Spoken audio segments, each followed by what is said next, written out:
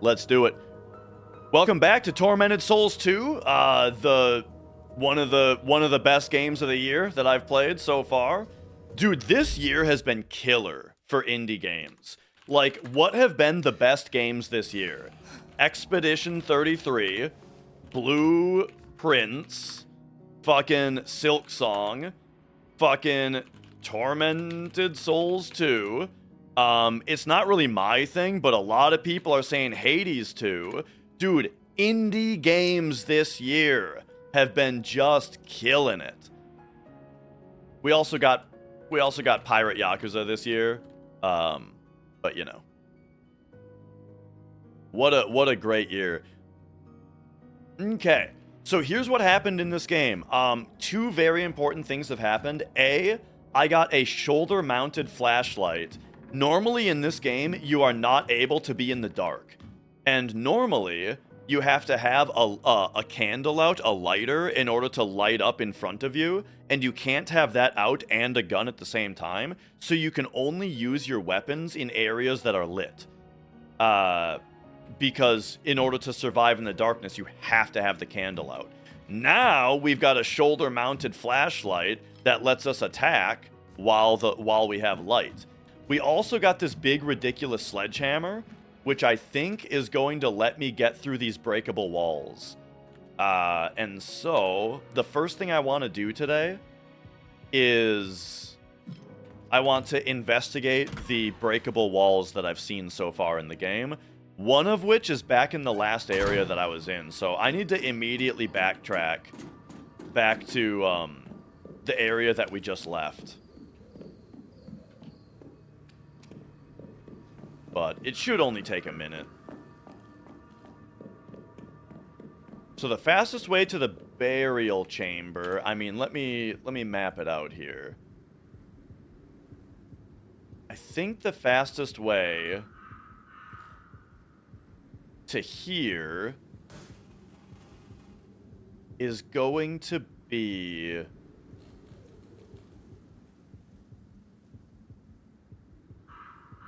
hang on.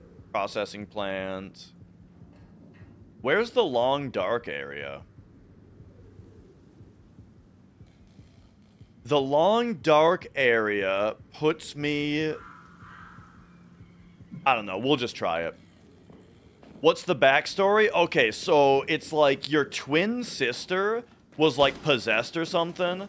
You know, she was like scribbling in a notebook with like creepy drawings. You know, classic horror stuff. And so you take her to this like church to get exorcised, basically. But the church like kidnapped her, and now we're trying to get her back. The church seems to be evil, and they seem to be kidnapping her. Okay, so here is where we got the sledgehammer.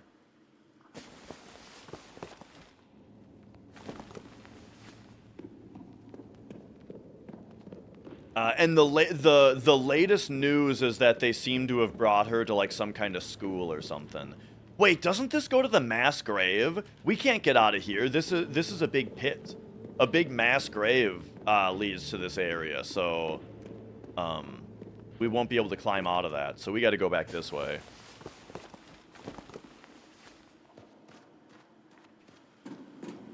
And hopefully we can sledgehammer a crab without it hitting us.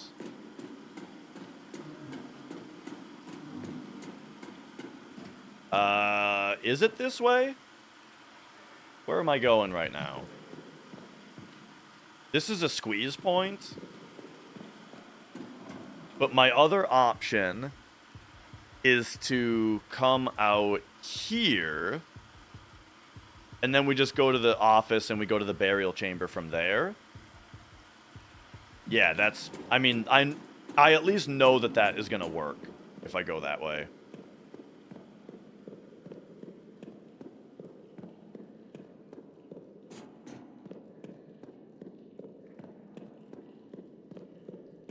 So yeah, there basically, there have been a few spots where it looks like we can break through the wall. And we just got the sledgehammer that lets us break through walls, so... This is almost like a... Oh, right, there's zombies here now. This is almost like a Metroidvania spot here, where now I gotta backtrack to all the spots where I saw this certain type of obstacle, you know?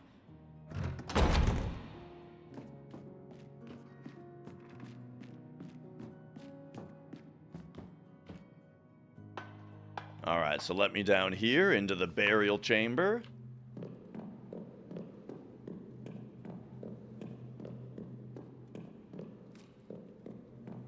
And here we go. Smash me through. Oh, nice. Alright, alright, new stuff.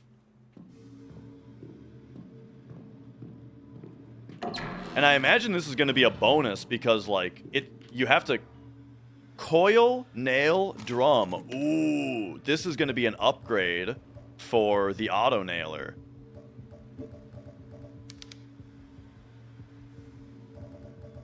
Coil, nail, drum. Boom. There we go. Now it has a bigger clip, I'm guessing. Alright, nice.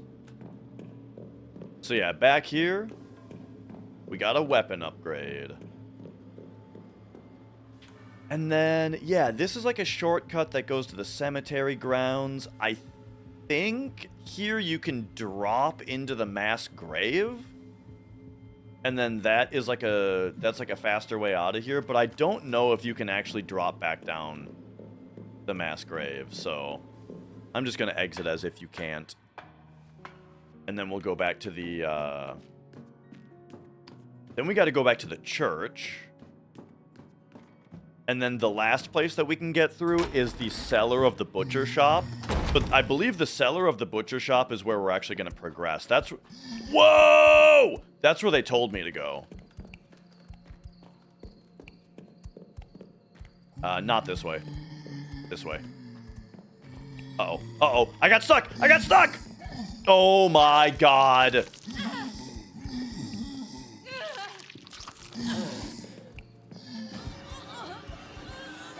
I actually fucking died, dude.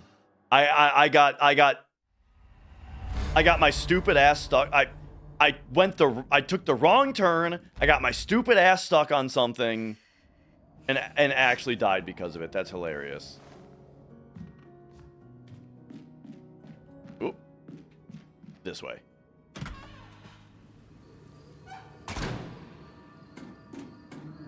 Okay. So the zombies are actually a threat. The zombies seem kind of harmless because they're very slow to attack, making it seem like you can easily run past them. But if you don't run past them, they do a lot of damage, and it's easy to get ganged up on. And I like that, you know, that's kind of the thing, is that, like, I think one of the most important elements of a horror game is that you need to take the enemies seriously. Like, for example, a game that's not even intended to be a scary game. Uh-oh. You gotta be fucking kidding me. I tried to smash the crab, but, it hadn't noticed me yet. And then, the thing is about the sledgehammer is that, like, the fucking cooldown on your attack is 10 seconds long. Yo, mons! Welcome on in, welcome on in. I was just talking about how, like, a game like Bloodborne ends up being scary. Even though it's not even intended to be scary to the player, it kind of is. Because all of the enemies are threatening, you know? Like, you have to take the enemies seriously, or the game isn't scary.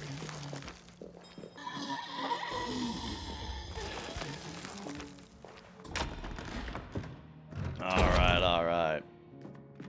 You know, you're the second person to mention Half-Life head crabs, but I mean, they're just crabs. They're just big crabs. They do jump at your head, though. You're right about that.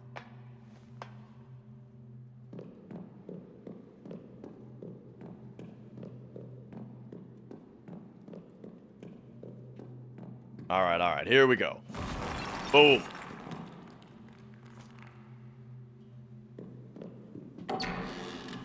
Open. Open this up. Get that again.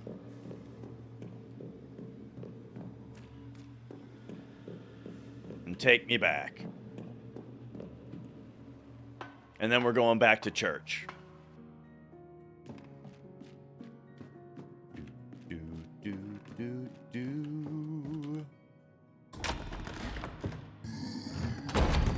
Alright. Don't get grabbed by zombies. Yeah. See, as long as you're, like, sprinting, they're... Oh, why is he here now? Oh, my God. Fucking zombies, dude.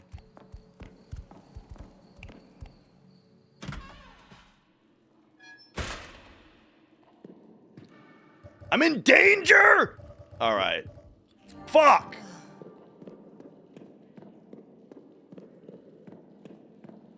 I have a lot of healing items, though. I've generally played the game very carefully, so I've got a lot of healing items. But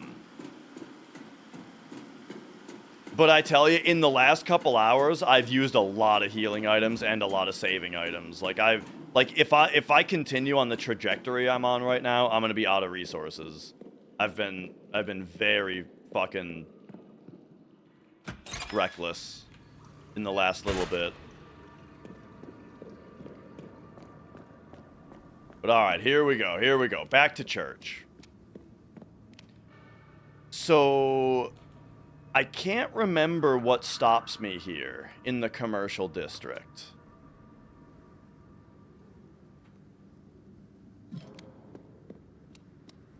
But yeah, Mons, what were you up to? You beat a mission in Valkyria Chronicles that caused you to quit the game 3 years ago? Oh, nice! I've seen that game a bit. That's like the tactical anime World War II, right? Or maybe it's World War I. Hey, there's a box right here. Dude, I gotta go for a regular crowbar. The sledgehammer is too slow.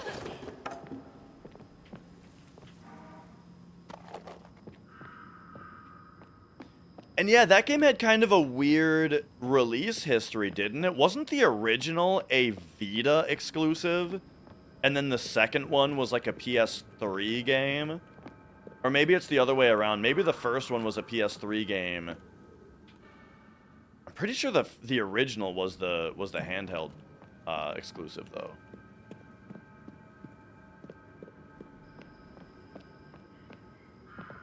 Where am I? The door is right here? How come I can't go through this anymore?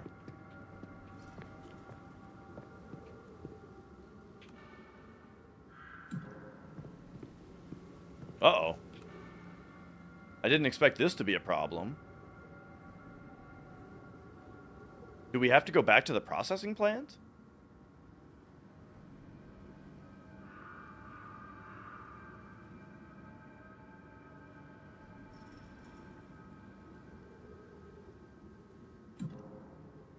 I wouldn't think so. Do I have to smash through here with the sledgehammer? That would be really weird.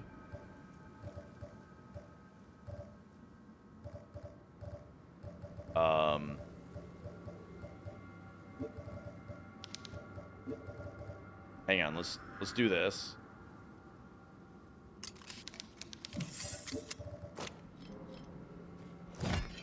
No? I mean, it doesn't look like all the other sledgehammer spots, so I would have been surprised if that was the solution.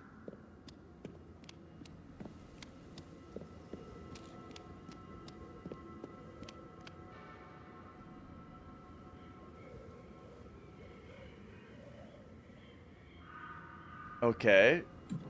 What are the stairs back here?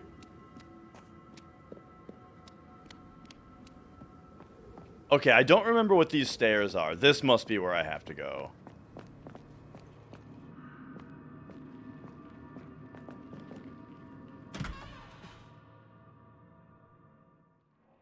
The mall lower floor. Okay, this is good. It sounds like we've got zombies in here now. I am trying to exit the mall, though, so we got to go up these stairs and out there.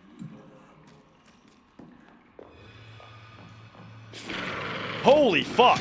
Okay, it's one of these guys. Alright. We shotgun him. And then, you know what? This is the perfect time for a sledgehammer hit. Oh! Wait, that didn't kill him? Are you kidding me? The sledgehammer is terrible, dude.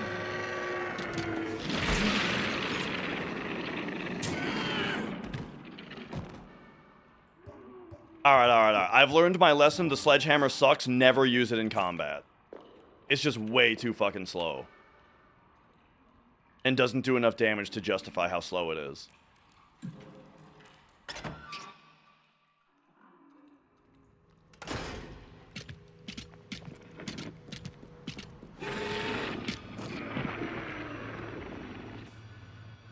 Alright, I think this is the exit, right? Yeah.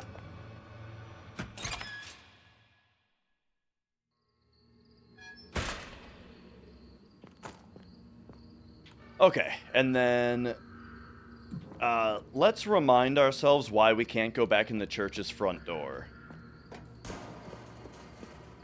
It's just a locked door is all. Oh, right, it's a door with the fancy keyhole. Okay, yeah.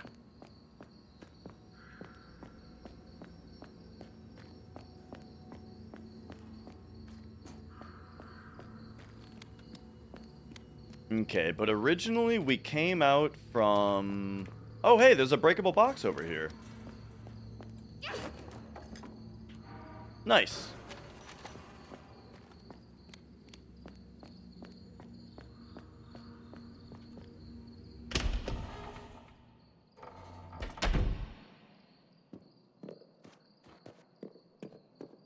Alright. So I think, yeah, this leads us... Oh, right, and then there's this. You know what's funny? Is I think later in the game, we're going to go into the church from the front. That's going to bring us here where we can unlock this door. And then maybe that's even when we're supposed to do this. I'm just going to do it right now, though. Let's see what's going on here.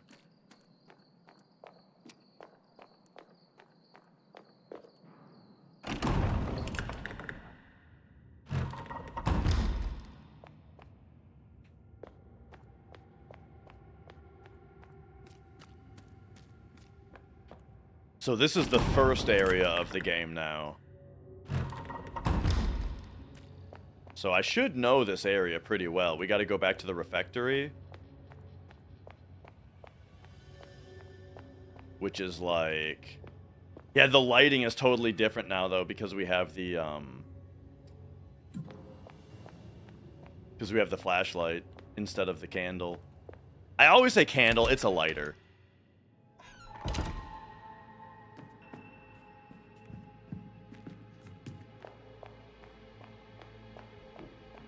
Okay, this room now.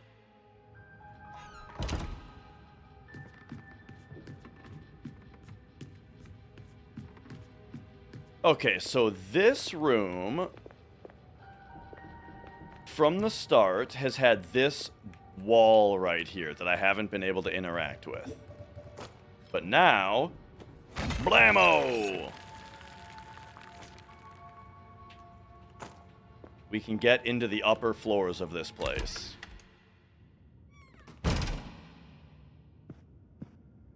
Uh-oh. Cobwebs.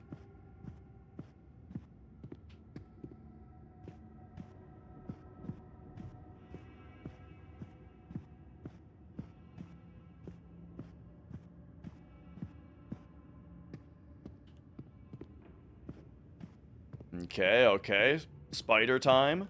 Is this reloaded? Now it is. I still don't have very many nails, though.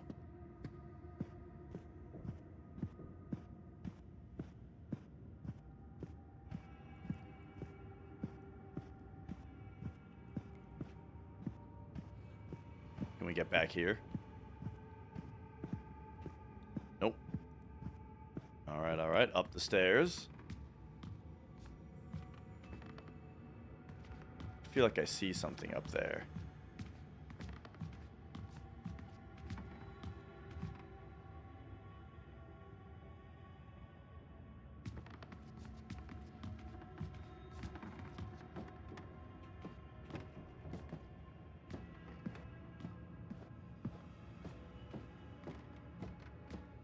Hello.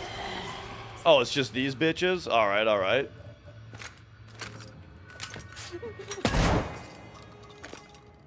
I don't think we sledgehammer, no. We gotta avoid... it's really fucking tough to avoid them in a small area. Okay, but now next time they pop up, we can just hit them, and they'll go away. Oh my god! Okay, now she's out of here, but we're in caution again. I'm bad at the game. Okay.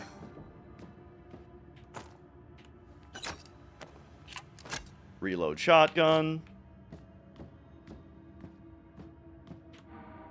Sister Irene's illness. Sister Irene's condition is getting worse. The poor woman is vomiting and nauseating green liquid, though she hasn't eaten a thing in days. The skin on her face is peeling away, and her flesh is being torn from the inside out. Beneath her blankets, something stirs at her feet, but none of the sisters have dared to look at what it is. Mother Lucia says that God tests us to strengthen our faith, because he has seen in us the merit required to enter the kingdom of heaven. And for those who waver in their faith, God has fates worse than death prepared. I must not waver.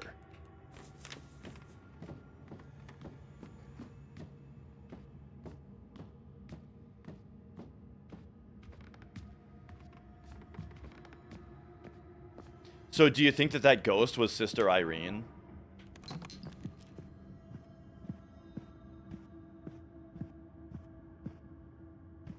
Yo, look at that.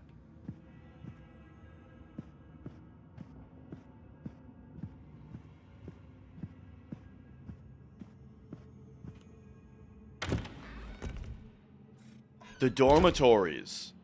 Hang on, we read about the dormitories earlier.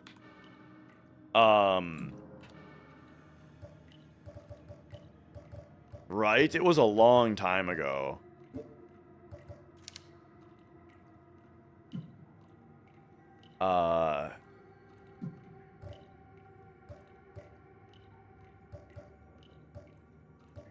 It was one of the sisters' diaries, wasn't it?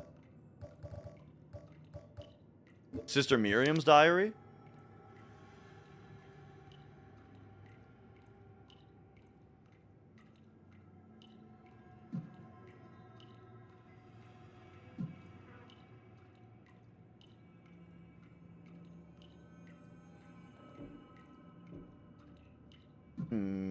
Okay, I think it was this one. Yeah. Sister Inquisitor has taken Sister Elizabeth away. It all happened so suddenly. I was in bed listening to the quiet sound of rain on the window when the door slammed open with explosive force. The Sister Inquisitor burst into our chamber, filling the room with the stench of decay.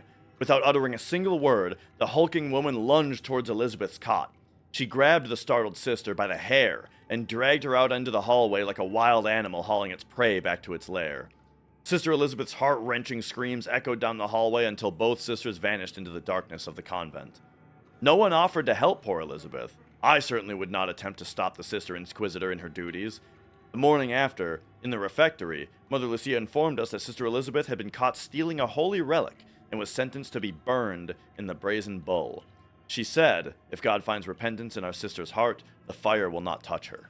I pray for my sister. So I think that we did find the relic in the brazen bull, but I can only imagine that this is the dormitory where she was taken from.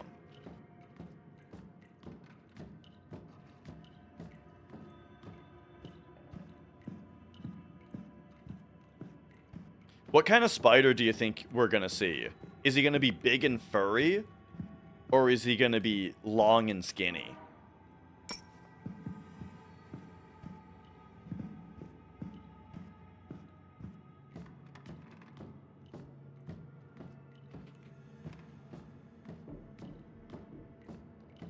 conspicuous ass dresser.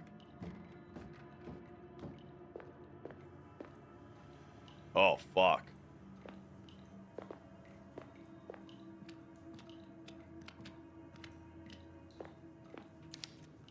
Sure hope they don't wake up. Gasoline.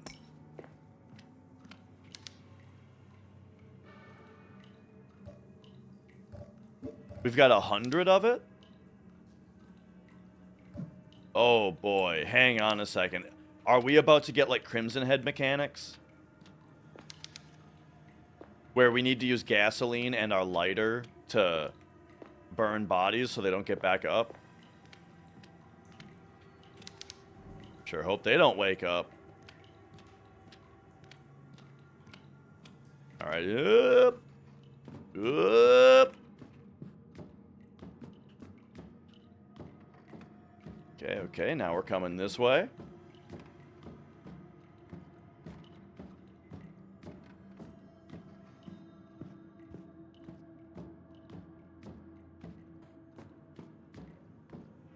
Ooh, some ammo, alright. Acid test tubes are for our crossbow. You telling me I can't read that book right there? Alright, alright. Shotgun shells, very nice.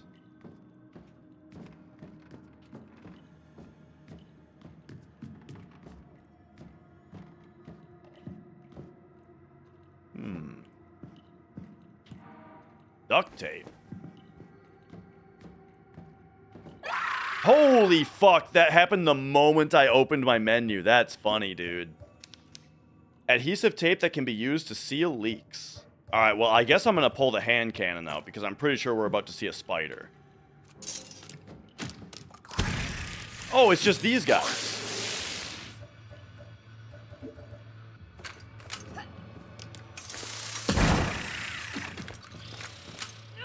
Get him.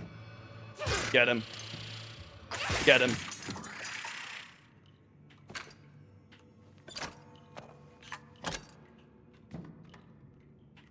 Alright. That dude got the full force of the hand cannon because, look, he jumped out when I was expecting a spider. So, he got full firepower.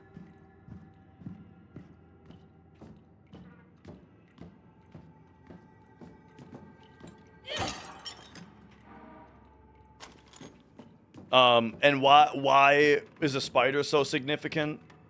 First of all, it's a spider. Secondly, I haven't seen a spider in this game yet, so I have no idea how powerful they are.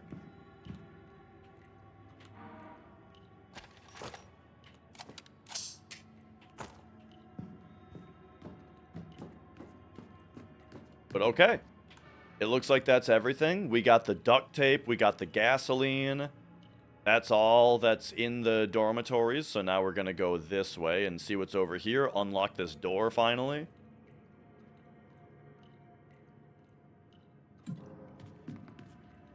Ah! Jesus Christ, that scared me. Holy fuck.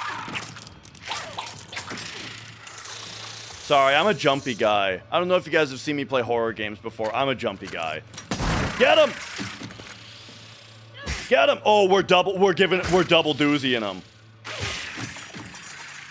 Oh yeah, okay. We got the 2-for-1. That's worth it.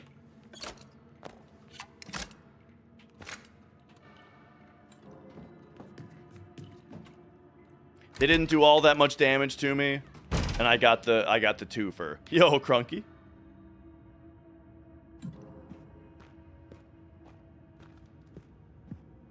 You know what I don't have a lot of right now? Or I've been using a lot of are, what do you call it? Ink ribbons. So yeah, like that part was done very well in the sense that like they know how to make you walk through the whole area without really giving you any enemies. And then you drop your guard on the way out. Because you're like, okay, this place is fully explored now. And so you're trying to just mosey on out of the area now that you're done exploring, and then they throw something at you.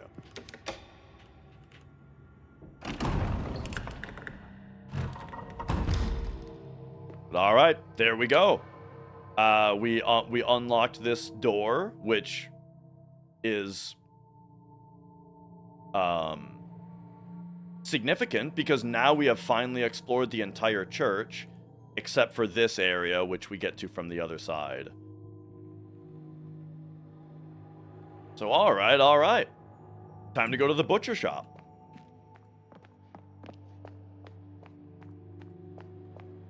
I would like to go through the area we already explored, but this is faster. So hopefully they don't jump a new dude out at me that hadn't spawned yet.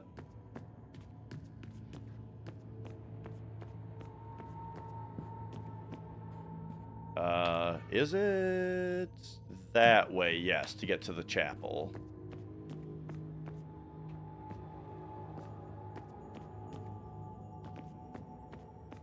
There's another book here with a lot of like symbols and stuff on it.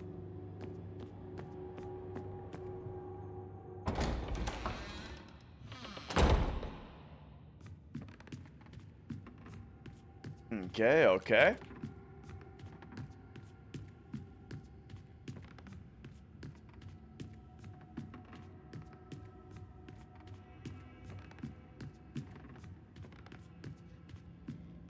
Let's go back, let's see. This way.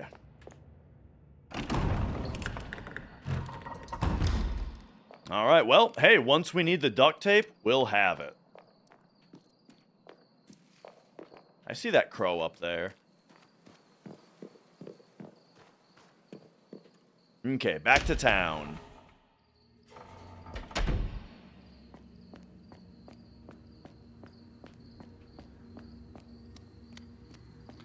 And now, where I actually want to go is the butcher shop, because that is the final place that has one of those spots I can sledgehammer.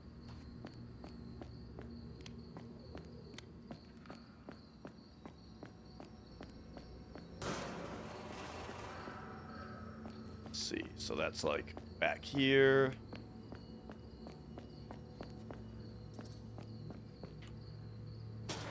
Did I leave some pigs in here?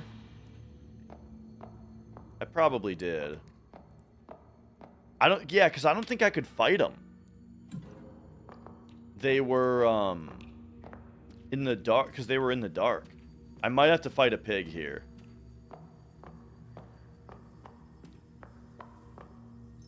Okay, trail of blood leading to the cellar, exactly where we're going. You'll love to see it.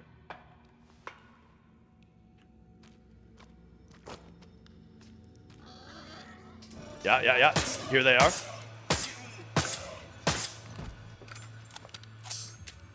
Is he dead? No? Now he's dead. Okay.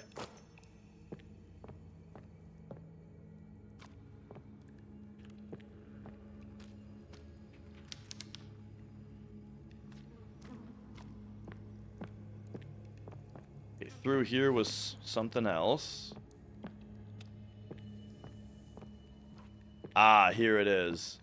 Yeah, you can play if you're playing on a controller, you can use the analog stick for analog controls, or you can use the D-pad for tank controls. I'm playing on keyboard where it's tank controls.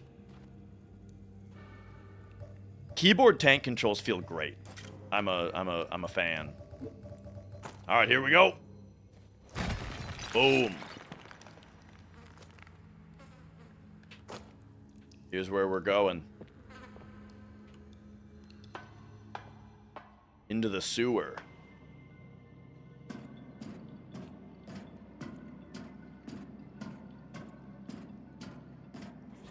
No, not you. Okay. These bitches are super annoying.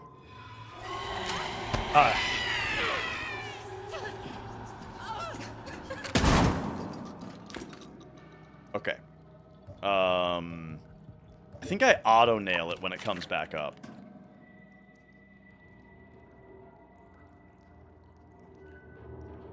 Where is she? You know you want to try it again. Come on, turn around and say it again. Alright, she's out of here.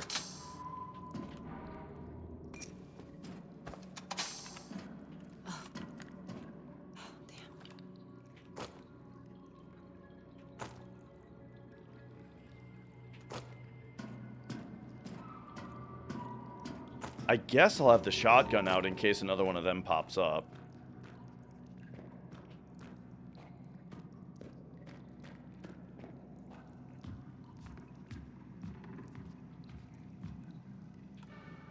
Do we have any map of where we are right now? No.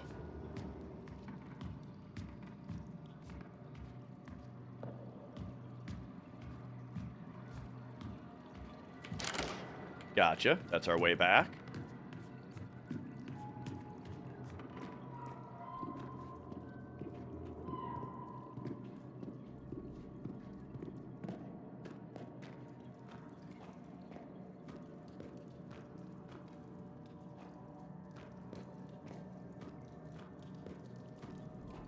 Okay. Man, you know what's funny? Have you guys seen, like, the Halo remake discourse? Where, people are joking about the idea of people playing games like an E3 demo, where you, like, stop and look and really appreciate everything and look really carefully around and, ooh, look at the, oh, this is moving, let's watch it, you know, and like that kind of thing, instead of just sprinting through all the levels like a real gamer. The funny thing about that is I unironically play games like that. I go slow, I appreciate details. I want to see the game that the developers made. You know what I mean? They made this animation, I want to watch it. It's like people who just sprint through games and act like that's how you play games. I better not hear any of them complain about games being made by AI, because they're not appreciating the art of the game anyway.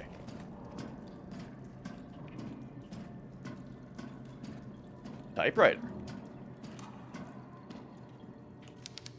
These tunnels are filled with radios. Who could they have been in contact with?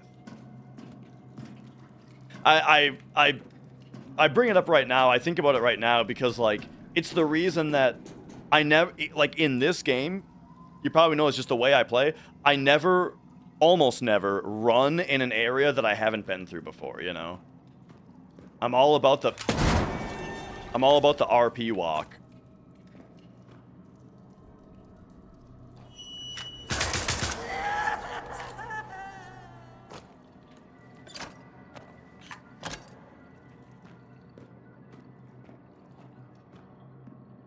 Okay, we got a door.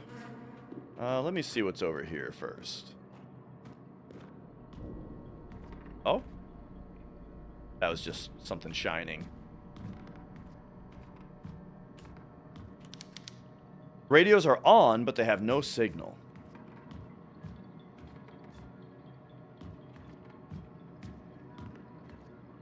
Here's something. Holland has found me. Oh, this is Miguel again. That damn Colonel Holland's dogs have discovered my location. He trained them well. I'm not an easy man to track down. Being unexpectedly contacted by his agents makes me uneasy, like I'm being played with. I've been going from town to town, trying not to leave a trace. What if the Colonel didn't find me recently, but has been following me this entire time? The thought gives me chills. Holland knows I'm retired. Why the hell does he have to bother me? Stubborn old man. He won't go away until he gets what he wants. Part of me thinks that this is a Solid Snake reference. Just the idea of he's retired, but he's being pursued by the Colonel, who's gonna bug him until he does what he wants, you know? Just like Solid Snake being retired and living in Alaska. What are these holes in the wall for? That's what I'm talking about.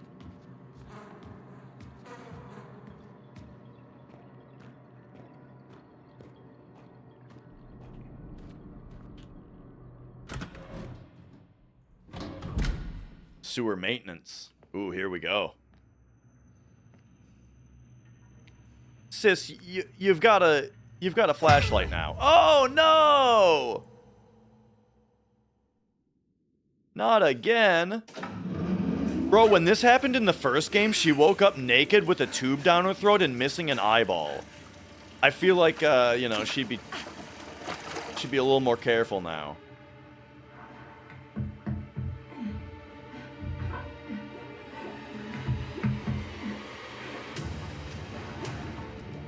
Oh no! Yeah, see, this time again, she's getting fucked up. Oh, but it's Miguel! Miguel's here! Get back from the glass!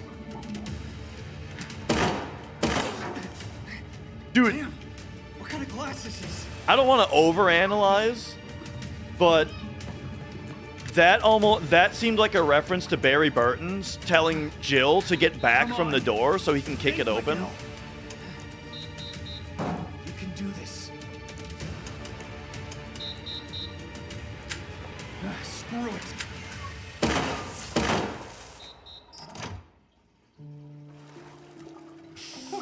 Dude, if I was her, I'd be a little pissed. Would you look at that?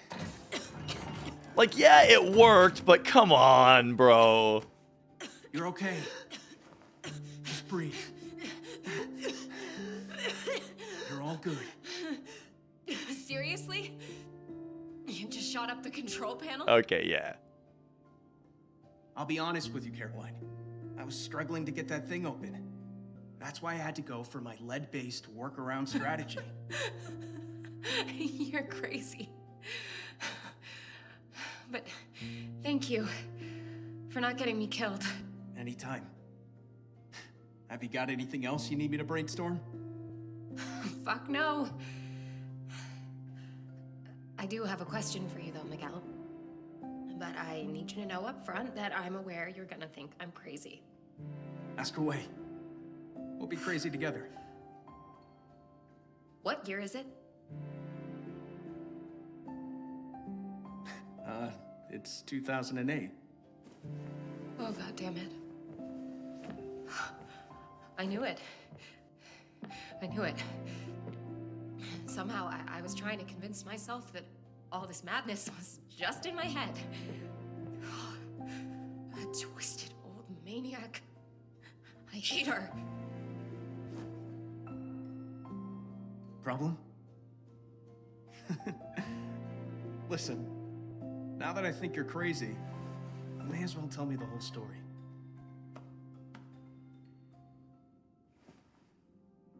So I think I can't remember exactly what happened in the first My real game. name is Emma Wildberg. She's about to explain it, I think. At least it was up until the age of 10. But I've got no memories of my life up to that point. After that, I became Caroline Walker. And that's when my earliest memories start. At a children's home in Canada, getting adopted by a local family. I studied, I grew up, I became a teacher. I had a normal life. Then one day I received a strange letter and everything changed. There was something about that letter. I was compelled to search out the sender. I traveled to a distant island and found this sprawling, rundown mansion, and I learned that this is where I'd spent those missing 10 years of my life. It was like this place. Everything was wrong, and I'd grown up there with my identical twin sister, Anna, until somehow I escaped with my life. Being back at that mansion as an adult, it unlocked something inside of me. Some power that lets me access other times and dimensions. Dark places filled with torment and suffering. So I used the power. I traveled to the past to when Anna was only 10 years old, and I brought her back to the present to save her from that nightmare. And that's why her identical sister is 14 Now, years apart from I her. can't shake the feeling that I just made things so much worse. If today is 2008, then that was 14 years ago. That was when I brought Anna here. Since then, Mother Lucia has kept my poor sister a prisoner. Well, she somehow froze me in time to stop me from aging. She's got some insane plan for us. It needed Anna and I to be the same age. And now that it's done, we're in more danger than ever. Whatever I do, I can't change Anna's destiny. No wonder she hates me. What am I gonna do? There's no point in blaming yourself now. When you're trying to save a loved one, you do whatever it takes. Just focus on your mission. You can fix the family stuff later. Thank you, Miguel.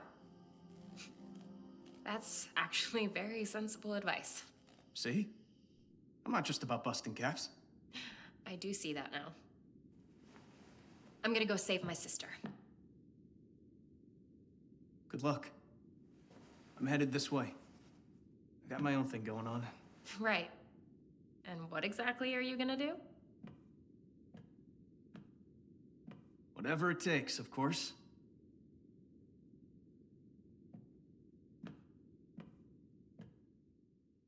Okay, so yeah, so I was right about what I remembered from the first game. The first game is that she is identical twin sisters with Anna, but Anna is dead. Died in the she died in the mansion hospital that Anna died in the mansion hospital that Emma escaped from. Emma became Caroline. 14 years later, she went back to the hospital. She went back in time to when Anna was 10 and pulled her out of the back in time into the present. So that's to save her. So that's why Anna is 14 years younger than Caroline Emma. And now in this game, what happened was we got to the church with Anna. The church kidnapped Anna and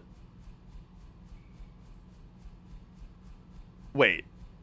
Yeah.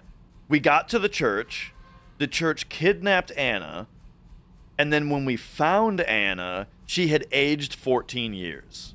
So that we're now identical again. However, it's also 2008 again, apparently.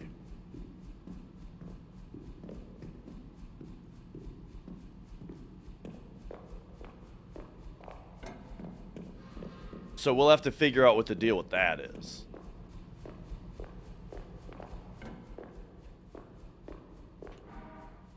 Okay, nice. Minor healing. This person has been dead for a long time. What kind of macabre torture were they doing here? But yeah, you know, time travel. There's been some, like, cult shit going on. You know, I think the devil is involved. So, like... There's lots of torment happening to these souls. Yeah, I can't tell where I came into this room. We came into this room... Oh, right, no, we were teleported to this room because we got knocked out. We got knocked out and brought here. So there is no entrance that we entered from. Several needles in this body. What horrible experiments are they doing here? Aren't these the same needles that were in Caroline in the first game?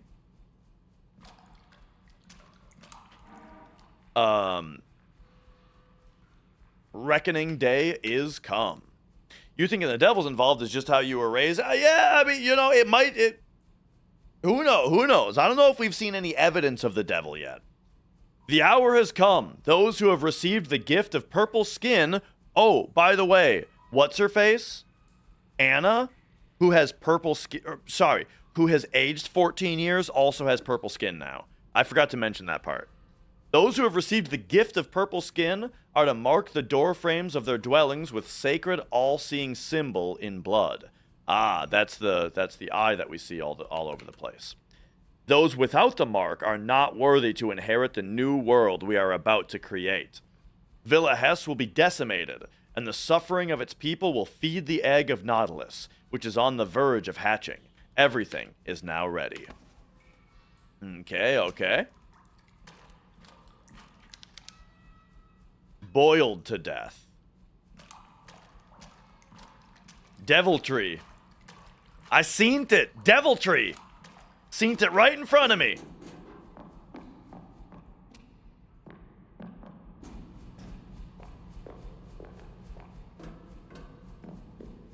Trevor, I forget. You, oh, yeah. I was gonna ask if you know, is Trevor like some dude from a long time ago, or have you kept in contact? But no, he's East Tower Trevor. We know Trevor.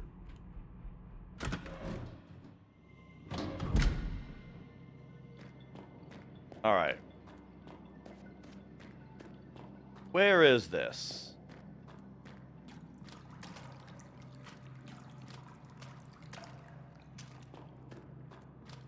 Oh my god, that scared the fuck out of me!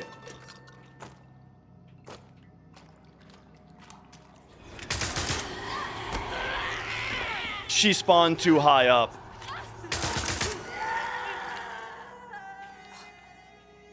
Damn. Because that's also part of the reason I don't run around in places I haven't walked through yet. Okay, I gotta see if I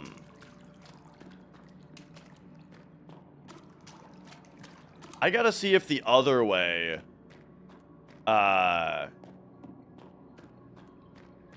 is a way I can go also. Oh, East Tower Trevor is a different Trevor. Gotcha. So Trevor, are you still in contact with that guy? All right, is this door unlocked? Yes. This is also the sewer. Oh, that's the door we went into. Okay. So here's where we were. We went in here. This is where we got bonked on the head.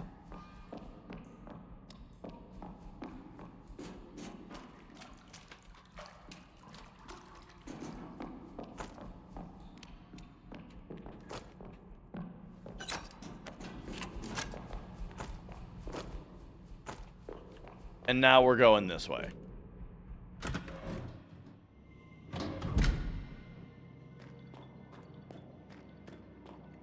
This ghost bitch better not be back because I left the room and came back.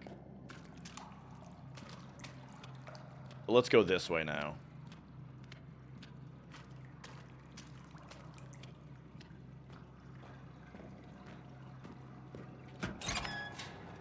Oh, and then this is the shortcut back. Yeah, that's this spot.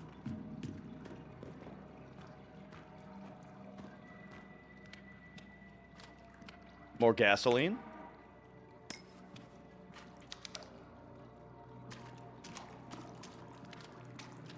And that's it, eh? There's a walker here. A Caroline walker. Don't be back. Okay.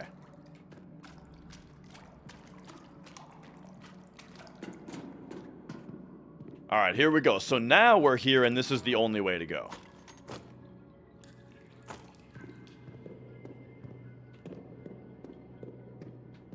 All right.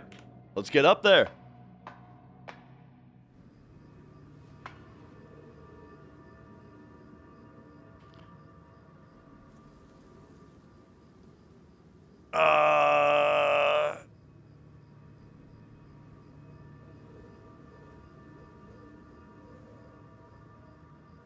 What do we, how do I still have the Steam Friends thing on as a streamer? Oh, I don't know.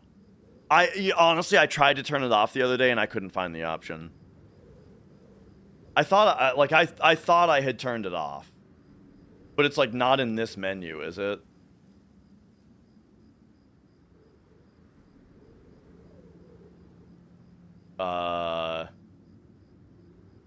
I think it's in the it's in like the out of game options menu. Oops, that's Discord. Hang on, I don't want to leak DMs again.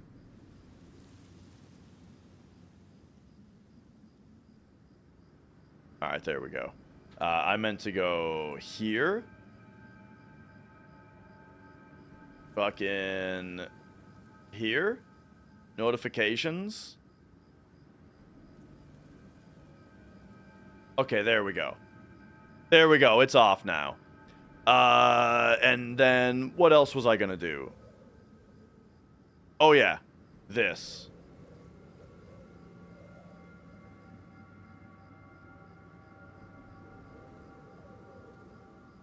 Oh, why is that so massively enormous? Oh my god, that scared the fuck out of me! Oh, did you like that I timed my fuck with the gunshot?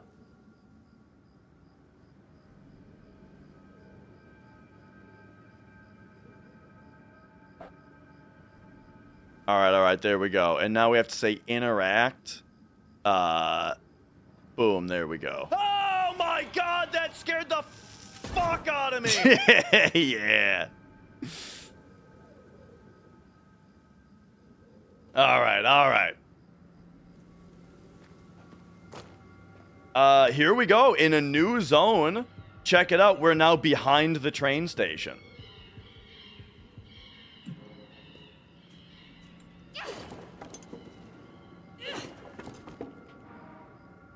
Nice, nice. Is our shotgun loaded up? It is. So I think I want to go this way first to, like, unlock the train station. You know what I mean?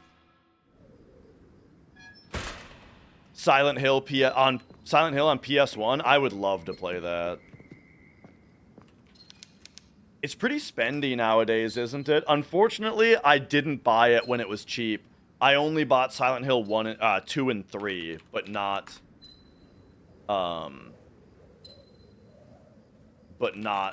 Silent Hill 1.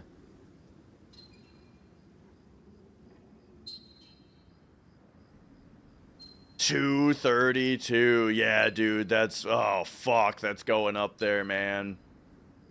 Might have to buy that one sooner rather than later. And then how's Silent Hill 4 doing? $165. That's also pretty pricey. Fuck.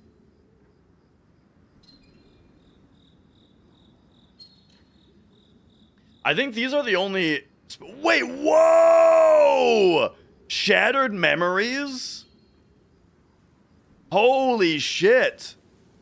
That's gotta be one of the most... That's gotta be one of the most expensive PS2 games. What the hell? The thing about Shattered Memories, though, is that isn't it a PSP game? Wow, even the Wii version is $90. Yo, Rot Horse. No, oh yeah. It's a PSP game, and even that's $130. Yeah. I don't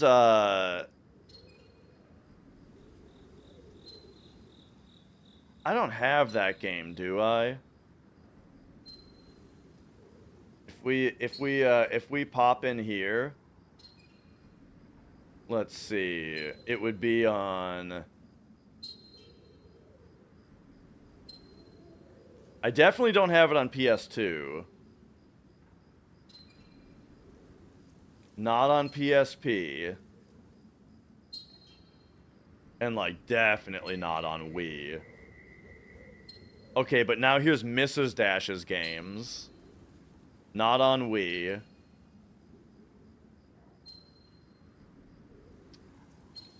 Not on PS2. Alright. Maybe we'll have to sell her a disc-only copy of Rule of Rose and trade it for Silent Hill 1 and 4, at least. You know what I mean? Because we do have...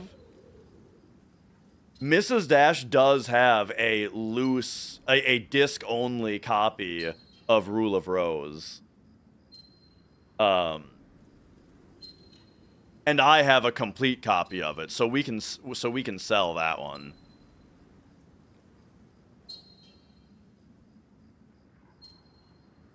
Anyway.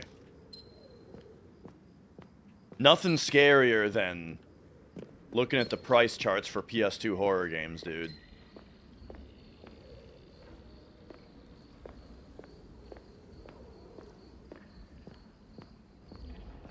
Whoa. So there's a purple skin person in there, is what we've learned.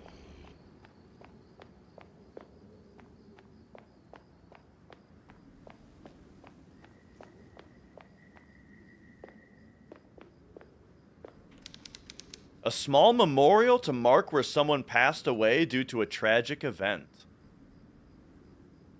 This looks like a real person. Amelia? I wonder if this is like a real, like an in-game memorial to a real person. And I wonder if it was train related, the death.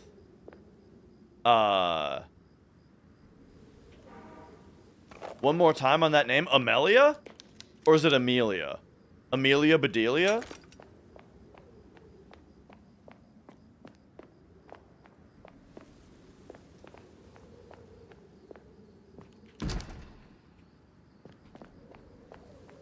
Okay, so the train is locked from the other side. But now, what the fuck we got going on over here? Let the record show I haven't saved the game in like a million years. But why is Joseph in this door? Okay, that's pretty fucked. Oh!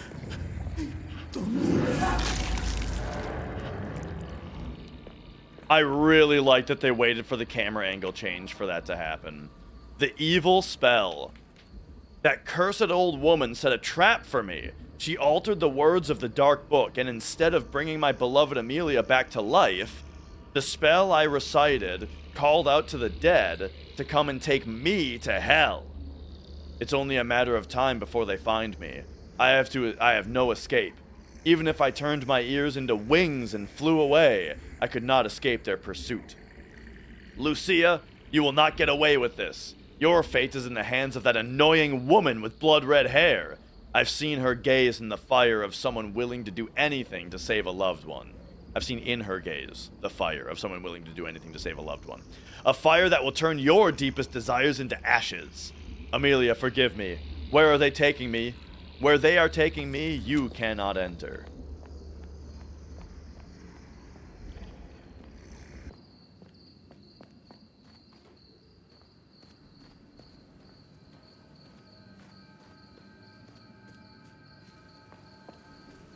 Okay. So we can get over to the other side of the tracks. Dude, watch this train fire up and run me over right now.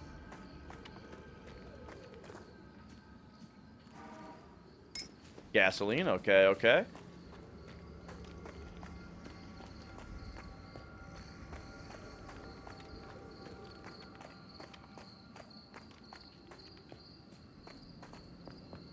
So we can't get into the train itself from this side.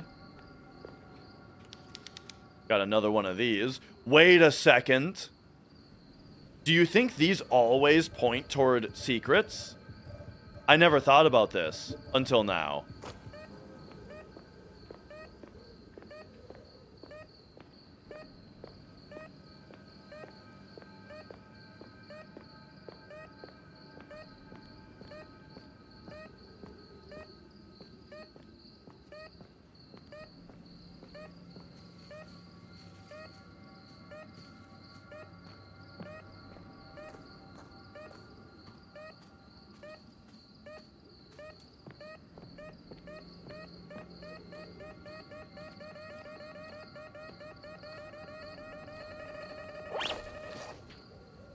What do we got?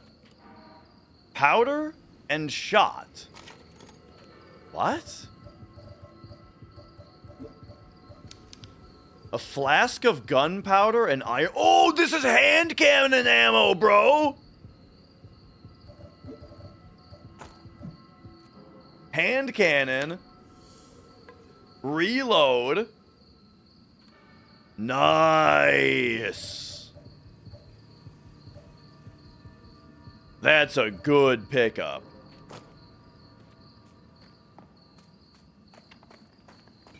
So yeah, okay. I take that to mean that these statues always point toward something. I did shoot it once today because I was in an area full of spider webs and I had never seen a spider enemy yet. So in the area full of spider webs, the moment something jumped out at me, I hand cannoned it. I hand cannoned it. But it was just like a regular enemy.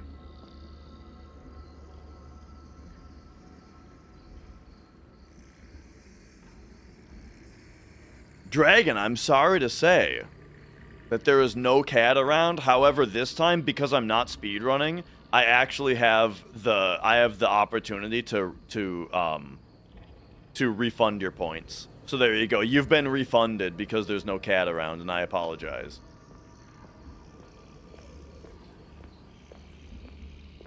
Oh yeah. There was nothing left of him.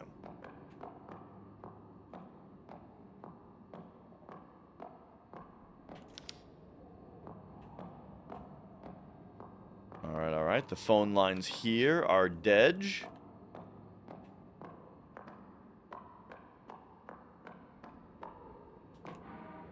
The redhead.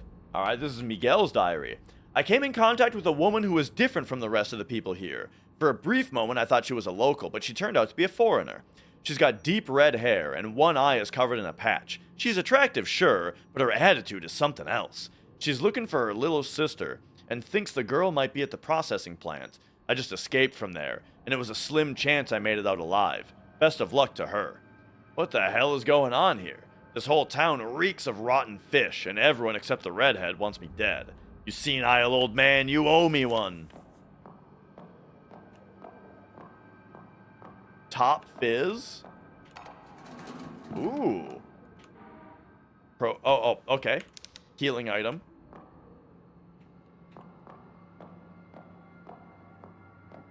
Hey.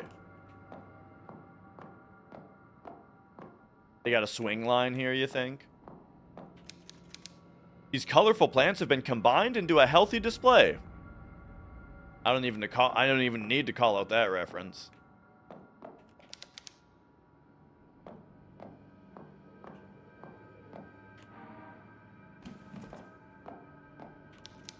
But nice. We've got ourselves another saving item. I'm definitely saving the game next time I see. I have not saved the game yet today. So, I am saving the next chance I get no matter what.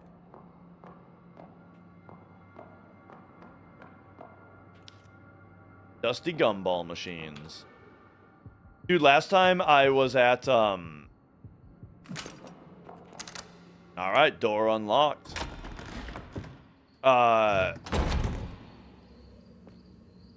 Oh, we are in... That's a good question, actually. Where this game takes place. I can't remember if they said. But yeah, those do look like Texas flags.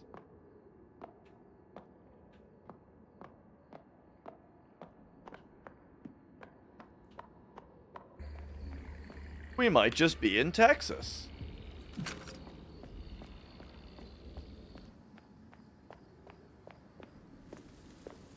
Alright, I haven't looked back here yet.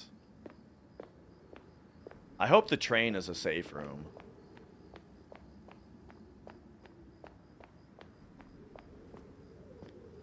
Oh. Nothing over here, okay.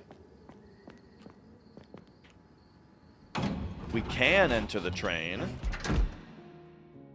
It is a safe room, cool. Alright, beloved mother. If you hold this letter in your hands, mother, I am deeply sorry. It means that I was unable to continue, unable to endure, and I am no longer with you. Mother Lucia inspected the sores on my skin, pointing out the various symbols they made. She said they were the marks of a warlock, and that I am cursed. Soon he will take control of me, body, mind, and heart. The Mother Superior warned me that this warlock would commit acts too horrific to be spoken of. As I slept last night, a terrible nightmare came to me, and when I opened my eyes, I was in the middle of the forest, my body aching miles from home. Mother, I cannot allow this evil to consume me or corrupt my soul. There is only one way to escape its grasp. I promise to watch over you from the heavens above. All my heart, your dearest Amelia.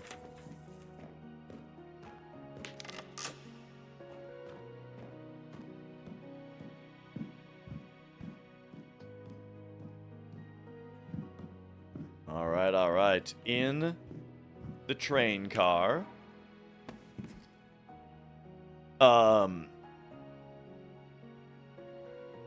What flags look like Texas? She got it. All right.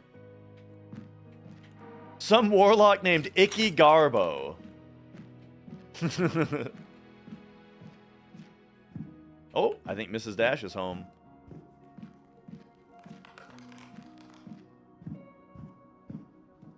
Mrs. Dash was just out at the most boring thing I've ever heard of in my entire life.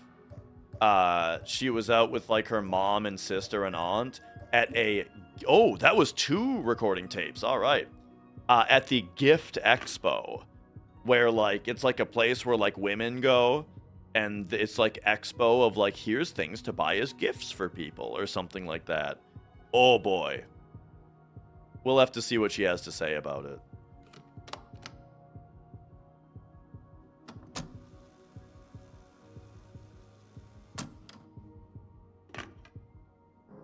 All right, there we go. We've locked it in.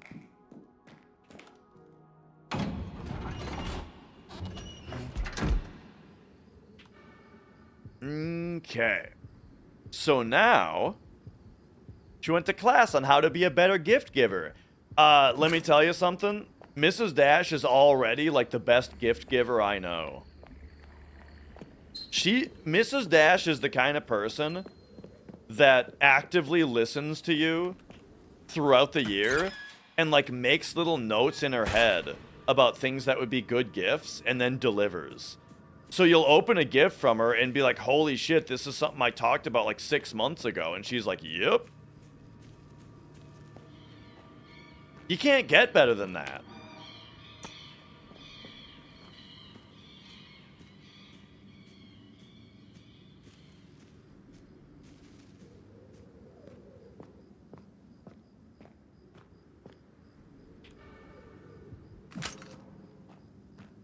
I mean, exactly. Just my last, just my birthday a couple weeks ago, you know? She got me the What Would Cure You Do shirt. Because when we were playing Yakuza one day, I was like, man, they gotta sell shirts that say, what would cure you do? That would be the best. And then she got that custom made. Let me show you guys another thing. So I'm a big fan of King Diamond. Do you guys know King Diamond?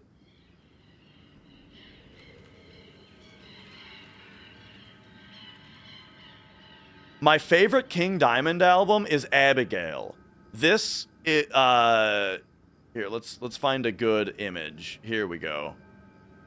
So this is King Diamond's album, Abigail. Awesome artwork, right? Super kick-ass artwork.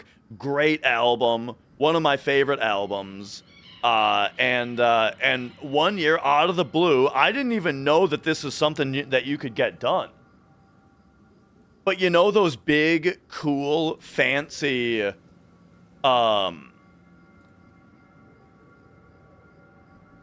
he pushed her down the stairs to die. Oh yeah, dude, Too Light knows it. So I didn't even know that this is a service you could get. But you know those fancy keyboard mats that like it's like a mouse pad, but it's big enough for your whole desk, like keyboard and mouse. She got, look at this, custom printed keyboard and mouse tray, or keyboard and mouse pad. Isn't that the fucking coolest shit ever? Oh man. So yeah. Yeah. So Mrs. Dash is already the best gift giver I've ever met. So I don't know if she needs tips from the expo. Welcome back.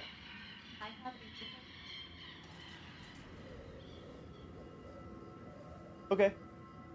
She's got ideas. Love you too. All right, all right. Back to horror game. Friday Night Magic, plopping that bad boy down. Yeah. And then you gotta sing all of your moves like King Diamond.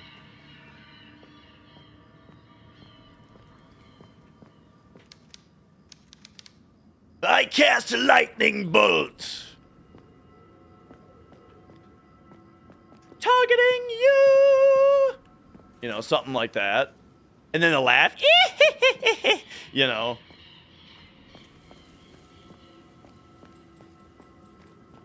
Okay. Anyway. That's enough. That's enough King Diamond. We gotta get immersed here. We gotta stay immersed.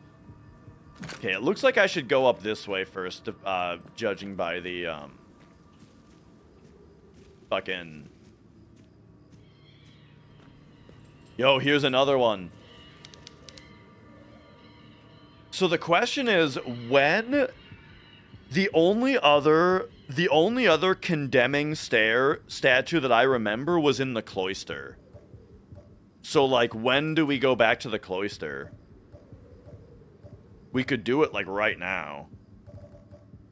Hang on, where's my metal detector?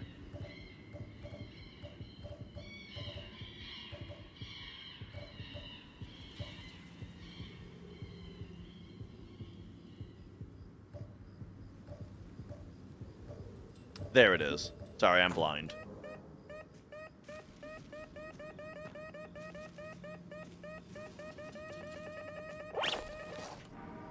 First aid kit? Dude, that's so good!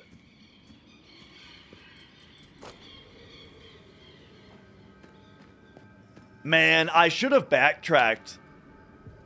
The moment that I had access back to right here, we should have backtracked back to the convent and dug in the cloister. I'm doing it. I should have done it before I saved. I'm doing it now.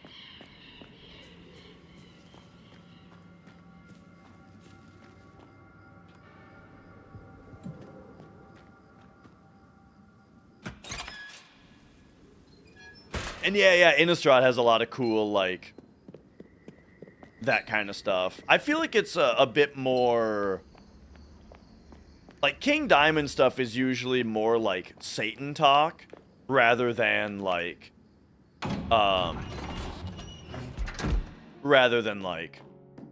Wolfman and Frankenstein kind of... Innistrad is more like Frankenstein-y kind of stuff.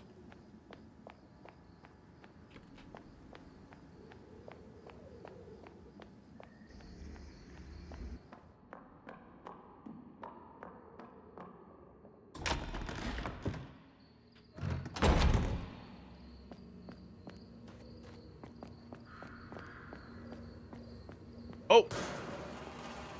Breakable box. Nice.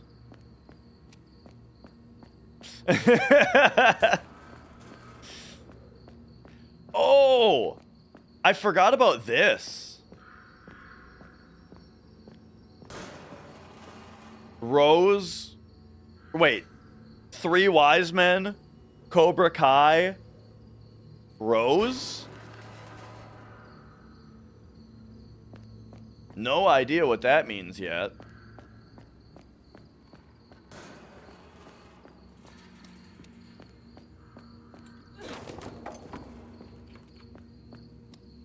Yeah. I'm more into the more Satan-focused horror stories. We're a Satan-focused party around here, you know.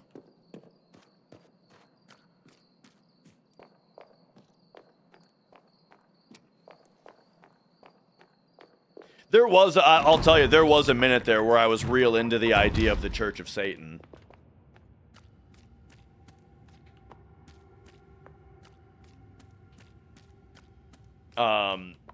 And I would say that a lot of my ideals do still pretty well line up with, like, you know, the tenets of the Church of Satan, but you know, it's more just like... Whoa.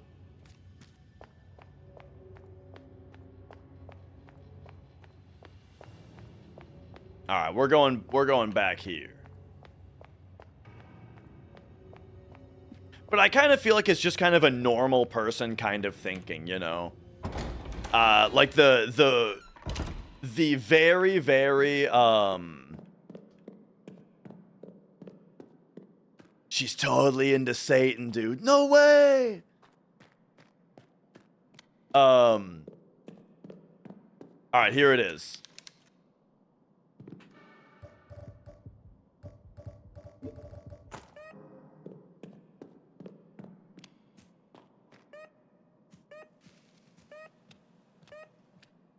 So this is going to be like diagonally outward, I think.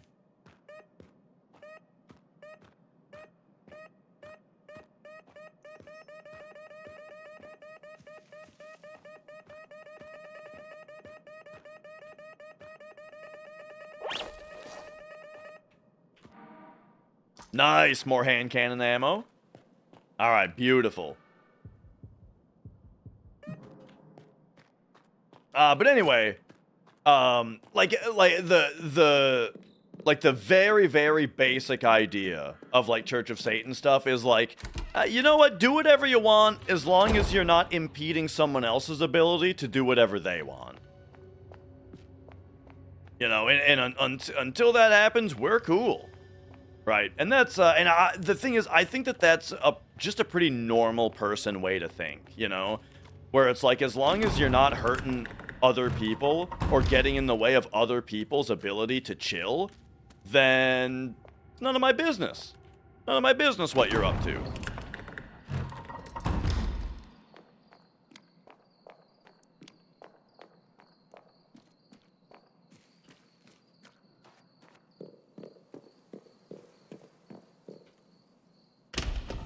And so, you know, and like the conversations that you often have about that kind of stuff is like, oh, so it's okay to like be a heroin addict then? No. Because every heroin addict, their life falls apart in a way where they start to affect their family, you know? People who have a heroin addict in their family are very much affected by it. So no, Satan says you should not do heroin.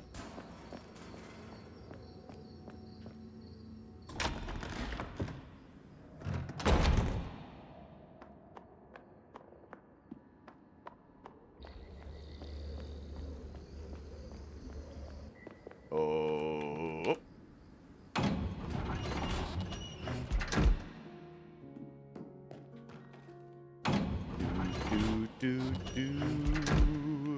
Okay, thank you for bearing with my detour.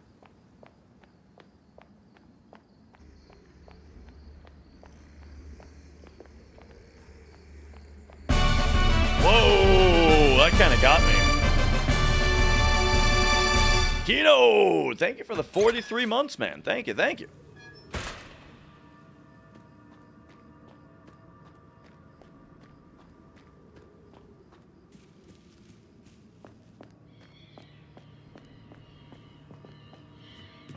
All right, great to have you. And then, okay, we're back to where we were, where I was saying we got to go up this way first.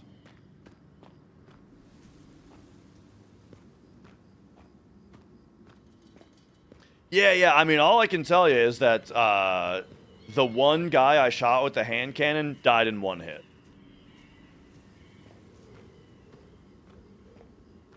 So I think it's this game's Magnum. Also, the name hand cannon. One thing I noticed this time that I didn't notice the first time I went through it was that you get the hand cannon in the same room that there is a Resident Evil 4 reference on the wall. And the hand cannon is the most powerful gun in Resident Evil 4.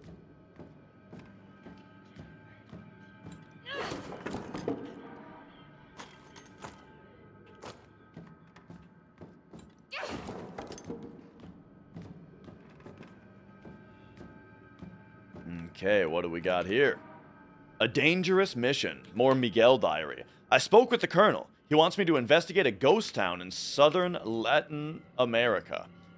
Satellite imagery has detected unusual levels of radiation in the area, indicating nuclear weapons manufacturing or testing. It is a Solid Snake thing.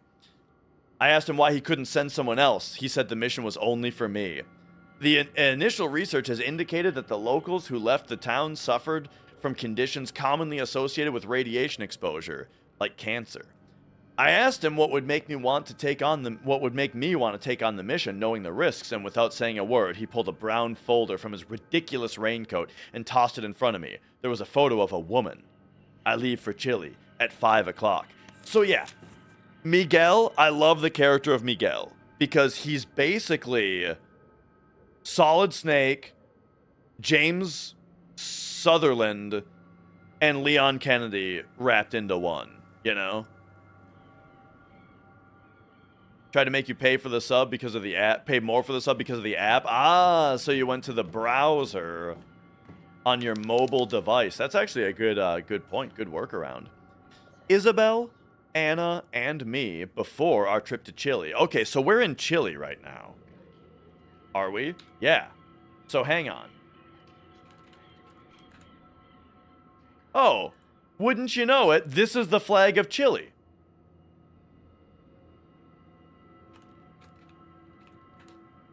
And this is the flag of Texas. Right. Dude, I feel like Chile, when was this flag invented? October 18th, 1817? When the hell did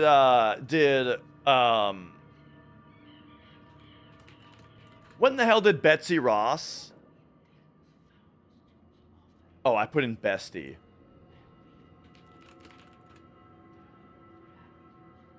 (1836) is when she died. When did she make the U.S. flag?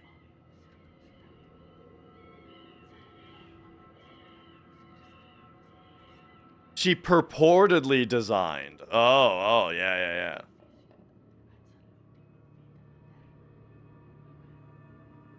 One of several flag makers in Philadelphia.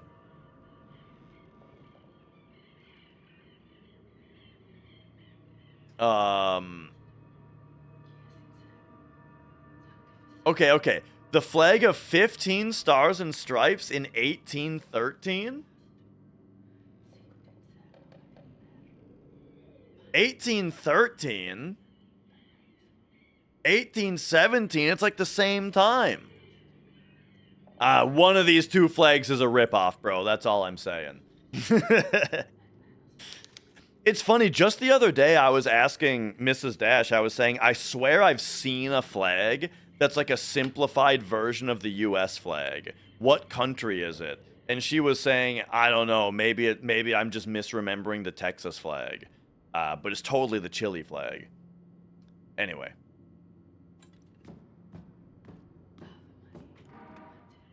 Ooh.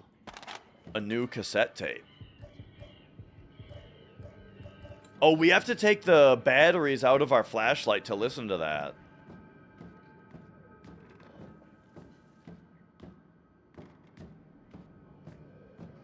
Red, white, blue star. Yeah, but like the white star is on the blue background. The blue background is the top left quadrant of the flag. And then the red and white are like in a horizontal orientation. You know, it's basically like, you know how all the apps have had their logos simplified over the years? It's not cool to have like shading or gradients or like bevel and emboss or anything like that on your logos anymore. Now all of your logos have to be thin, straight, or simply curved lines and two colors, right? It's kind of like somebody did that treatment to the US flag, is how you get the Chile flag.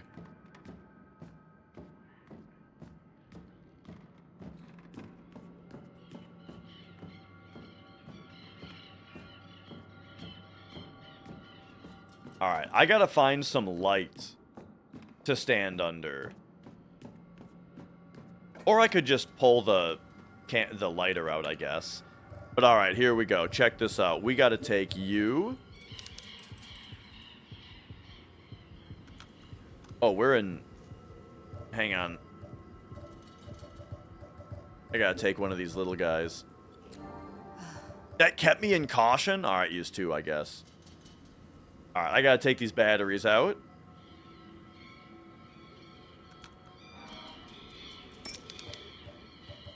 And then we got to go to the cassette player.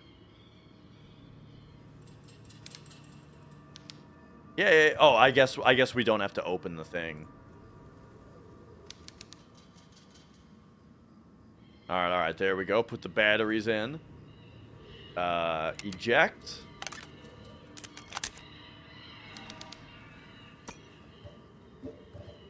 Let's examine this real quick. Caroline DW, session 47. Oh, this is going to be spicy.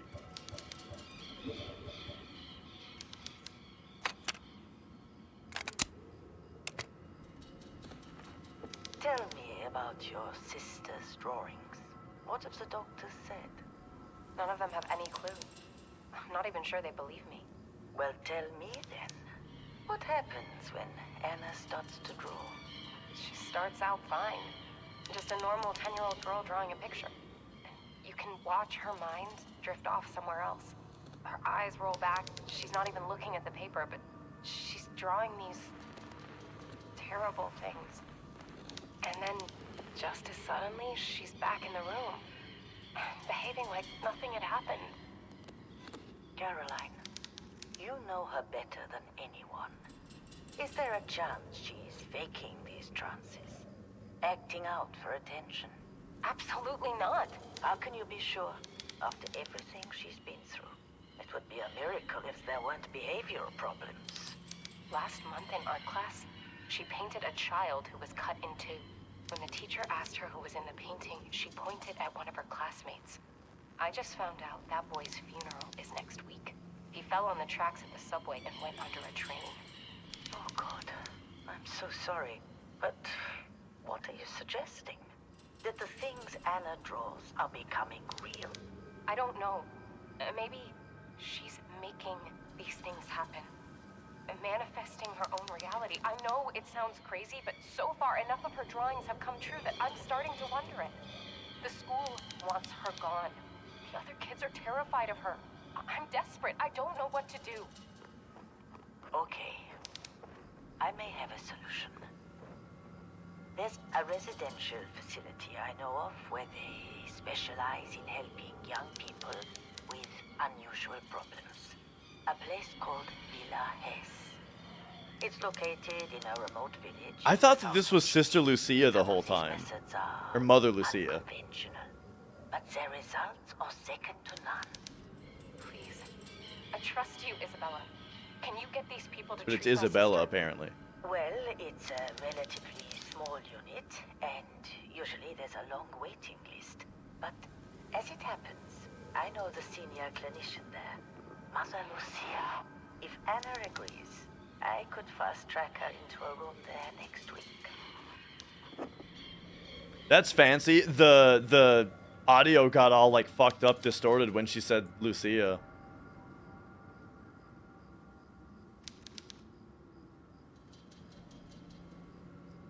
All right, get these batteries back. So, what else was I gonna say about all that? I don't remember. Oh, that, like, I don't know if Caroline has the same voice actress as in the first game. But in the first game, she was very, like, Resident Evil 1, extremely stunted in her delivery, to the point where it sounded like it was on purpose, you know?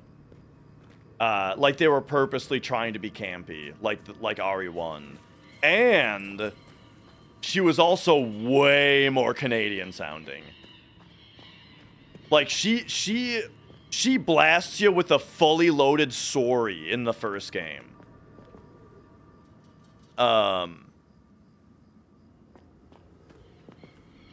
But yeah, in this one, she sounds a lot more like what's the word I'm looking for? Like natural. She sounds a lot more natural in this one.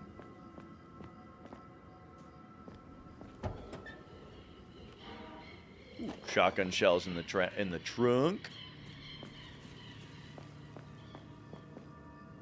And yeah, I guess I didn't even think about stuff like the bird sounds, you know. I mean, a lot of the sounds going on are, you know, like, are all like the weird random monster sounds and stuff like that. I mean, is that just what Chili sounds like as well?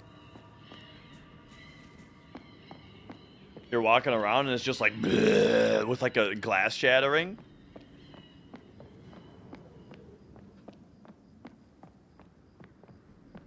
I mean, I guess that's what America sounds like too. Fuck. Editorial, the final farewell of Hess Daily. With deep regret, we inform our readers that the Hess Daily will be closing its doors indefinitely. This difficult decision follows the recent passing of our director, an irreparable loss that makes it impossible to continue working at the newspaper. Given the current situation at Villa Hess, we urge all residents to consider vacating for their safety. According to the latest official notice, the last train will depart from the local station tomorrow, Thursday at 12:30 p.m. After this time, the station will close indefinitely, and there will be no further train arrivals or departures until further notice. We bid readers farewell with the hope that one day Villa Hess will regain its vitality and we all fondly remember. Farewell and thank you all for allowing us to be part of your daily lives. Okay, so Thursday, 12:30 p.m. might be something we have to remember. And here we go, Collegio. It's time to enter the next area of the game, the school.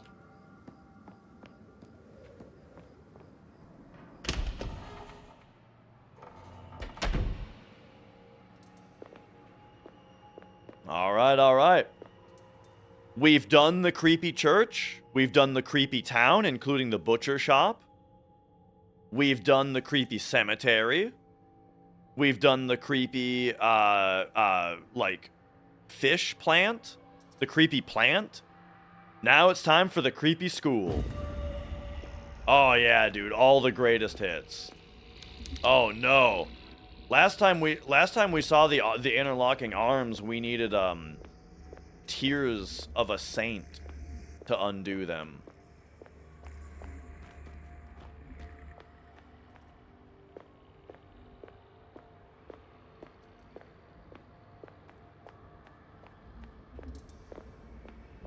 What is this? Locked from the other side.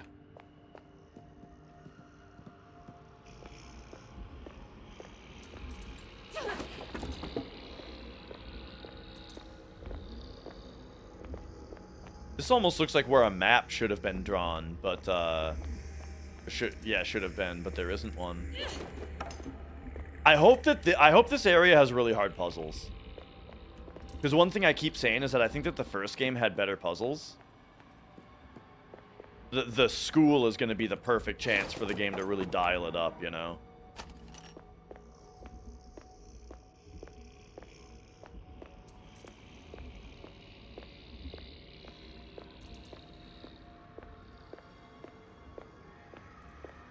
Okay, I think the room most likely to be a safe room is this one.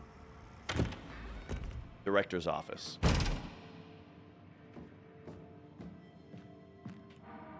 Just because it was a single door instead of a double door, and it was next to another single, or it was next to a double door, you know? Like, this is signaling this is an extra room, you know? Oh, hey. Would you look at this? It's another one of the things similar to the hopscotch.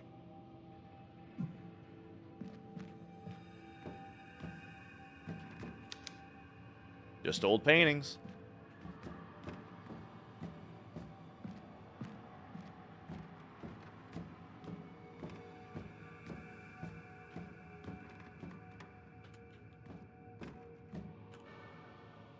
Ah, another keyhole. Like the church one. Hey, I know what's going on here, actually. Okay, so the first game had puzzles where, The first game had puzzles where it was like a fancy key like this, but you had to like dial in the tumblers for the, or not the tumblers, but the opposite, right? The like slots for the keys as like a password. But in the first game, the password was right here on the door, like the clue to what you had to dial it to. In this one, I'm guessing this is the clue to what the key needs to be dialed. And so the other spot where there's a keyhole like this is the church, the front door of the church. And so the hopscotch picture is going to be for the church, I'm sure.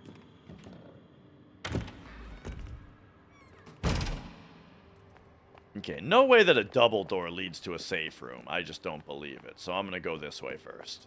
Oh, that's a double door as well, huh? The school library.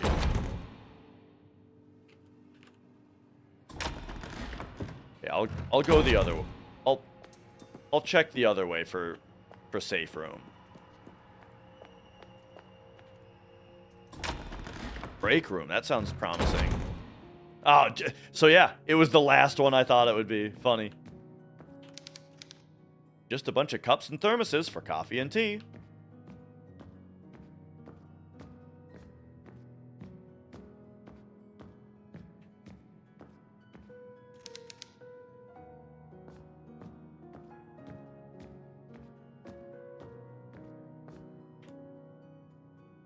All right. Recording tape. Excellent.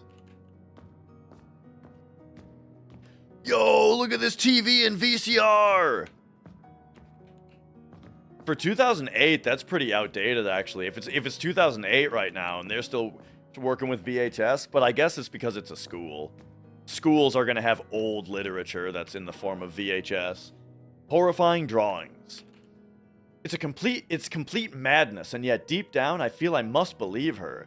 The conviction in Caroline's voice as she recounted what happened on that island didn't sound like someone making up a story. Did Caroline really rescue her 10-year-old twin sister from the past? I met Anna the other day, and I can't deny the resemblance, even though Caroline is 14 years her senior. Do the disturbing drawings that Anna creates become real? The parents of her classmates have complained multiple times, and the principal is threatening to expel her. The other students will call her a witch. Poor Anna. How could anyone make friends with children their own age if they're all afraid? If anyone can help these sisters, it's Mother Superior Lucia.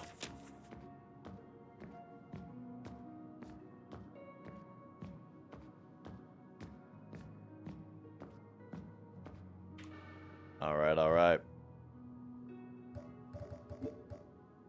Let's pop this on. New start of a new area. Let's go. School time.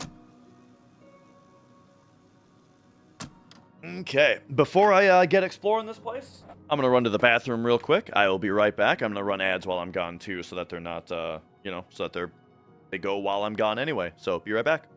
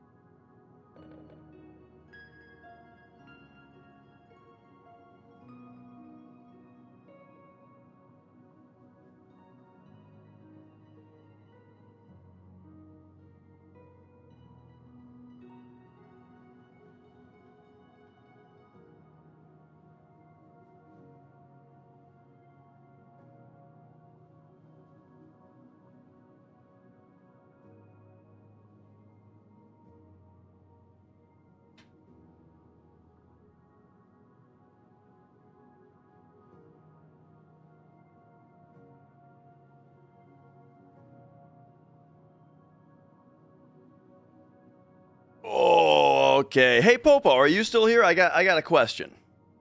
Since you build houses.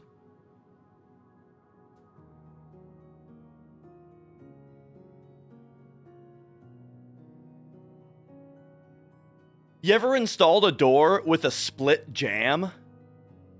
Where like the jamb, it's like all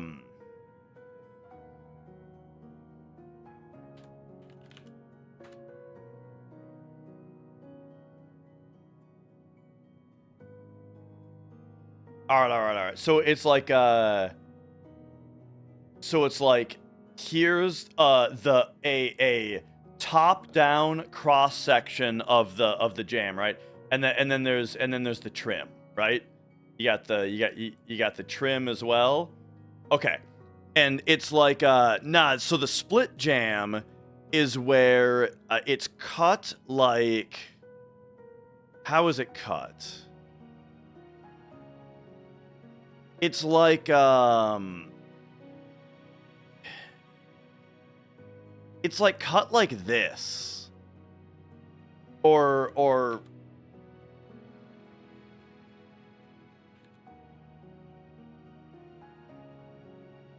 it's kind of like this or something, where yeah.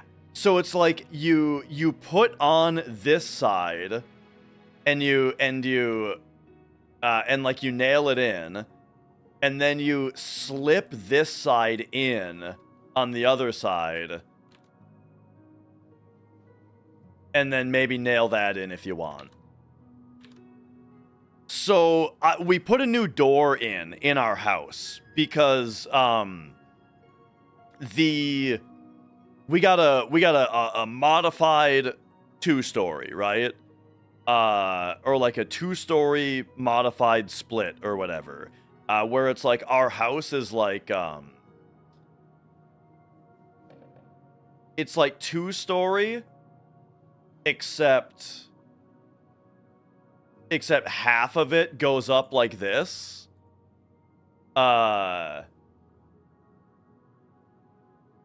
And this ceiling is actually raised. Like it's a tall ceiling in there. And then there's like stairs. And I'm right here right now. Why am I drawing this? Oh, because we put a door right here. The reason being that in the winter, it gets really fucking cold down here. I think because all of the heat goes up here and fills in this space up here. You know what I mean? There's like tons of space up here that all the heat rises to, and the thermostat is right here. So it gets really cold down here last year. So we put a door right here in order to block the heat from traveling through the stairwell up into this area. And the other day, my parents' computer quit working. You've never seen it before either? That's funny. So I thought that this would be easy because I didn't want to have to install the trim. All of the other door pieces don't have the trim pre-installed, and so you'd have to get this piece, you have to install it, which I've never done, and then you have to buy trim and put the trim on and install it, which I've never done. But I saw at Menards they had this kind of door available that you could buy, where it's like this whole piece, like this whole bottom piece, you just slide into half of the door, and then this piece you slide into the other side, and you bang them together, and then they're like friction pulled together, and the trim is already on there. And I was like, dang, that's gonna be easy. But then my parents' computer stopped working, and I had to install. It ends up being a bad motherboard. So like, I had to go over to their house and diagnose their computer, and then look up what motherboard they need, and then they went out and bought it. But then I went over to their house and I installed for them a new motherboard, right? Pulled their old one out, got all the components off of it, put the new one in, put all the components in it, you know, boom, booted it up, got them new drivers, right? Because they moved from the 660 chipset to the 760 chipset. So I needed to update the BIOS, I needed to update all the chipset drivers and all that kind of stuff, right? So I did all that for them. And then I was like, hey, to return the favor, you want to install this door for me? And my dad was like, yeah, it'll take 10 minutes. I've installed 1,000 doors. You know what I mean? And I believe him. I believe him that he's installed 1,000 doors. However, we get the door, right? We bring the door to my house, and he also had never seen this before. I was trying to explain it to him, and he was like, I don't even know what you're talking about. There's no way that this thing just pulls apart or whatever. And eventually we got it apart, and he was like, yeah, that's weird. And he was insisting, though, that this sucks, and it's going to take way longer to install. It's going to be way harder to install this thing. And you know what? I think he was right. Because, I don't know, all I'm saying is it was just a funny dad story. Dad, who's been a carpenter for fucking 45 years, you know, gets this new foreign piece that's different from the 1,000 doors he's installed throughout his life, you know? And so he's just like complaining about it the whole time, you know? He's doing a good job installing it, but the whole time he's just like, yeah, this stupid thing, this is way more complicated, this is taking longer, and it's not, you know, it doesn't look as good. And because the trim was pre-installed, well, guess what? They kind of did a shitty job on it, where like some of the trim has this reveal right here. This little bit of space that is between the corner of the door jamb and where the trim starts is inconsistent from the bottom to the top, you know, and like stuff like that, right? And I was just like, man, yeah, I'm not getting this kind again, you know. Because it really did seem like a bigger pain in the ass. I only got it because I thought I was going to have to install it myself, right? But when it turned out that it was my dad installing it, who has a nail gun and is used to doing it the normal way, I should have just gotten the normal stuff, you know what I mean? Anyway, that's my lesson. That's my Microsoft Paint story time for today. But yeah, I mean, that was the thing, is it's like, man, we might as well have just pulled it all apart and redone it. We might as well have, but we didn't.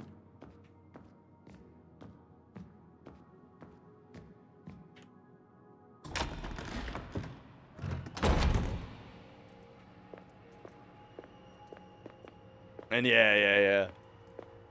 I don't doubt it. All right, let's get back to where we were. What's this place called? Orden E. Fay?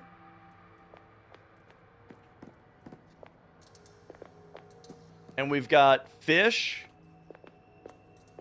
Dream Theater M, Cross, Knight.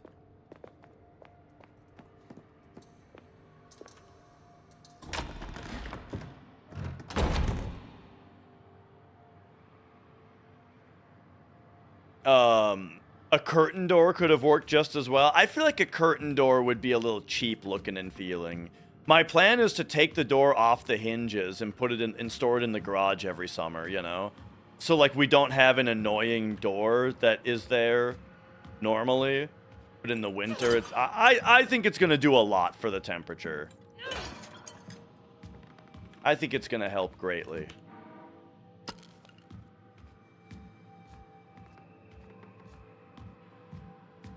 It's a Duracore, so like it's like filled with insulation, like rigid insulation foam.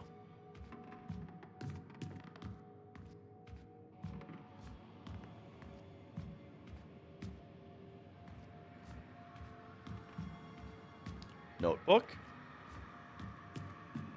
Spiral.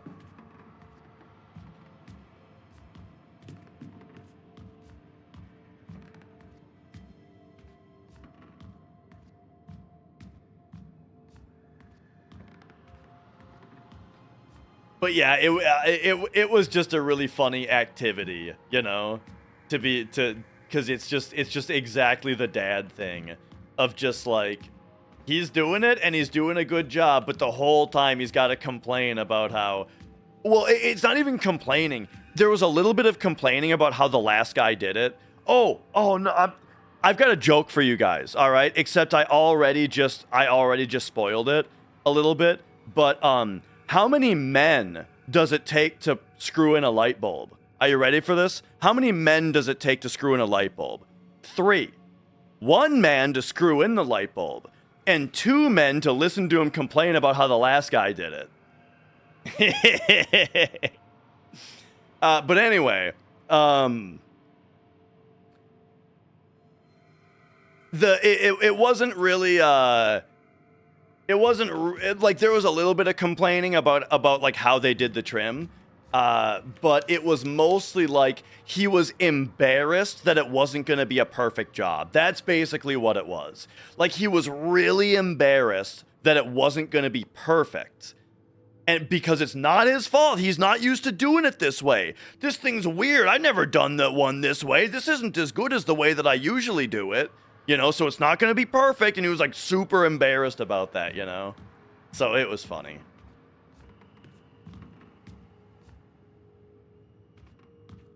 And yeah. Every time he comes over, he's going to look at, he's going to look at the reveal on that trim. Exactly. We're going to have to get a regular one and redo it.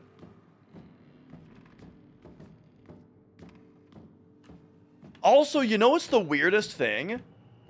So we had to special order the door, but even though we special ordered it, we couldn't get the kind that we wanted.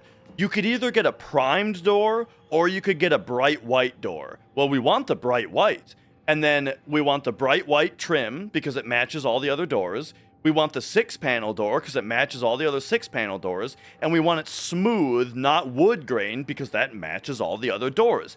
But guess what? For some fucking reason, even on the special order door customizer, if you want it to be smooth and not wood grain, you could not get it bright white painted. You could only get it primed. So we've got all these bright white doors in our house, and then this one just has primer on it. And we're going to have to paint it ourselves.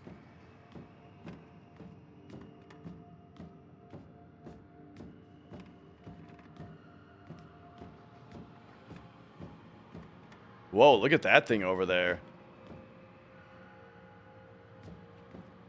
Yo, Zordon. Oh, they're looking at me.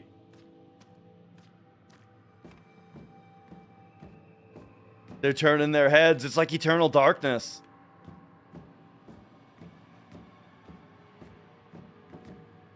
Dude, do you remember the part in Eternal Darkness where there's that statue where if you're insane when you run by the statue, it looks at you? Oh man, the first time I saw that, I fucking jumped straight off the couch. I love that kind of stuff where it's just something silent and subtle happening so you don't notice it. This is the kind of thing that scares you the most, right?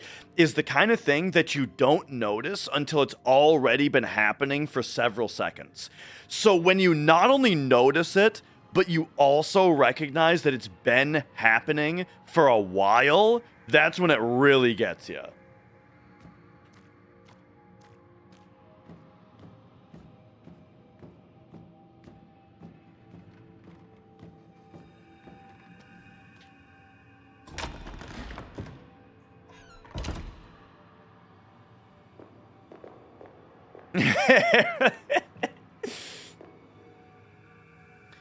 GTA 6 will make GTA 5 look like a PS3 game. That is hilarious. Because yes, GTA 5 was a PS3 game. That's fucking funny. When you said that to that person, did they go, no, and then turn into dust and blow away in the wind? Hey, a Rubik's Cube.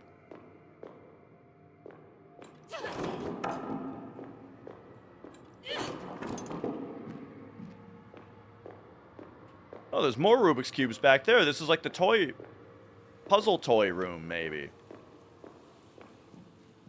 Oh yeah, they got juice, hang on, they got juice boxes, milk cartons, wash station.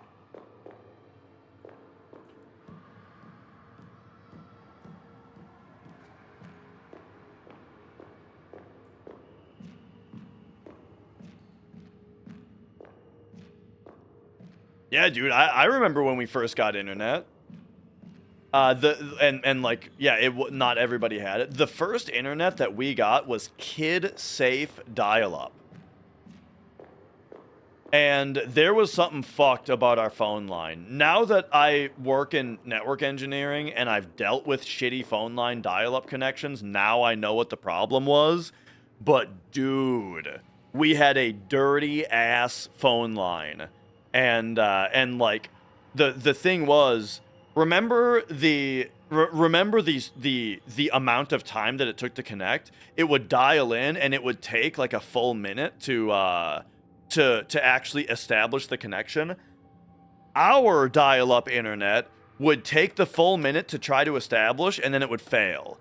And so it would redial and it would fail. And it would redial, and it would fail, and it would do this over and over again, and it would take us, on average, I would say 10 to 15 minutes to actually connect to the internet.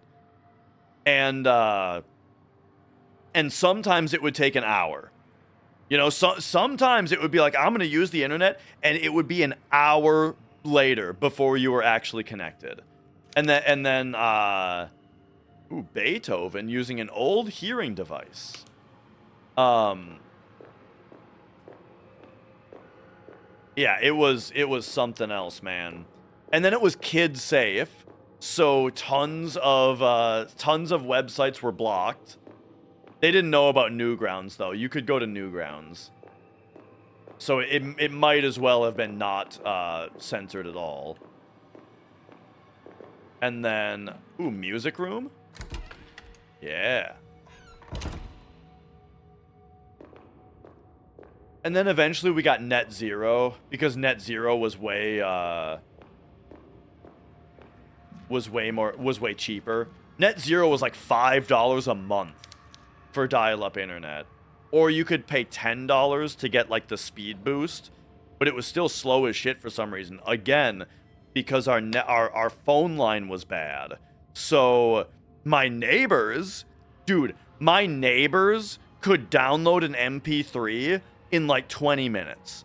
It was the nuttiest thing I ever saw, you know? My fucking neighbors could, you know, oh, you wanna download Kryptonite by 3 Doors Down? It's gonna take like 20 minutes. For us, when we wanted to download fucking Clay Jars or whatever by Creed, it would take overnight. It was an overnight download to get one song. Oh, man.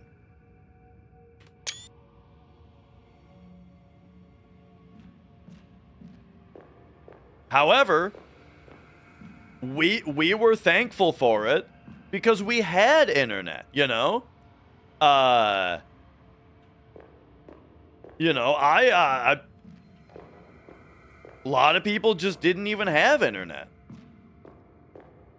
Also, one big thing I always remember is the fact that Wi-Fi. That Wi-Fi was an even later thing, because after Net Zero for a while, then we finally got broadband, right? We finally got, I think it was Comcast right away. We finally got Comcast cable internet. And however, Wi-Fi was still something that nobody knew about, right? It was just we had Comcast broadband internet on our computer, and that was it. And so when the Nintendo DS came out and I wanted to play games online on the Nintendo DS, We had to get the Nintendo Wi-Fi USB adapter. Oh, tell me there's a picture of this thing. I mean, here, yeah, I remember this. Here's the thing on how to use it. This fucking thing, dude. We had to get this thing. You had to plug this device into your internet-connected computer, and it would broadcast a Wi-Fi signal that your Nintendo DS and later your Nintendo Wii could pick up. Isn't that awesome? So I had this thing. And then only later did we get Wi-Fi. With the old Linksys router, you know?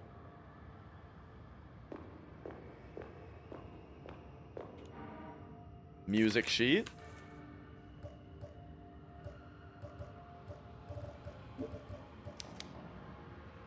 Face Dead. Well, I mean, that's a song, all right. What about Beef? Face Dead Beef.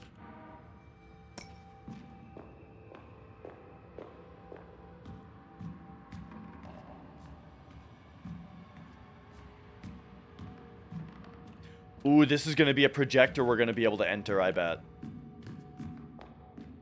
Because the projector screen is down.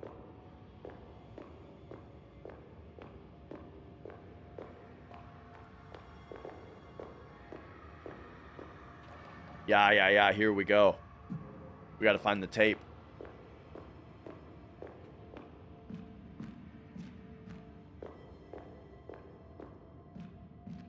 Near the end of Octopath 2, you liking it?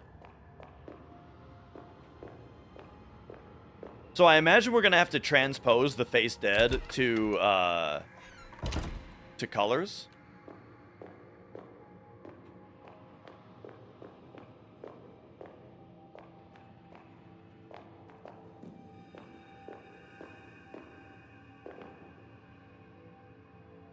Okay, that's just a design. That's not gonna be like a song.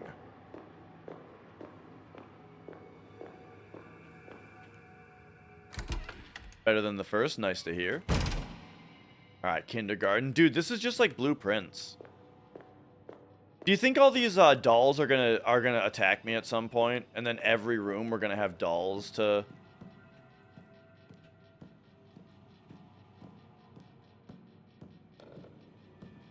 We're gonna have dolls to fight. Oh, here we go. Here's what we play the music on.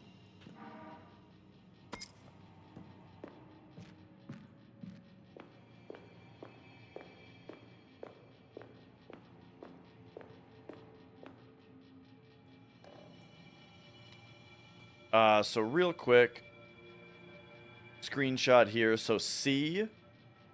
All right. So yeah. So big green is C.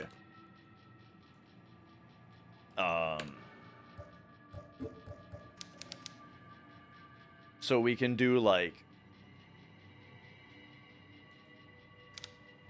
F. Oh, we gotta. Okay, we gotta play it with something. We need a hammer.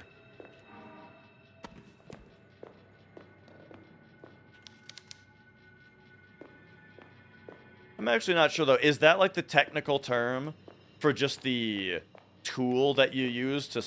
Oh, hi. Yeah. Oh, it's coming after me. Oh my god, it's like stabbing me, dude.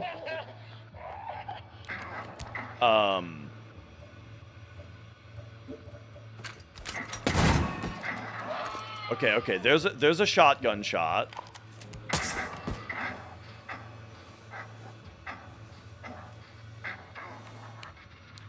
All right.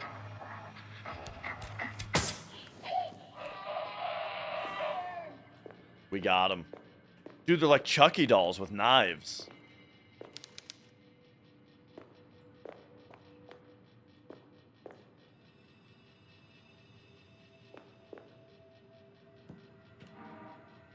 children are disappearing. I was concerned about the growing number of school absences, especially among children around 10 years old. I tried to reach out to the parents for an explanation, but none of them wanted to talk to me. I asked the classmates of the children who stopped attending school, and they told me that the children had to go away after being constantly bullied due to the smell of their clothing, the strong odor of fish. That was it. The link between the absences. All the children's parents were employed at the fishery. Sounds pretty fishy to me.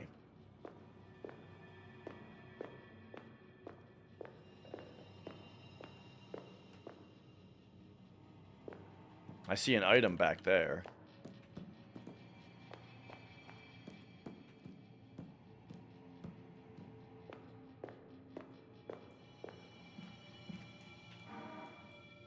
First aid kit. Very nice.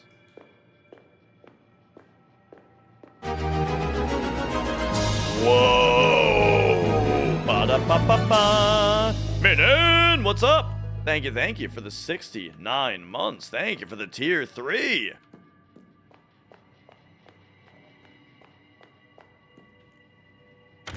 Hope you're doing well. I haven't been able to watch since you've been playing Silksong. Game is fantastic. We are now in the creepy school. So like I was saying before, we had creepy church. We had creepy town, including a butcher shop. We had creepy plant. We had creepy cemetery, right? And now we got creepy school.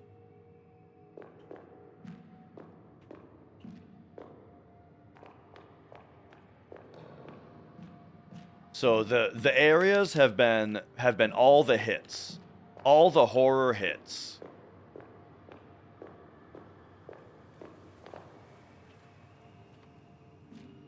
Oh, we already did do the creepy sewers. Yes, there were also creepy sewers already.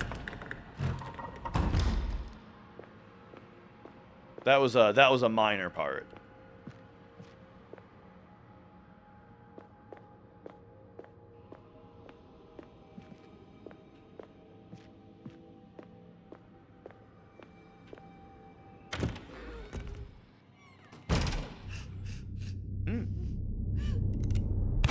Oh no!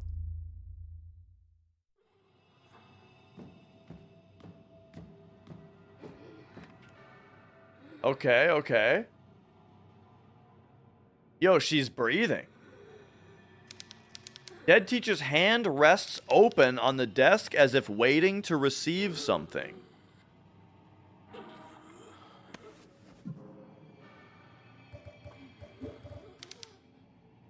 Sachet of apple seeds. 1 gram.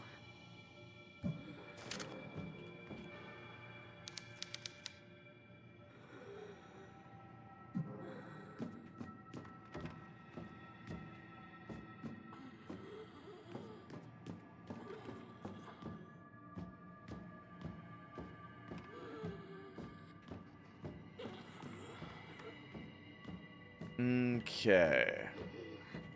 Well, we've already done all of these. So now, classroom 103, teacher's hand.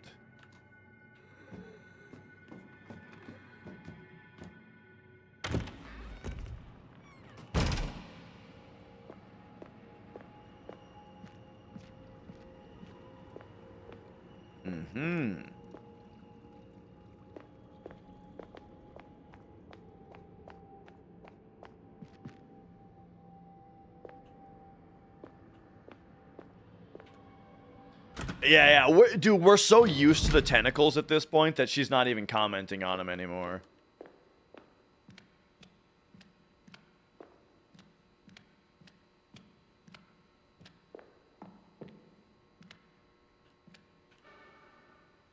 Okay, first floor, second floor, elevator.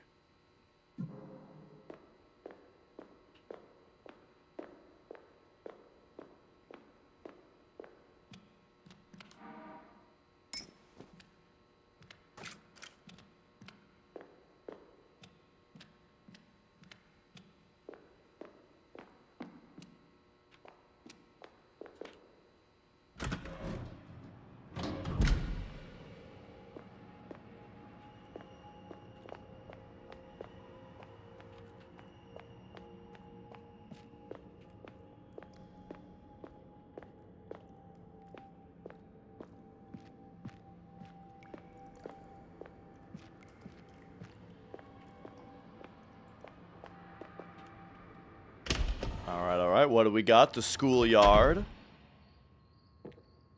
There's gotta be something to fight in here.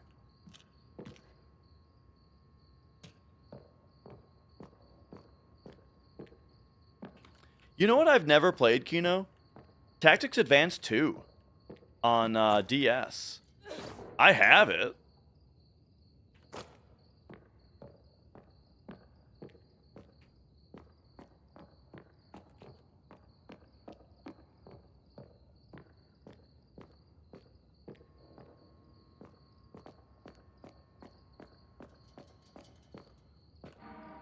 An ominous bird song.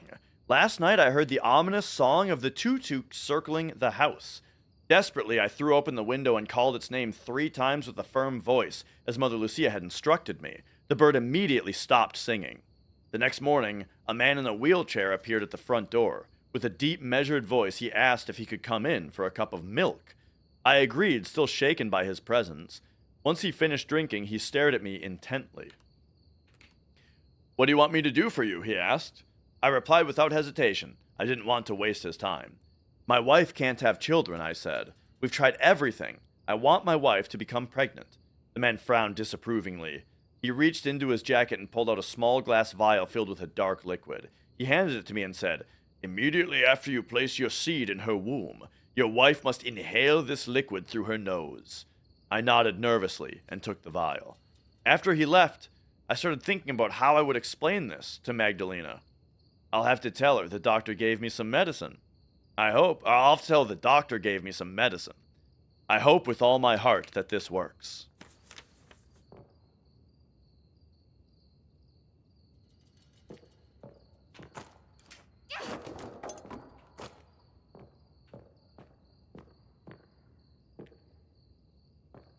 There's like no story in Tactics Advance 2. I feel like the story in Tactics Advance 1 is really lame, though. You know what I really like? I like the part in Tactics Advance 1 where they're setting up the story. Is this guy gonna jump at me? Ooh, the metal spoon. We can play the xylophone with the metal spoon. Yeah! Okay. D, E... Wait, it's face dead. So, F, A, C, E, D, E, A, D. Okay, so let's pay attention to how this sounds so that we can listen for it.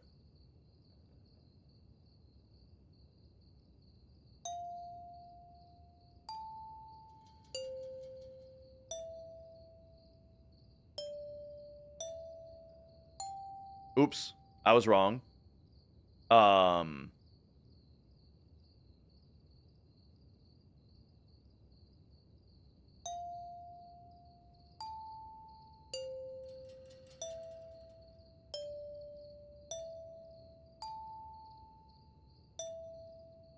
No, oh God, I keep screwing it up. If I said the letters out loud, it would be easier. But I want to be actually listening to the melody. Okay, it is.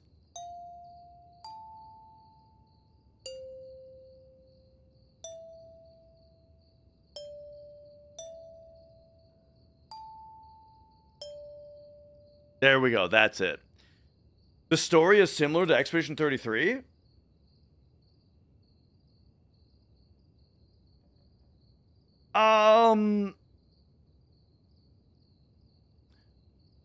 I think there's only one element of it that's similar to that. As far as I would say. Like only one character's like thing in that game is similar to Tactics Advance.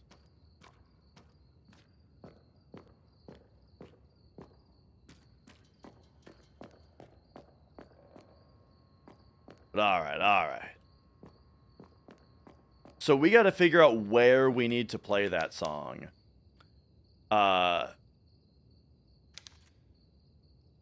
Little feet of a child, bluish from the cold.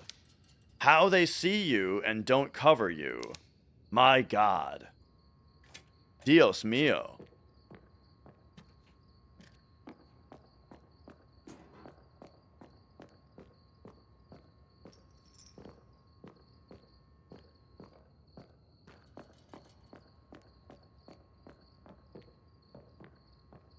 Did I finish the game and see the whole story? Tactics Advance? Oh, only when I was younger. I don't really remember the whole thing. But it's also just like I think the writing in general, though. Like, it's not even necessarily like the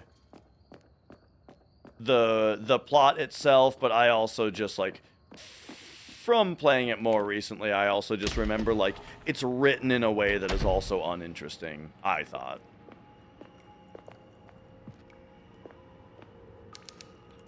Oh, right, we have no map. Okay, so we were coming this way. It'd be kind of sick if this place just had no map.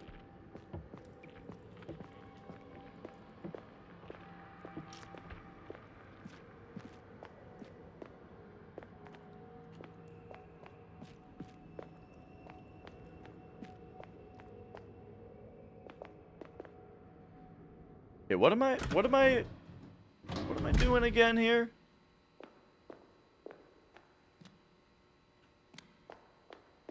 Because now we gotta turn around. And I gotta figure out what to do with the metal spoon. This is classroom 103. I can't imagine that we put the spoon in the teacher's hand. I think we go back to the music room.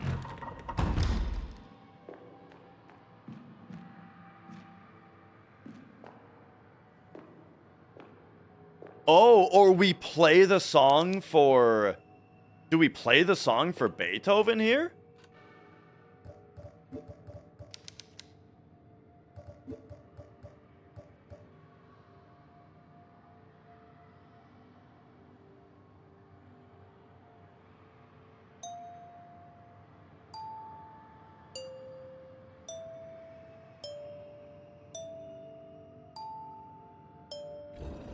Yes!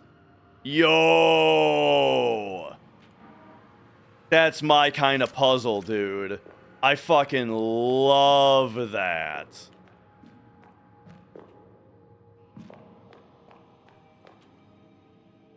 Okay, now we take that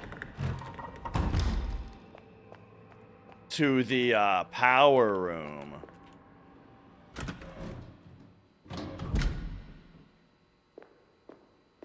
And yeah, as far as the Expedition 33 comparison, the thing is that, like, the comparison to that game, it applies to one character, and it's like, it's like a big reveal that that's even a thing. You know what I mean? Like, the first 2/3 of the game have, that information is, like, hidden from you.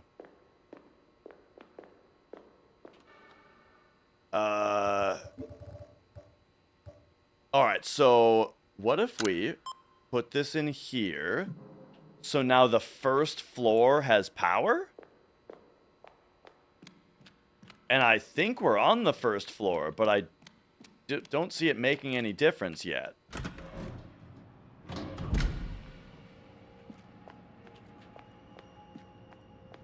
Anyway, maybe we're on the second floor right now. Anyway, I do think it would be, like, I would like to try Tactics Advance 2 at some point. But I don't know if I'll ever get to it, you know?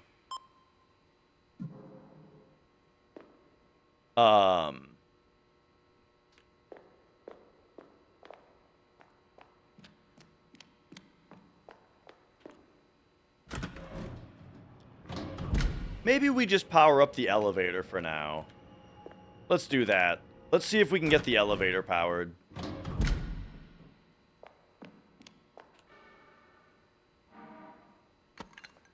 Or there's something else that we have to do on this in order to actually get the power to work. Hey, I heard that power up, actually. Okay, we heard that work. So that, I think, is back this way. I actually really like that there's no map here yet.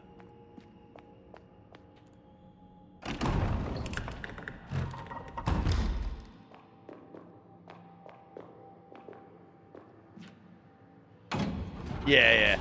Yeah, I mean, my whole thing about Tactics Advance in a nutshell is that on Game Boy Advance, when you got nothing else to play and you're on Game Boy Advance and you want to play a tactical RPG, it's pretty awesome.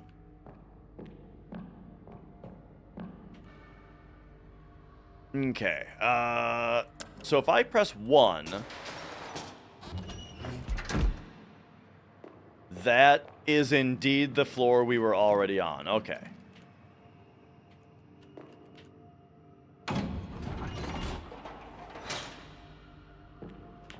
So I guess let's go to the basement first, right?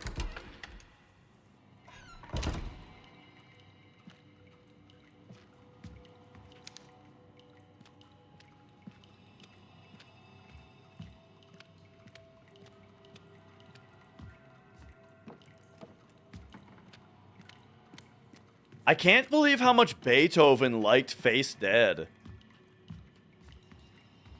You know, I thought that he would be like, is that all you got?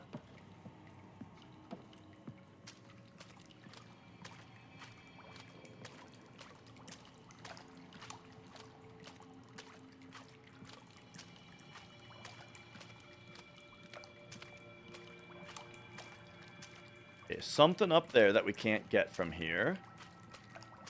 Little lunchbox here that we can't get.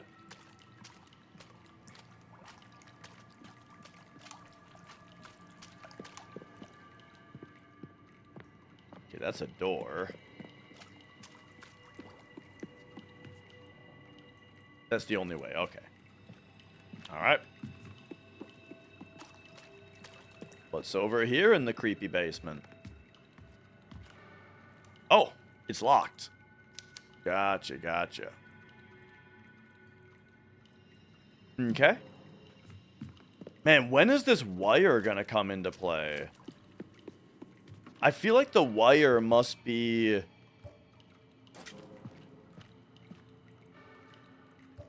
like an upgrade to the crowbar or something at this point.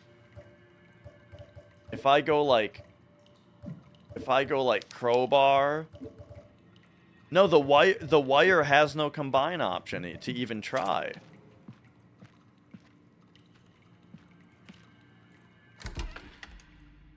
It's gonna be important. We're gonna be able to do something with this wire.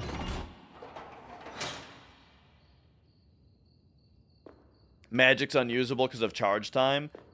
It's tough, but I think it's definitely still usable. I kind of feel the opposite, which is that it's like magic is too good in Tactics Advanced because it doesn't have to charge. You know what I mean?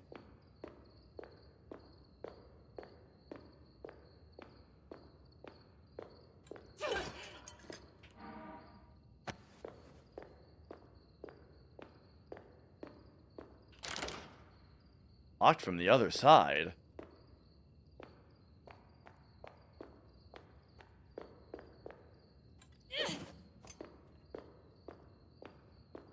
Okay, so both floor 2 and basement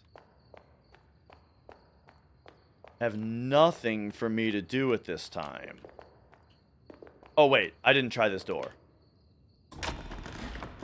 The science lab.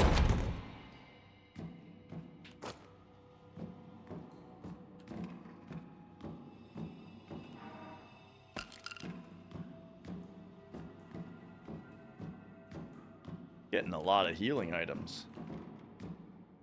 Whoa, I love that that's in there, you know?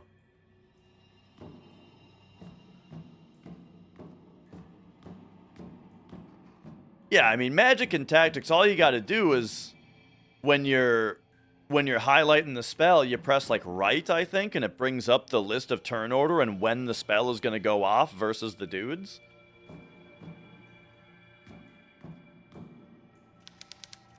A mannequin of the human body.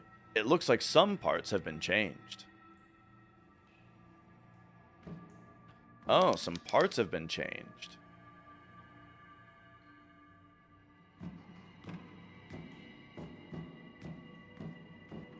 Holy fuck. Stop, stop, stop, stop, stop. Oh, he got me again with that, huh? I'm dead, dude. I'm gonna die to this.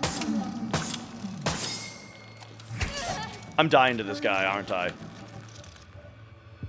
Alright, use one of my first aid kits. And then I'm gonna shotgun him.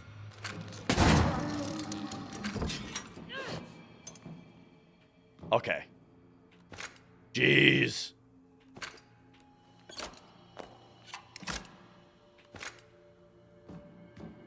I love that. One thing I'm a big fan of is an enemy that is like bespoke, right? Where that's not a normal enemy. That was a guy right here that you could examine, get info about, and then he wakes up. Like, you don't really expect him to be a monster because the monsters don't look like that in this game. You know what I mean? See, now I think that these skeletons might get up. Now anything could happen. Because the monsters could look like anything. Okay, 4 hexagonal slots.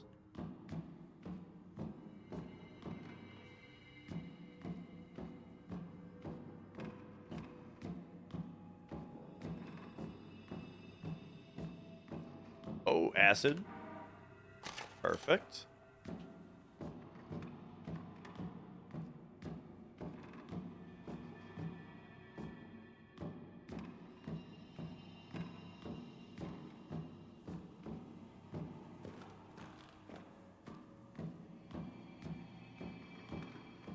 All right, skeletons.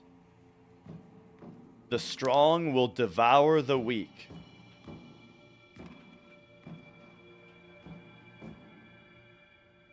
All right, all right. Are you fuckers getting up?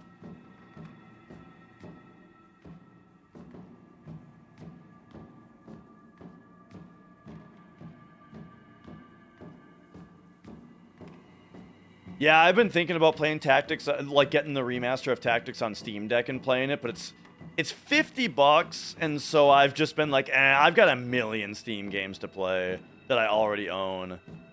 So I started playing Hyperdimension Neptunia V2, because I haven't played that one yet. Oh, sorry, it's Mega Dimension Neptunia V2. It's different on this one, because the story is different. The story is about the Mega Dimension.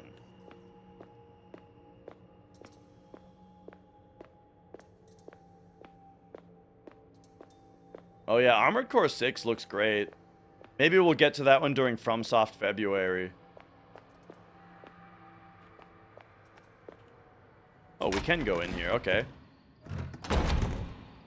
Ah, the upper floor of the schoolyard.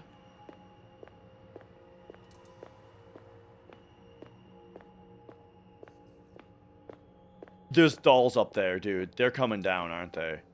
I know they're coming down.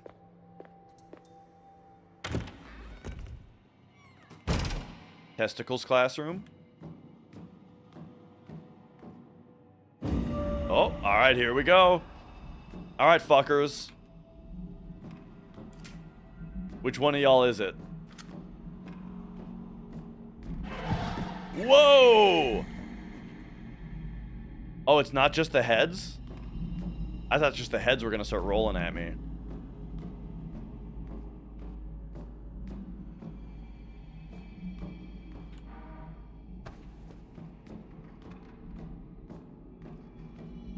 Mirrors, I feel like those are. Can we...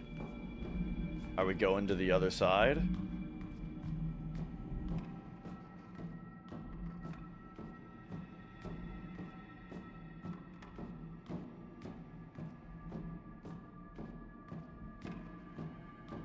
Who's it gonna be? Who's fucking with me?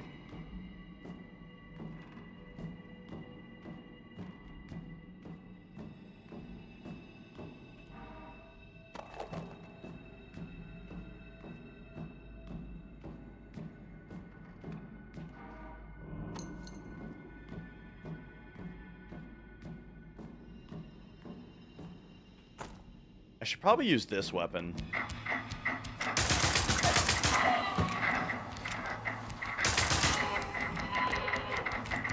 Oh!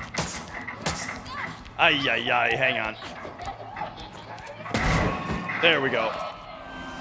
Okay, oh yeah, the shotgun got him.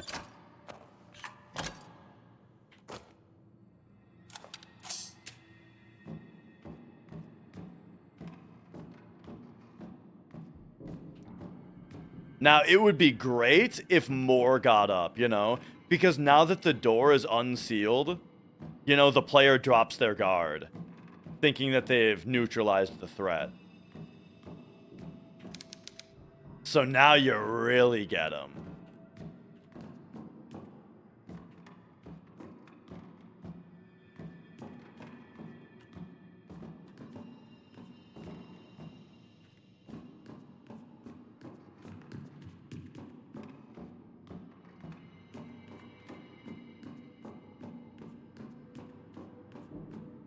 Okay.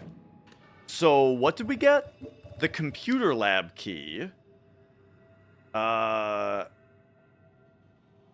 Unless this is on the bottom floor, I don't know where there's been a door with a keyhole yet.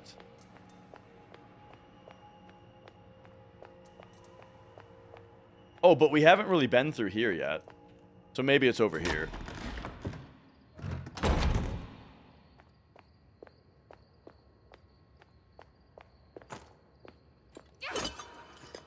All right.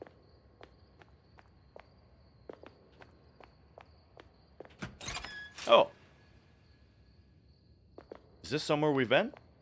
It sure is. That's the elevator. Okay, cool, cool.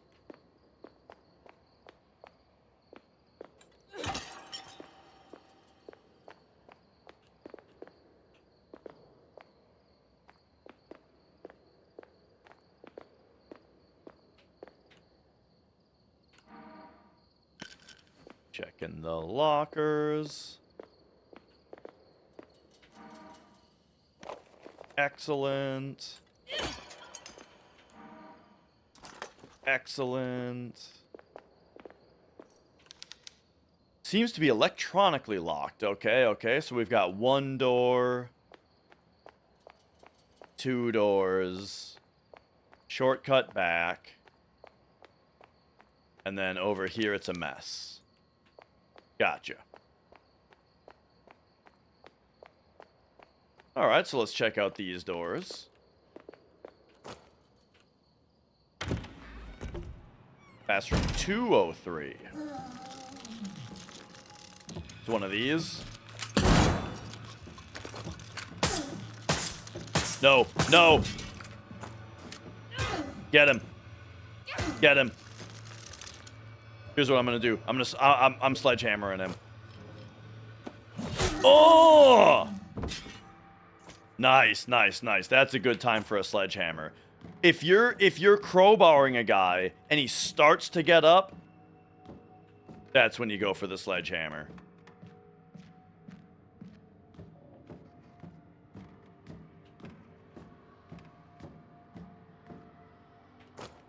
Let me reload.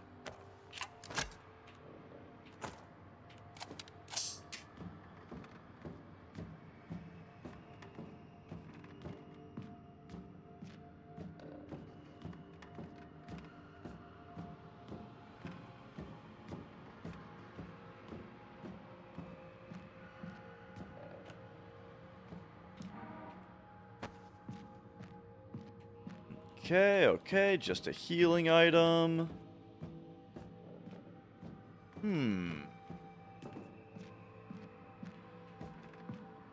Is that all that's in this room?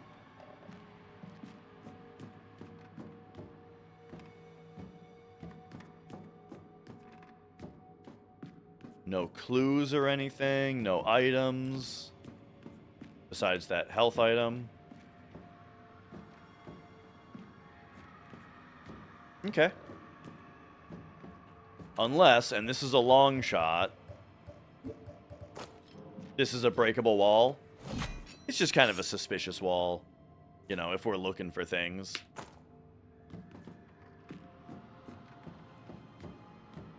It's like in Zelda when there's like a flat part on the rocky mountainside, and you're like, why is that part flat? Is it a door if I bomb it?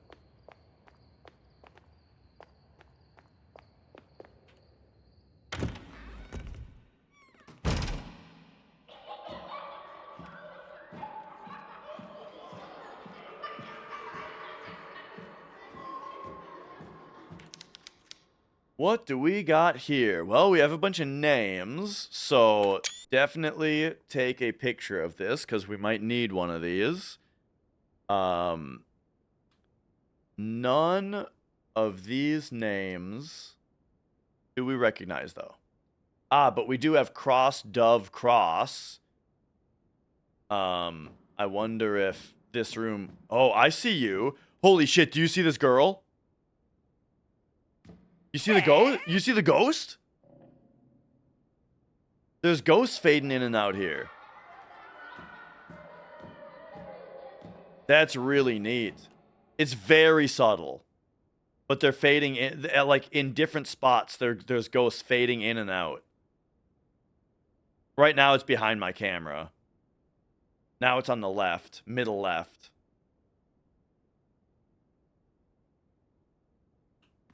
And now there's also handprints all over the chalkboard.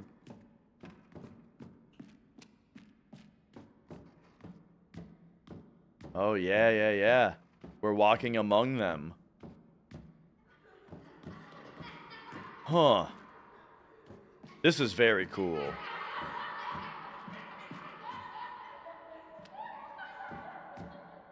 Atmosphere-wise, I love this.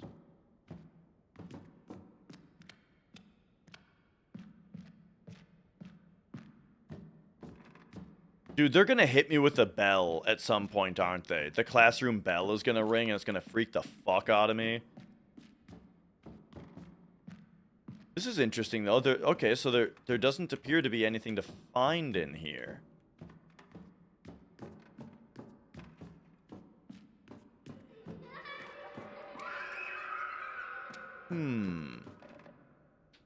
Okay. So the computer lab must be in the basement.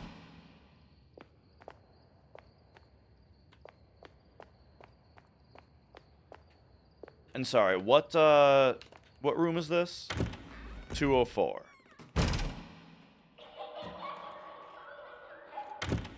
So 203 was nothing, and 204 was laughing ghost kids.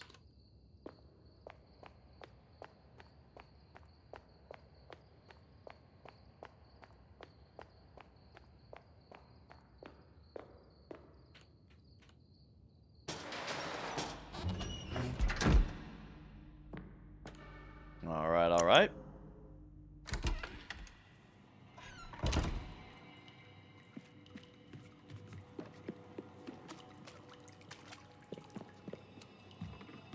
So, let's see if the computer lab key is for this door. It is. The computer lab. How much shotgun ammo do I have? A lot. Okay.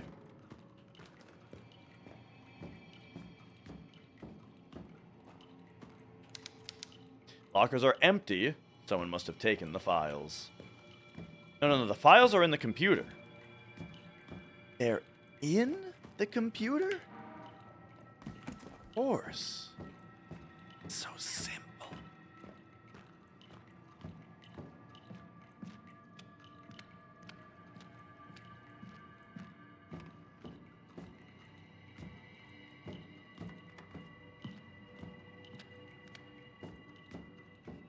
I'm probably due for another Zoolander watch.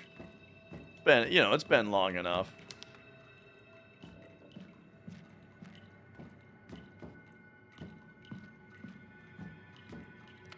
That's the thing, man. Comedies are my favorite. I just watch the same, like, 10 comedy movies over and over.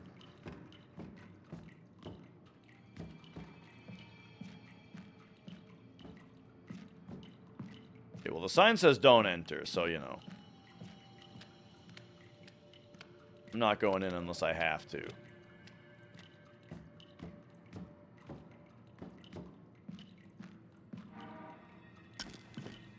We got a lot of ammo. Lot of ammo, lot of healing items. Hello. I heard you. I heard that. Are you in here? Oh, no.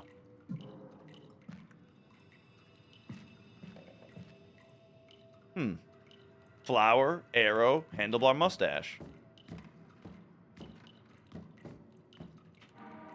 A changing mood. Since Caroline and her sister came here, things have changed. The locals have become quiet and ill-tempered. Well, the workers at the fishery were always irascible, to say the least. But now there's something in the air that seems to be affecting the mood of the entire town. There's an absence of laughter from the children during recess. I've had to deal with increased cases of depression, even anger issues, in children as young as 6 or 7. The previous school psychologist recorded far fewer incidents. I swear, even the birds have stopped singing. What is happening here?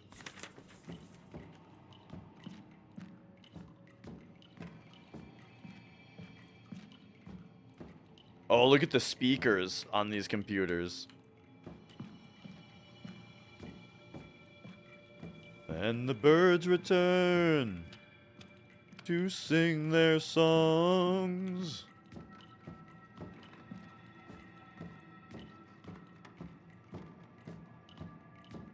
Alright, we're entering Bozo.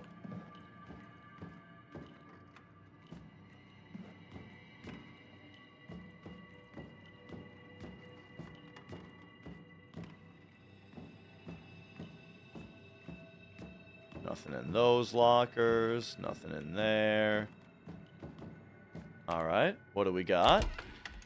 Janitor's room. Oh. Kill my son. Kill my son. Kill him.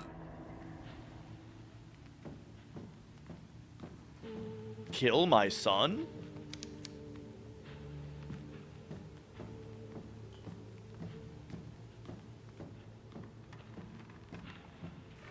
Puzzle time. Whatever is in the TV asked me to kill its son. It's waiting to receive something.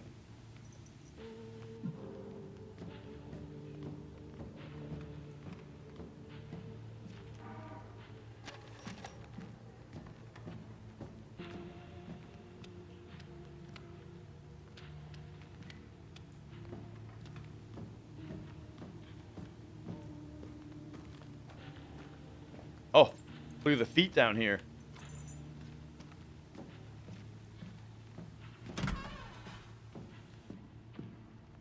Hang on.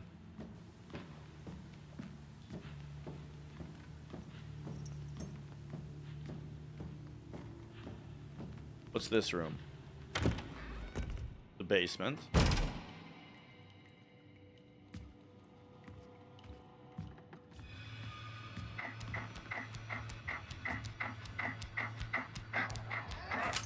Oh, you gotta be kidding me, dude. I guess we're still fine. These things don't do a lot of damage.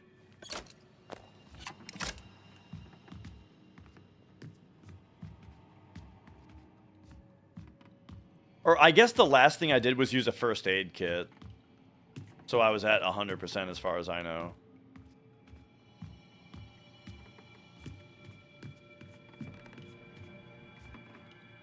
Okay, so we can't get back to this chalkboard. Or to that half of this room.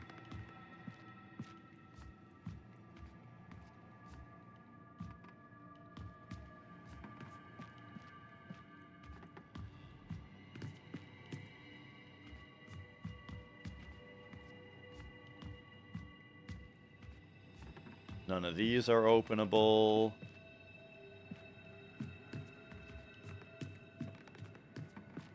Okay.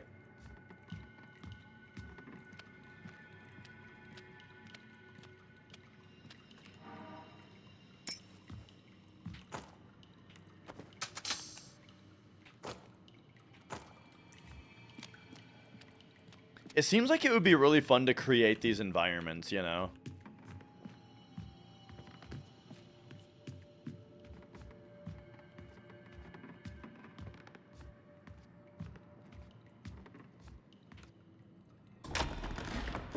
East Corridor A.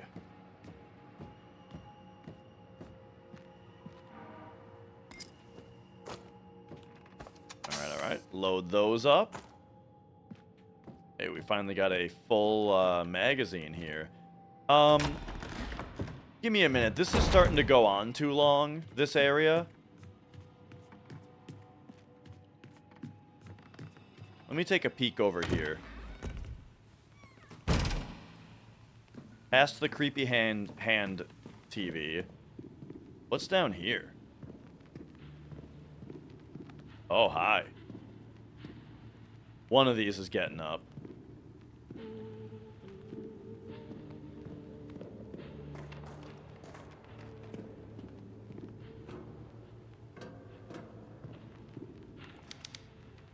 A lot of mannequins have been thrown out. Yeah. Probably the evil ones. Once they turn evil, just toss them in here.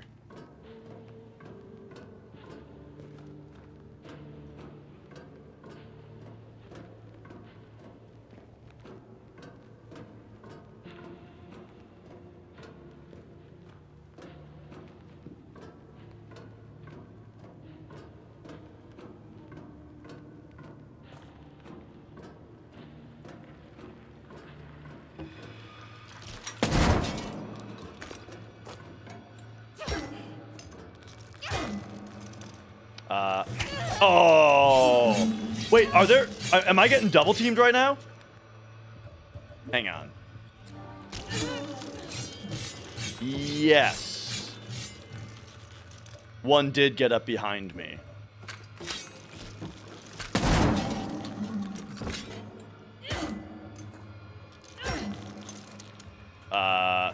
Oh my god, dude. I tried to run past him. I'm so fucking bad at this. Okay.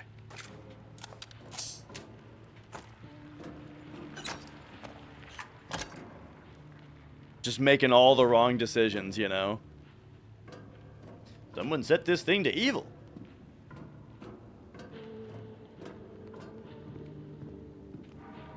The decision. Why does God punish me so? I merely desired that my beloved Magdalena become with child to fulfill the holy mission of God. I wished her to be part of God's sacred plan, to be part of something greater than myself. I finally see it. God is not in this place. How many children has my son devoured because of me? I've made my decision. I must kill him. I must kill my only son and do it soon, because he already suspects my intentions. I can tell by the way he looks at me, the way his body shifts as he stands in the corner of the room, watching me through that cursed mask, like a cat stalking its prey. I've seen what he can do with those knives. I must be cautious and wait for a moment to strike him from behind.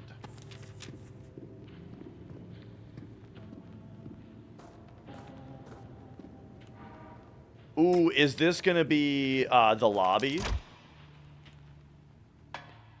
Okay, nice.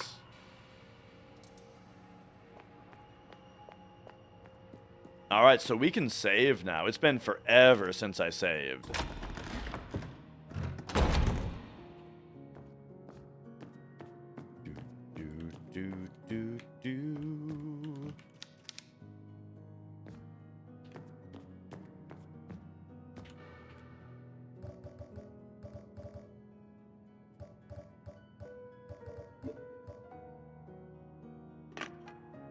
Alright. Boom. In Terminator 3, they, like, specify some specs. feel like they'd be smart enough not to do that, you know? That's funny.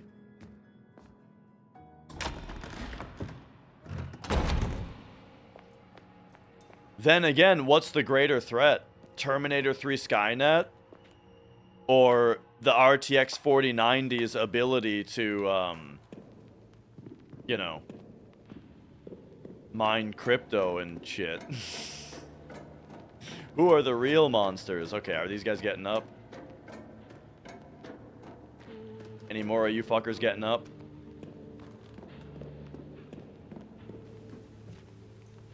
Okay, so now we're back here. We came from that room. And we're going this way.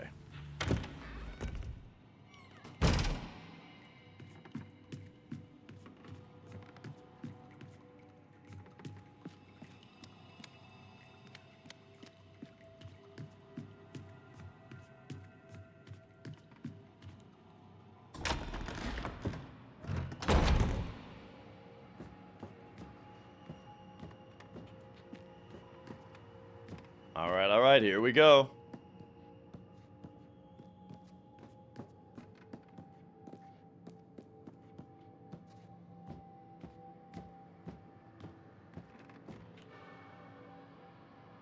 Probably crowbar this, yeah?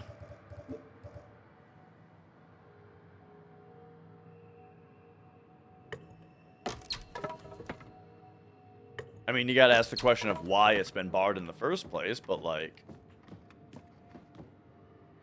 You know, it can't be that bad, right? It can't be worse than not knowing what's in the room. You know what they say, the devil you know is better than the devil you don't. Uh-oh.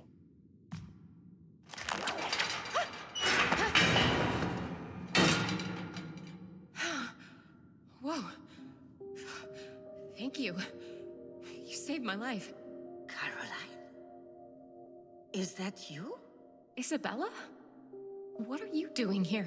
This is a miracle. I thought you were dead. No, I'm fine, Isabella. Look at me. But you drowned. I've seen your grave. I've seen it too. In the town cemetery. That's right. The grave next to Anna's. I place fresh flowers there every week.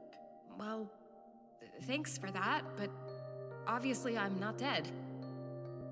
And I've seen Anna today, and she was very much not dead either, so I don't know who's buried there. It's just a stone.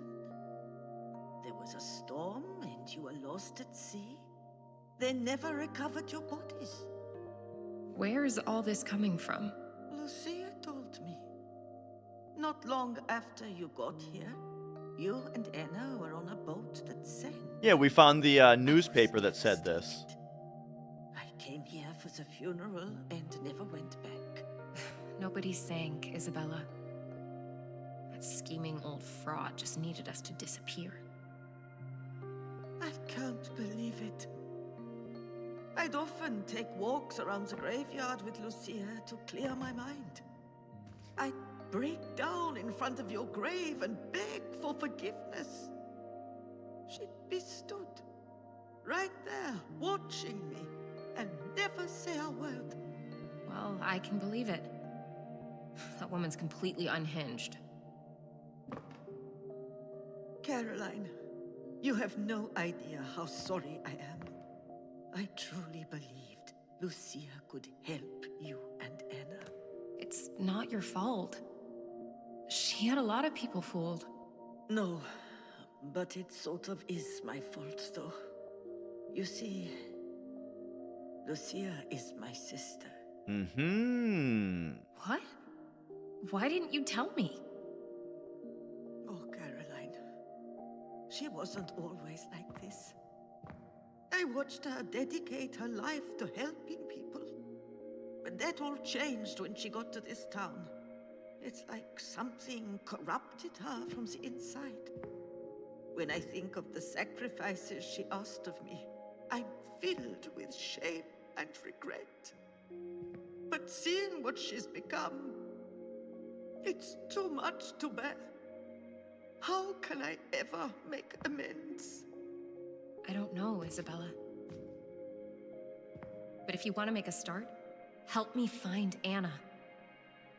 Look, she left me a drawing of this room. Do you recognize it? Maybe hold it so that she can see it. Anna drew this? Yes. Are you all right? What does it show? This looks like the archives room. It's in the director's office, but you shouldn't go there, Caroline. That thing she's drawn is Pighead. He's the twisted creature that's been killing the children and locking their souls in inanimate objects. I set traps for it, and it's too clever and too powerful. If you see this thing, just run. I like that she set the trap. Like it Thank you explains for your why the advice. trap is there, why she's But there I need looking to at find it. my sister no matter what. Or waiting for it, I mean. I understand. Please, be careful, Caroline. That thing is lurking in this school. Watch your back at every moment. You should leave, Isabella. There's nothing more you can do here. No. I have to stay. How else can I make up for what's happened? Yeah. I understand. Goodbye, Isabella.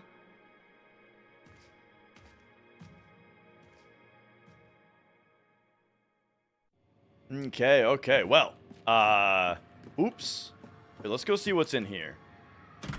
What did I pass up in the playground?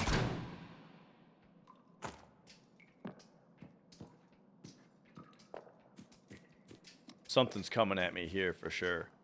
This also looks like the kind of place I should do a metal detector on. Oh, pigs.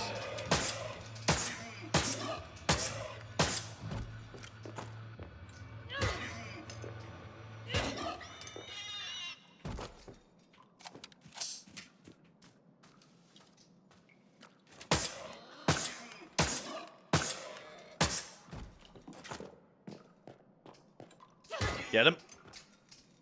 Get him. All right, nice. Ooh, my frame rate actually gets a little gnarly on that scene.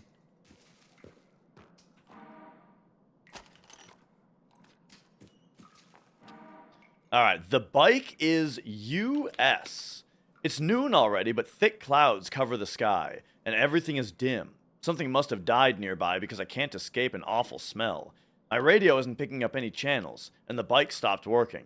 I checked the fuel, the mechanical components, and the battery, and everything seemed to be in order. Very strange. I'll have to continue on foot. It's only 30 miles or so. Holland made us walk further during training just for kicks. In the distance is the direction of Villa Hesse. I can see a thick layer of fog.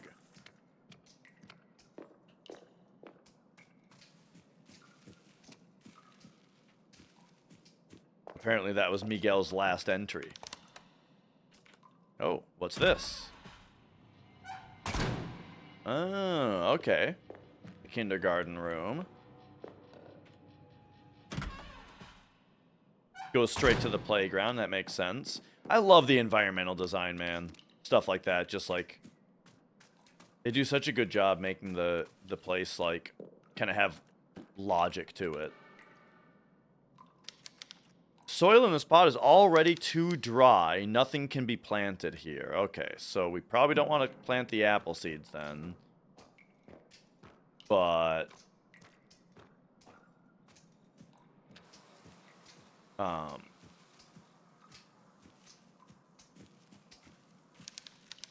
yep, there we go.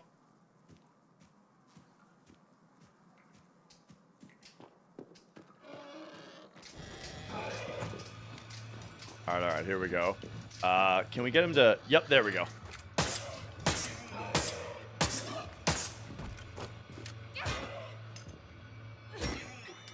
Boom.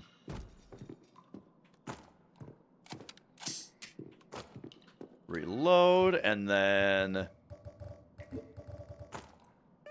Give me that metal detector.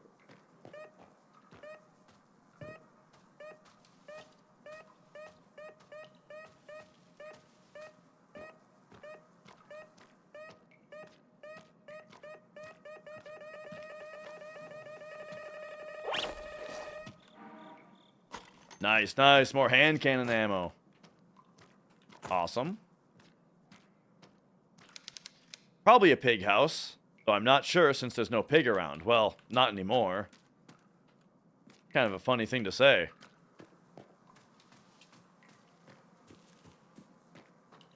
It's almost like snarky to say that, you know, after just killing the couple pigs.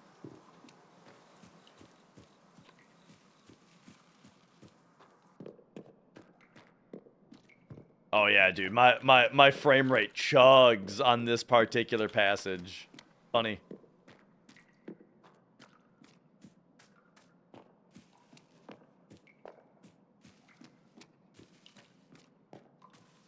Okay, so what am I doing here then?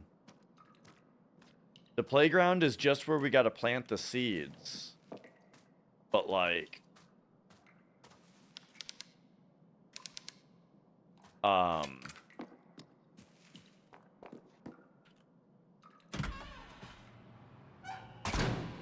And that's a shortcut back to the kindergarten, I suppose.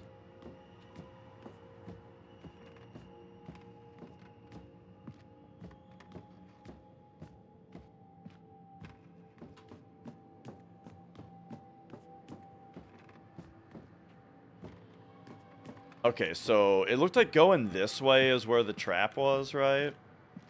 I don't know, the trap's not on the ground. Oh, interesting. Okay, okay.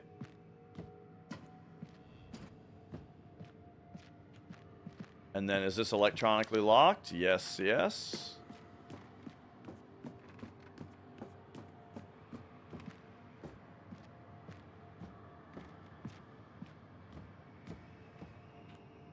All right.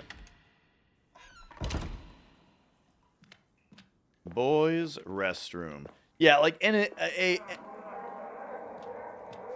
an occasional frame rate chug is something that I'm not too worried about. Oh, sink's filling with blood.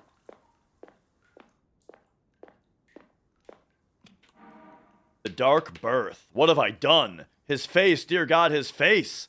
I swear he looked right at me with what I thought was an eye. It was surrounded by folds of flesh that bore no resemblance to a human face.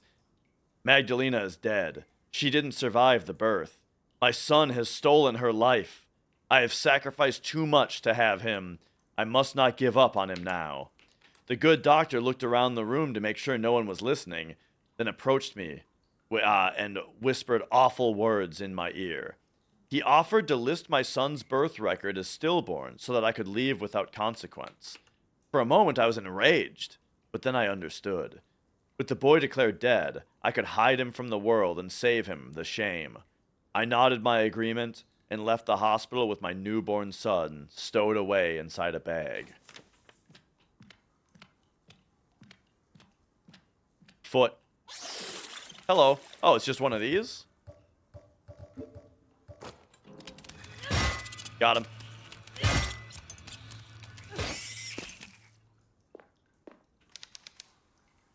I think someone played a little game here. Oh, Saw reference. Okay, yeah, where the guy has to saw his foot off. I heard that that's a scene in Saw where the guy has to saw his leg off. And I never watched Saw or any of the movies because that just sounds like not... It just does not sound like the kind of movie I'm going to be interested in. I hate that kind of shit.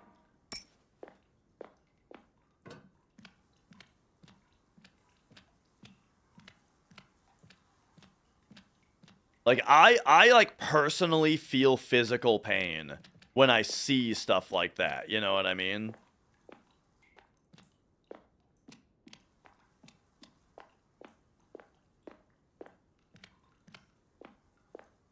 Okay, so we got a journal here, and we got something else. We didn't get, didn't seem to get anything useful in here.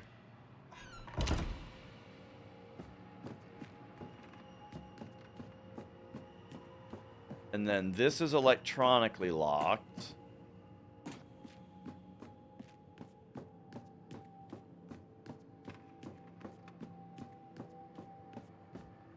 So I am sort of running out of places to go. I'm going to put the seeds into the pot and see what happens. Because I don't have any other ideas.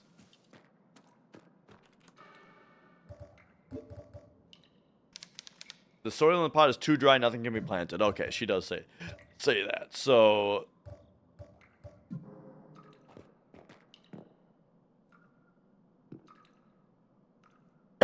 excuse me.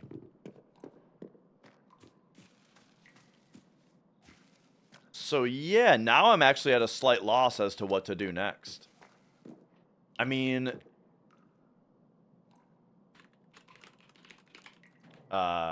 soil, too dry. We've got the teacher's hand, and we've got Miguel's hand.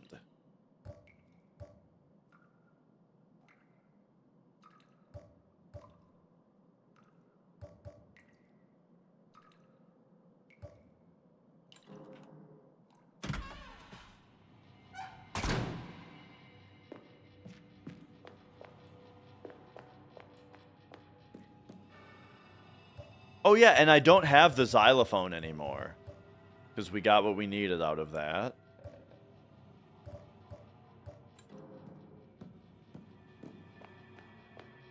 So yeah, I gotta figure out what it is that I need to interact with. It looks like it's it looks like it's time to figure out the puzzle that I'm already supposed to have the information for.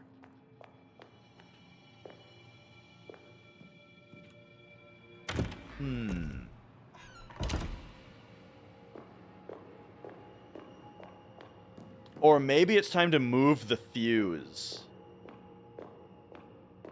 Yeah, that's what it is. Oh, unlocking this door gives me access to the electronically locked door here. So now we need to get back into the electronics room and swap the fuse to that door. Okay, I gotta remember where that is. Here's the elevator, so it's over here.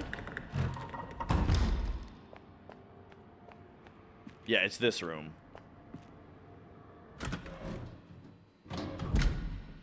Okay, this is cool. So now we take the fuse and we put it into first floor.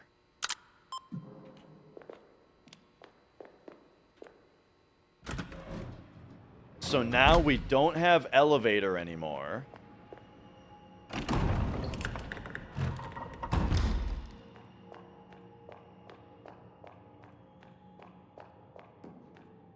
But we can take kindergarten.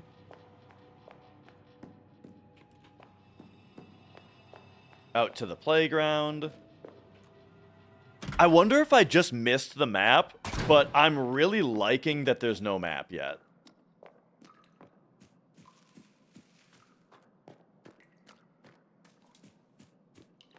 But yeah, now we can go here.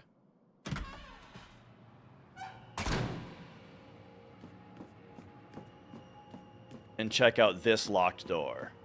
That should now be powered. Nice. Okay, awesome.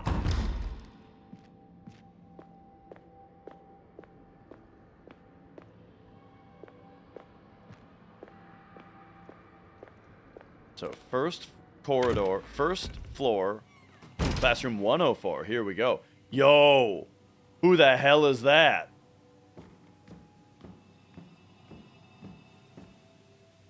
Pigman?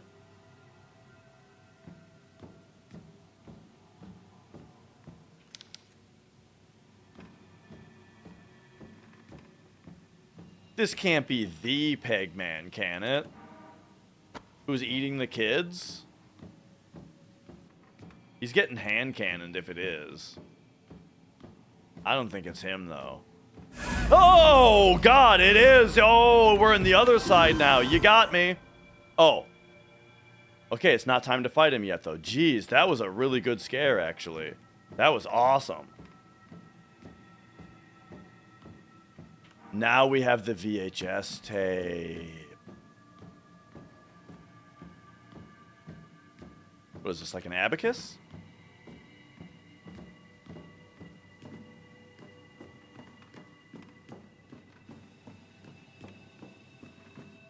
The fact that they put me in the other side there was like I was fully ready for boss fight time, you know?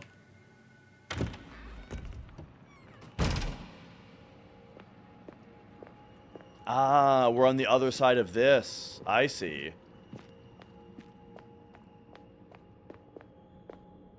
Okay, and now we can go this way too.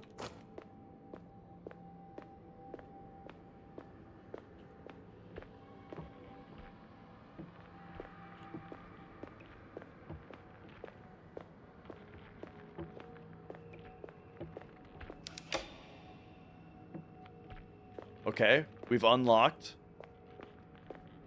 a shortcut back.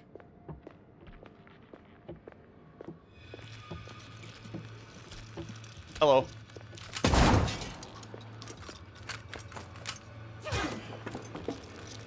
Sledgehammer. Oh! Nice.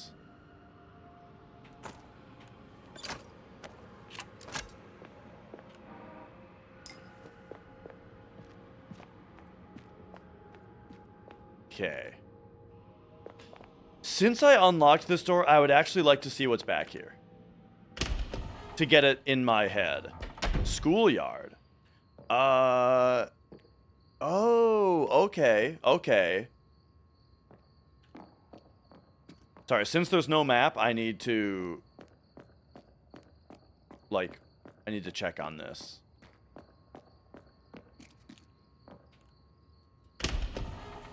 West corridor, first floor. Where is this?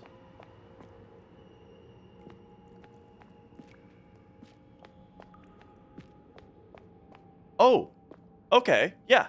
That's where the that's where the fuse room is. So you know what, actually? Let's put the fuse into floor 2 now. Because I shouldn't need it in 1 anymore.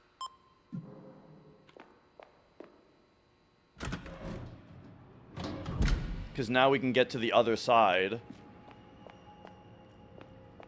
of that room by going through here.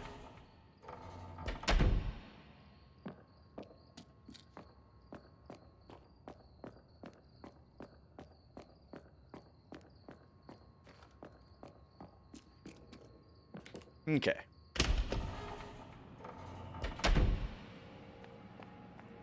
I'm glad I checked. Now we gotta check out this room.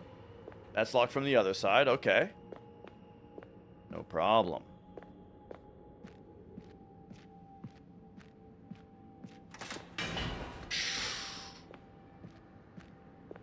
I wonder if those hit you if you've been running.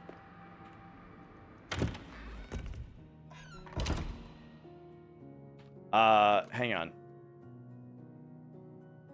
104 was Pigman Scare, static TV. I don't remember where the projector room was. I should have written that down. Ferocious appetite.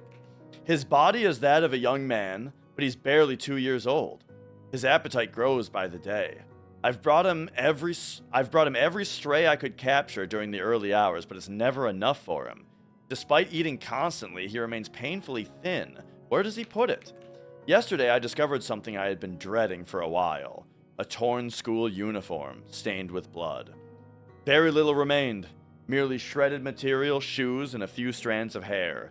I begin to suspect that God cannot hear me in this cursed place, no matter how much I pray.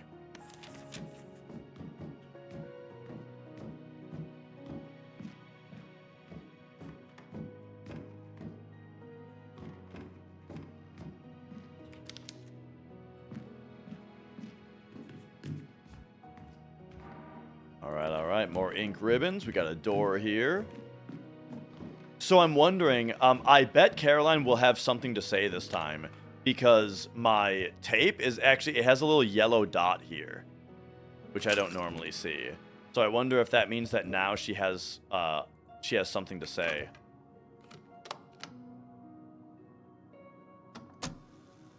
Just when I thought this place couldn't get any weirder, I met Isabella here, my psychologist. There she was in the school hallways. She was almost unrecognizable. I can't even imagine what she's been through these last 14 years here. She seemed surprised to see me, too. Apparently, Mother Lucia told everyone Anna and I were dead. I still don't know what Lucia has planned, but I'm guessing faking our deaths won't be the worst part. Lastly, it looks like Anna's drawing is pointing to the school archives.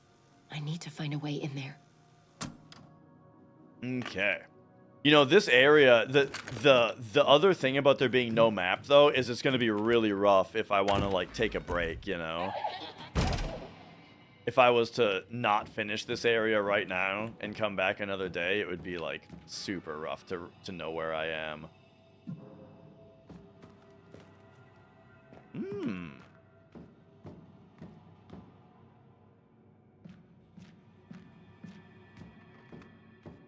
I feel like some... Never mind. I was going to say some chalk sounds might have helped that a little bit, be a little scarier, but we all know how much everyone hates the sound of a chalkboard getting scraped on. So maybe we don't need to go there. Oh, hi, I see you. Ah, I was trying to switch weapons.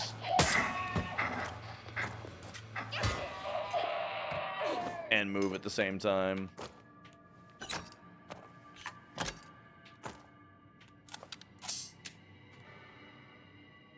We're in caution. Hit me with a painkiller.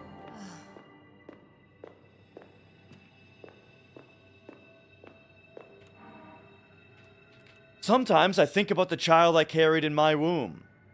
Oh, this is Isabella's diary. The life that was taken from me to live far away. I think of him and wonder if he thinks of me. If he wonders where I am, as I picture where he could be.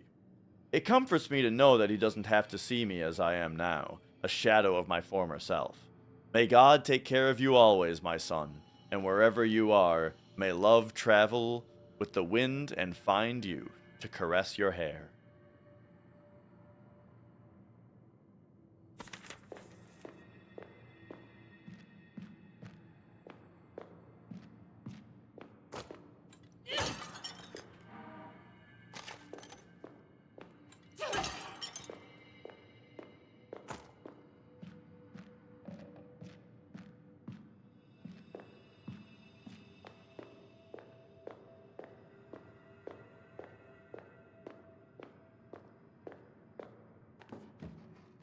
Okay, okay.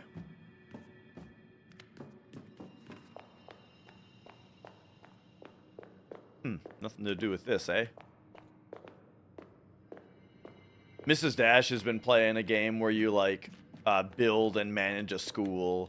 And it's, like, kind of old-timey, you know? And you gotta, like, build the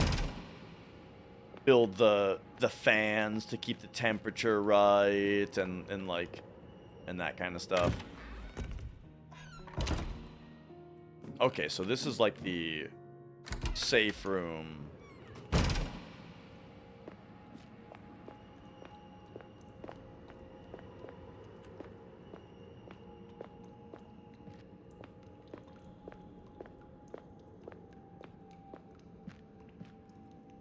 Okay, what do we got here then?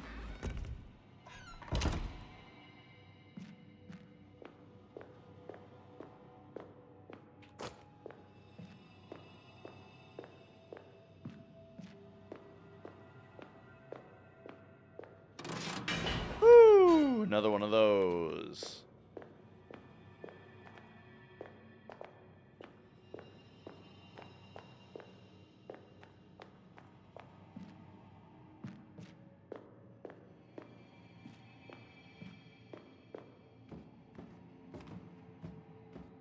You got a PB, MC? Oh, yeah?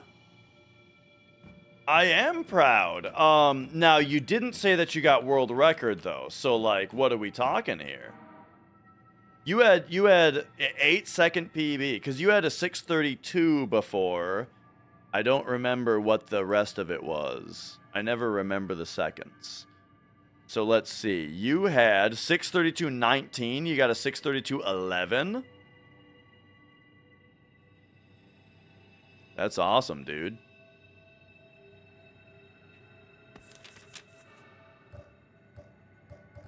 Yeah, GG, congrats. Dude, there's so many fucking runs in the queue right now. There's like 6 runs in the queue already. And that's not including my latest PB either. A reminder note written by Helena. The saddest part of this illness is that it makes me forget things. I've forgotten names, phone numbers, passwords. I had to resort to the class book to remember the names of children who have been in my class since 1st grade. I occasionally forget my own name. Helena. My name is Helena.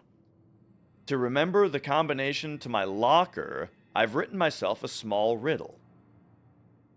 A sacred ark that safeguards ideas, lest the wind carry them away. You're telling me, lady, that you can remember... Oh, she wrote the riddle. Okay, I was going to say, there's no way that this is easier to remember than your fucking combo. A righteous guide who straightens the path of the sinner and the fool. A meticulous voyager who circles the world only to return to where he began. One who peels the skin of those who hide their potential beneath the flesh.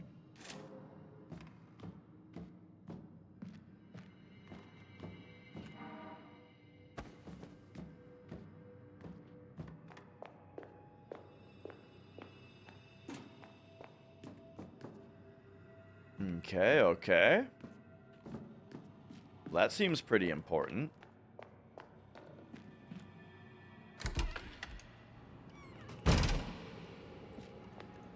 I feel like the place to use that is going to be back here.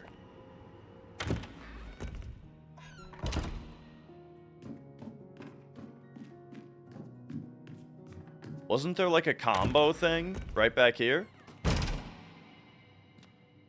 Yep. Alright, so...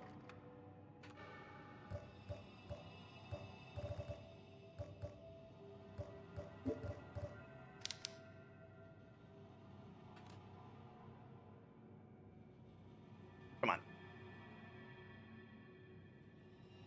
Alright.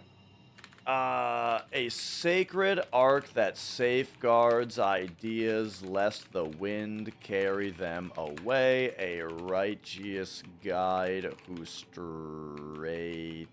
the path of the sinner and the fool.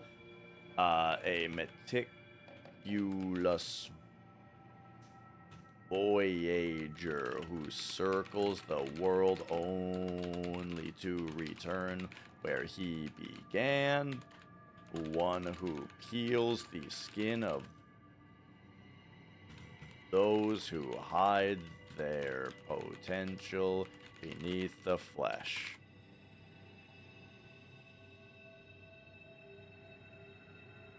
Okay. This way I can have it written while we're looking at this. So, sacred ark that safeguards ideas lest the wind carry them away. Well, that's going to be a... I mean... I feel like that would either be a pencil or a book.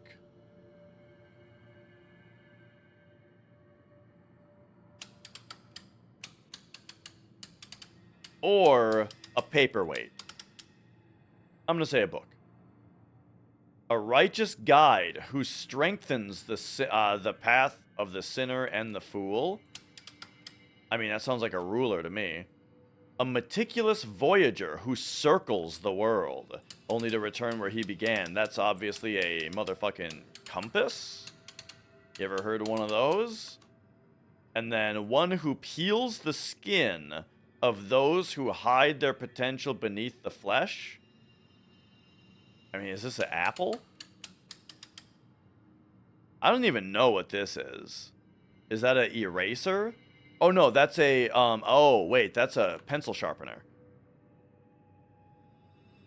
I think it's a pencil sharpener, actually, the fourth one. So the Sacred Arc, maybe this is the pencil.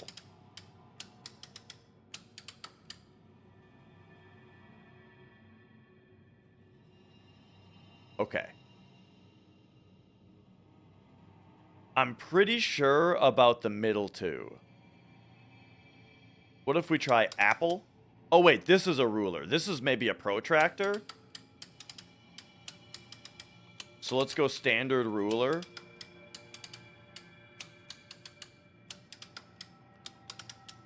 Pencil sharpener. Book.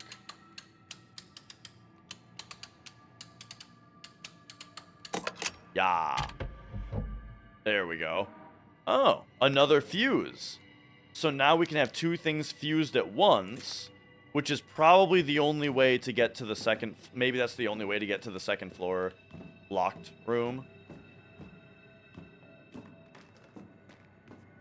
Yeah, there we go. Sweet. Oh, right. This goes here. I do got to be done pretty soon, though. Because I'm getting hungry.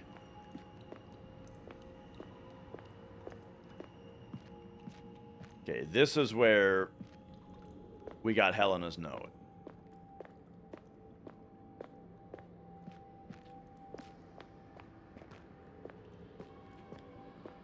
Oh, okay, can't go that way.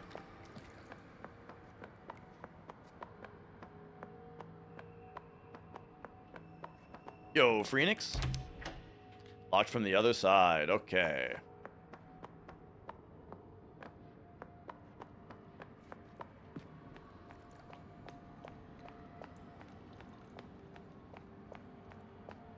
So, I think what we're doing is we take this.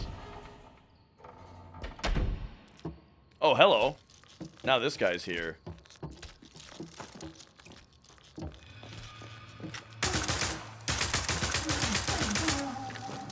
Oh, oh, oh, oh,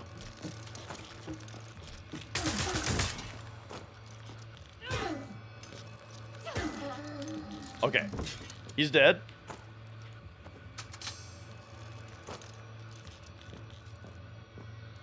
Next guy.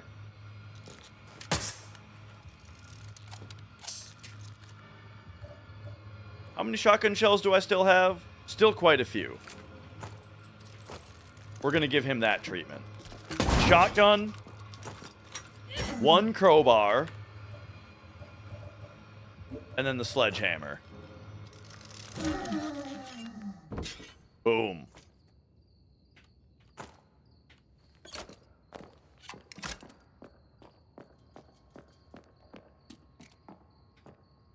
Okay, okay.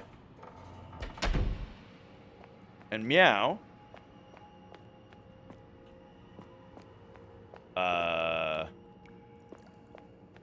Right. This is this way. Generator room. We can toss this into the elevator spot.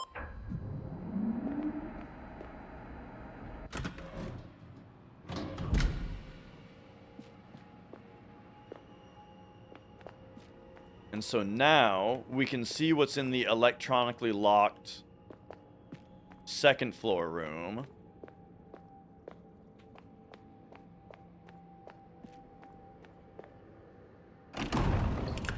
And we saved like pretty recently. So I think we're good to do that right away. Who's in here? Who's fucking with me? What manner of being are you? You're one of these? Take one of those. Take this and that. And one of these.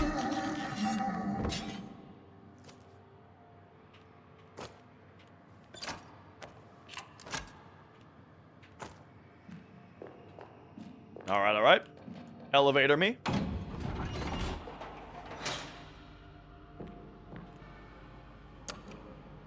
Second floor me. Okay, so now up here somewhere, there was an electronically locked door I couldn't open before. Try and figure out where that was. Was it in the science lab?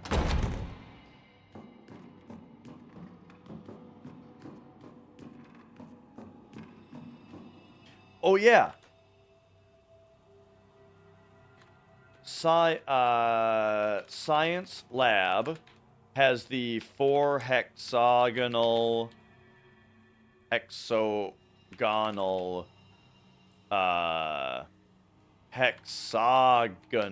there we go, things.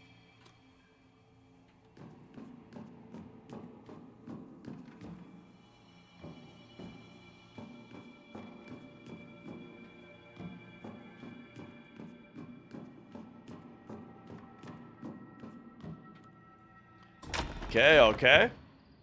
Real noodle scratcher, that one.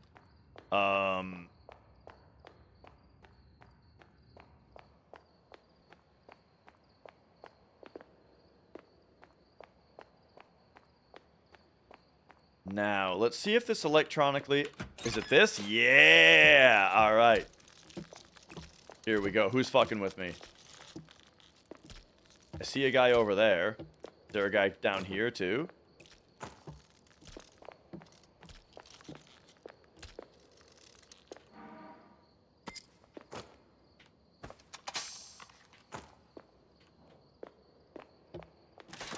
Whoa! Oh, dude, that one got me because I started running. Alright, alright. Take this. And that. And one of these, baby.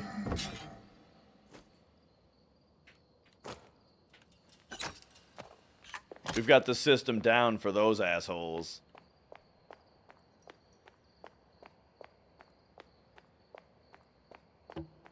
But yeah, I mean, that's awesome. It's been a while since the last MCPB.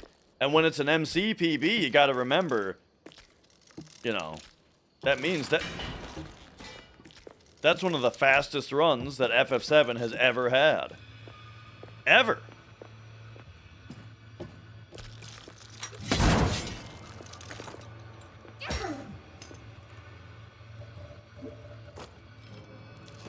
Oh!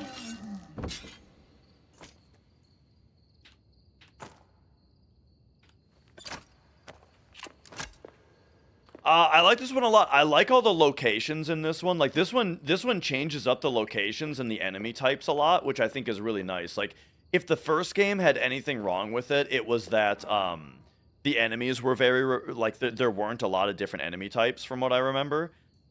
This one changes that up a lot.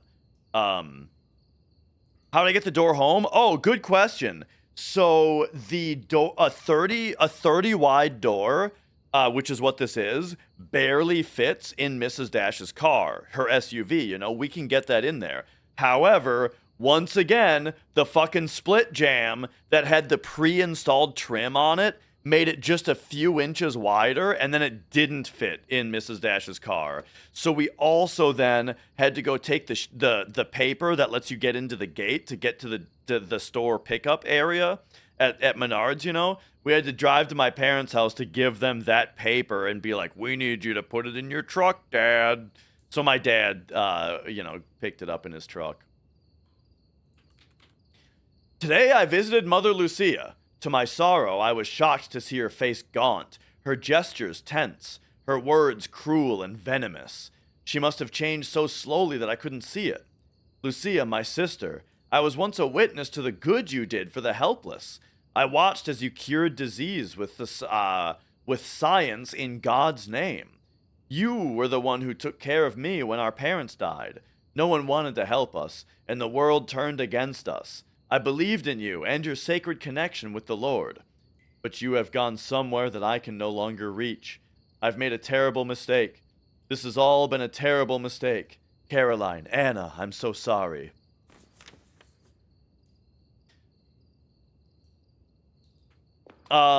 Mrs. Dash is gonna make me get a big old truck at some point. I mean, it was because of the door. It was because of the dumb door design, you know? If we had just got a regular door, it wouldn't have been a problem. Nah. Mrs. Dash isn't making me give up my cool car, even with a kid on the way.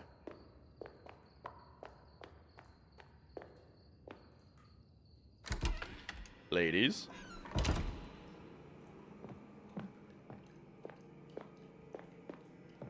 You know what's funny though is that's actually how I got such a good deal on my car. I got a really good deal on my car because it was being sold.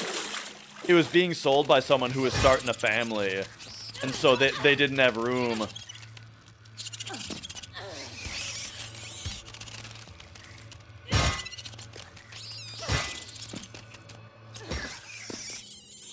They didn't have room for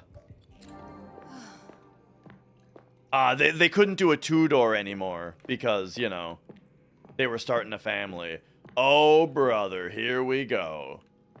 Except we need to light the candles again. Okay, so, girls' room, mirror with candles.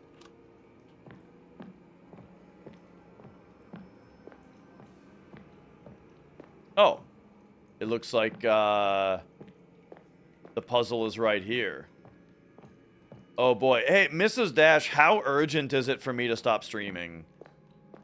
Because it looks like we might be getting into some shit right now. Something in the cage, but I can't reach it.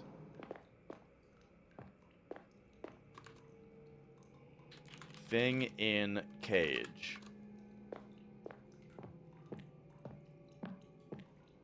Okay, so this plus this minus this. So we've got, like, the left side, everything but the right. Everything but the right is lit up.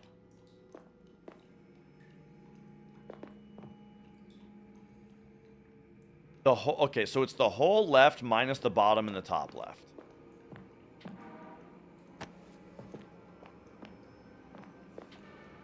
So the whole left minus the bottom and the top left, which is just those three. Here we go.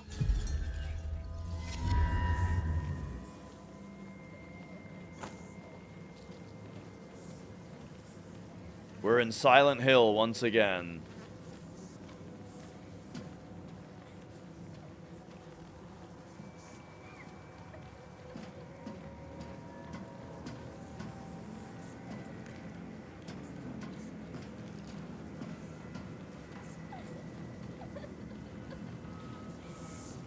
What is moving over here?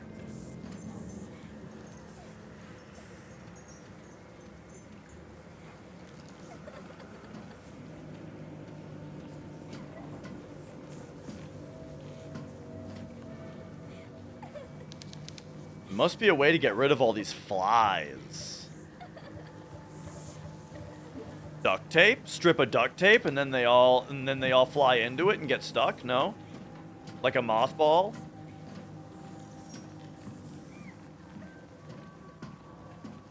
By the way, did you guys hear, have you guys heard about the mothball trick with mice?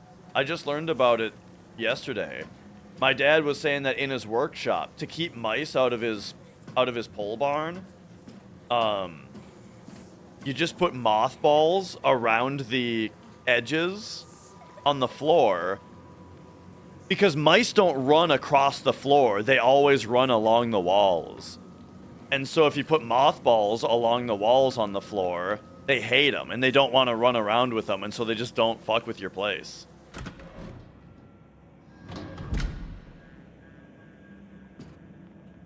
And then your place is, you know, smells like mothballs, but it's something to do in the winter, apparently.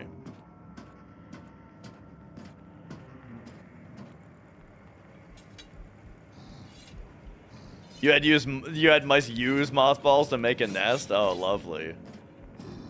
Yeah, the Minnesota mice are Minnesota nice.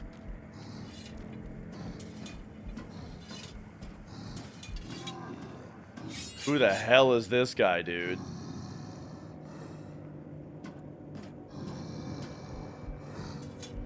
This guy looks like he's asking to get hand cannoned.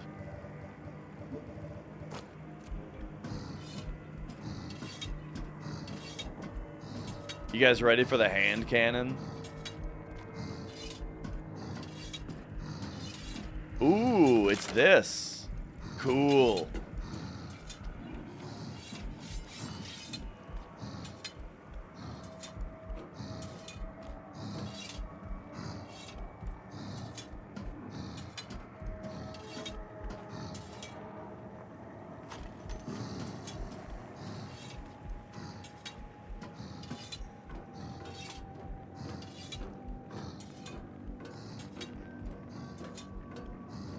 Alright, I'm ready to take this guy out. Let me at him.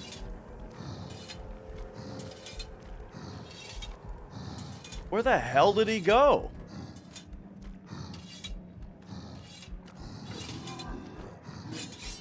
Sounds like he's behind me.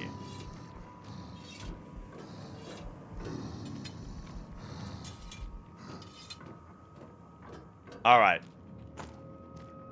He got lucky this time.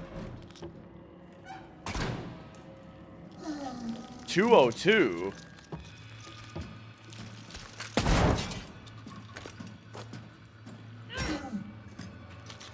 I don't have written down what the... Oh, no!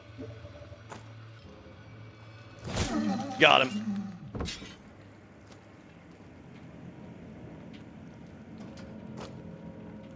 Now you're playing War Tales, Popo. You know, I was talking about it earlier, how, like, I've always loved that Popo is, on one hand, you know, just like your, just like you know, your loud Texas, you know, fucking whatever you call it, cowboy kind of guy. But then on the other hand, he also out-nerds all of us. You know, he's the kind of guy that fucking ran a WoW guild, you know, with like a strict rating schedule and whatnot. And he's also the kind of guy that still, at 45 years old, finds a video game and then you don't hear from him for a week. Because he's too busy gaming.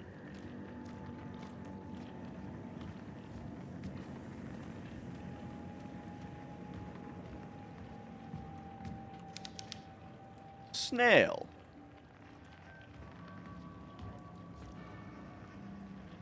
So what's our options here?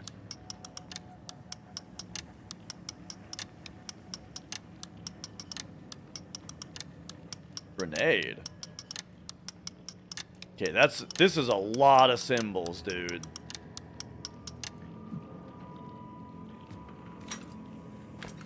Your hands were stuck in the pit.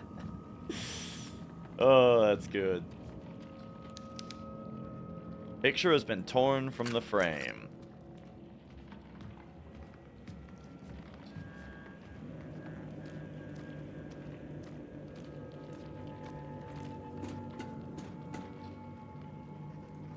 Okay, 202 other side, shape combo for safe.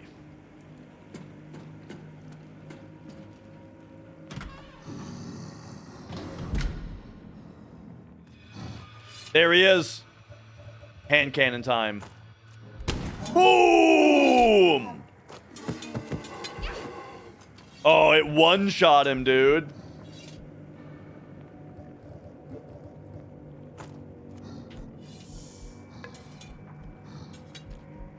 Sounds like there's still another one in here.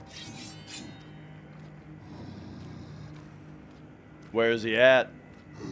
Let me at him. He's going the other way. He's scared. Yeah, that's right. That's right. Keep moving.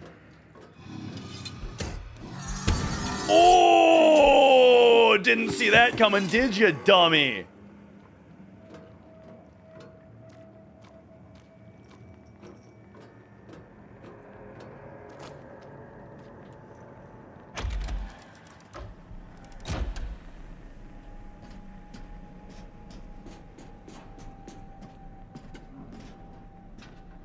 How many bullets? There's 3 in it, and I got 3 more.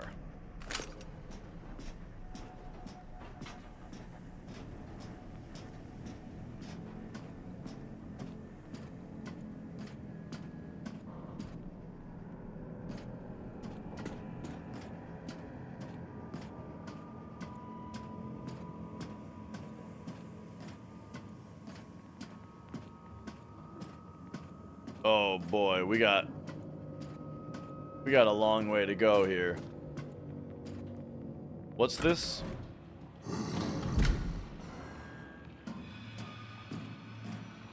Whoa! Ah! Got him. Got him.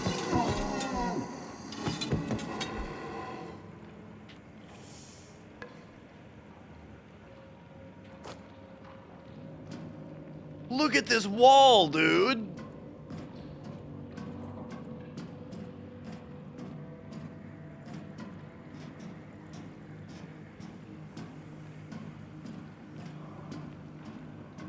Yeah, dude, this place is fucked.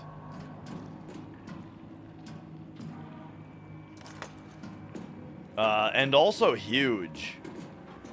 Okay. I don't know where to start on my exploration here. This is a can of worms, man.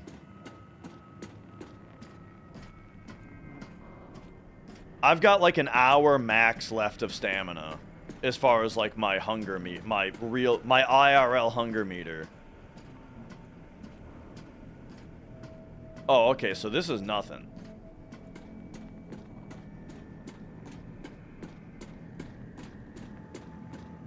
Okay, well that's good. That reduces the complexity of the area. One other thing I need to do is see how much more is on the second floor up here.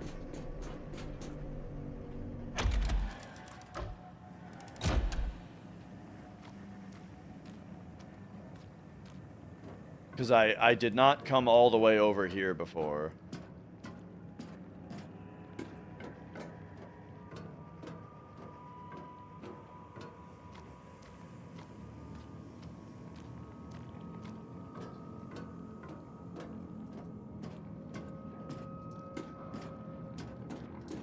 Okay, so first things first, I can unlock this. Alright, and then there's one more door up here. Classroom 203. So this is the classroom in the which had nothing in the regular room, or in the regular world. It's so interesting that there were rooms that didn't really have anything significant in them. And I didn't even think about the fact that we were going to go to the other side. And that the stuff will be here.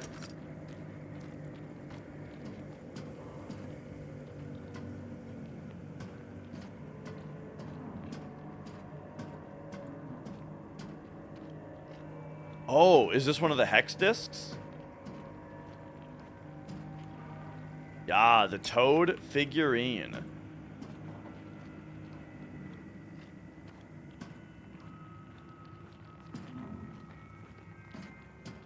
Okay. Max stamina goes down without food? Oh, definitely.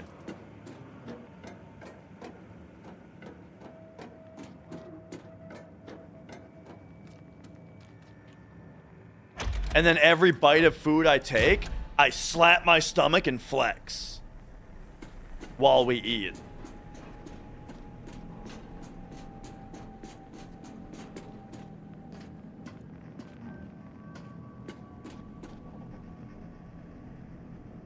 This was nothing. Okay. So we've now narrowed it down to this is the only place to go.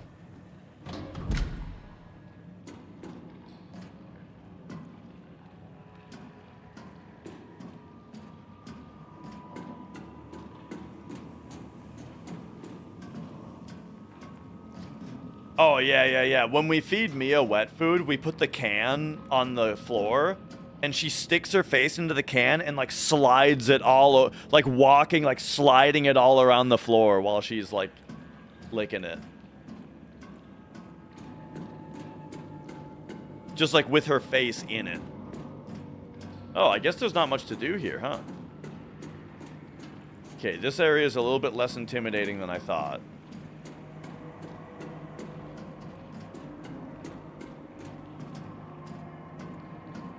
Even this is nowhere to go. Okay. So here we go. Director's office.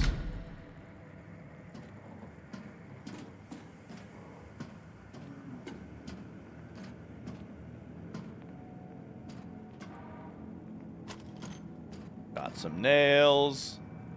Insecticide sprayer, but it's empty.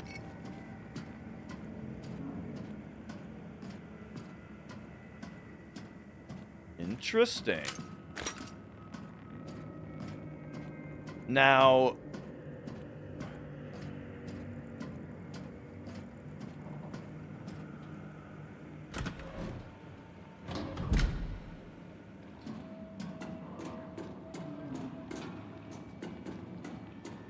and now there's nothing to do here.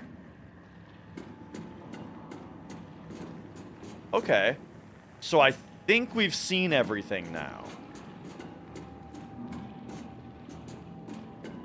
So the lobby just brought us to the insecticide sprayer, which, by the way, is also very Resident Evil 1. Yeah, so what I've been saying about this game compared to the first is I really like the difference in locations. This game has a much wider variety of locations you go through and a wider variety of enemies that you fight. So I really like all that. I don't think... I do think that the first game had better puzzles, though.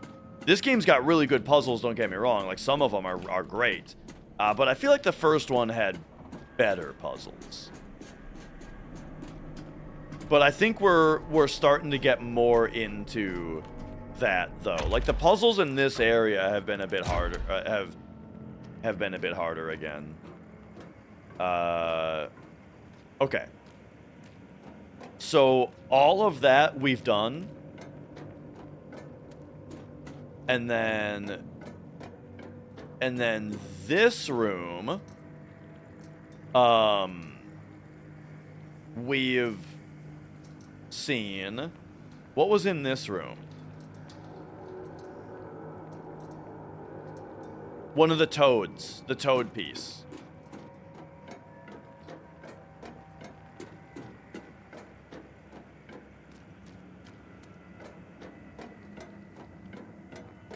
And then what was in... Yeah, they got like like that like bright red or like piece. I don't want to I'm not into that. Okay, this was...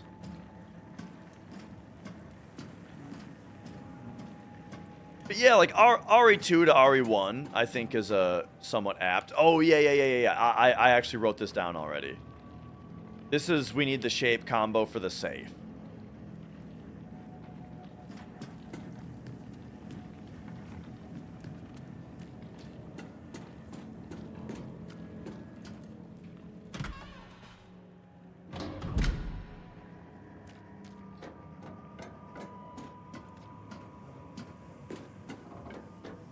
And then...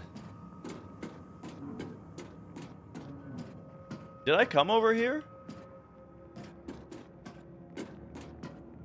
I don't remember this.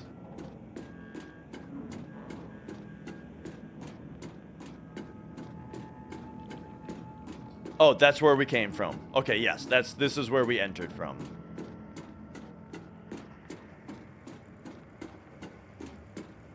Okay.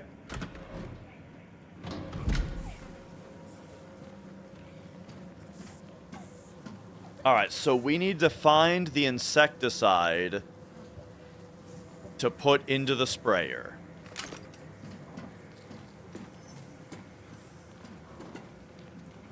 But for now, we can leave, I think. Okay, so...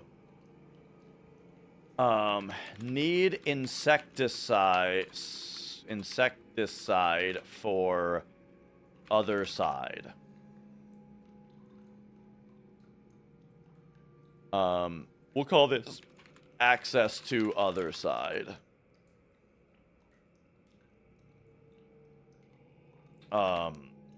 Toad piece in other side was here. Okay.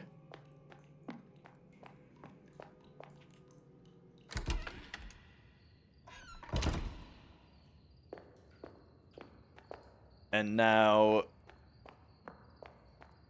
this is part of the schoolyard?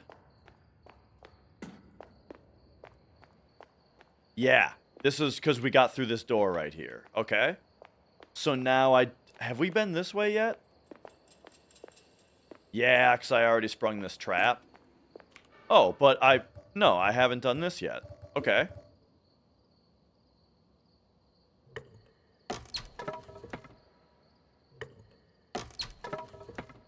I hope doing that didn't, like, change the door on the other side.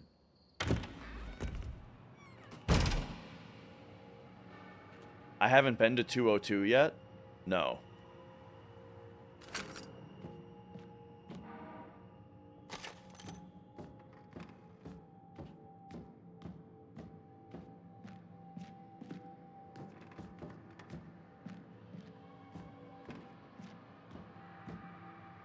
Oh! This is the safe as well. But on this one, the dials are jammed, can't be moved. Okay, so we have to open the safe on the other side. There are 5 different symbols in this picture. Yeah.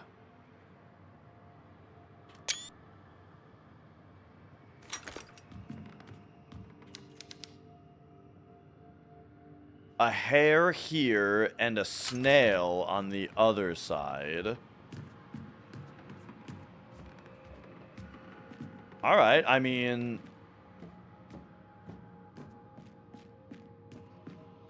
that's our best lead right now as to what to actually do. And then I also gotta come this way. Just make sure I've seen these other rooms.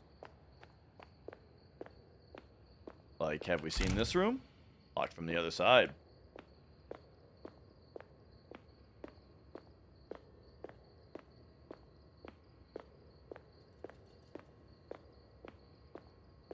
Have we seen this room? 201.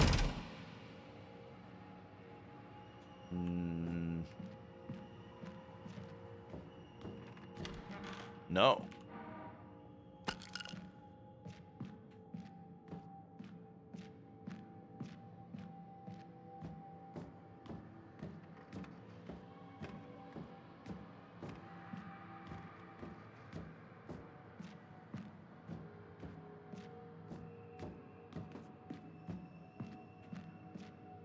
Okay, okay.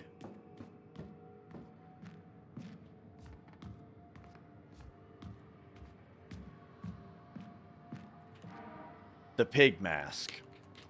My son is only 6 months old. He's Pigman! But already looks like a 10-year-old boy. His appetite for meat is insatiable.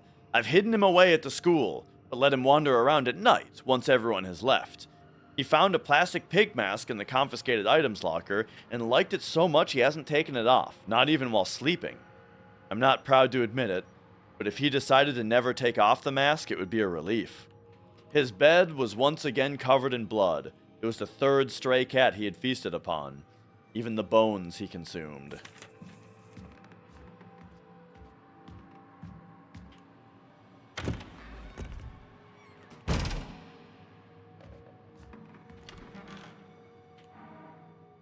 Ah, there's the insecticide. Okay, okay.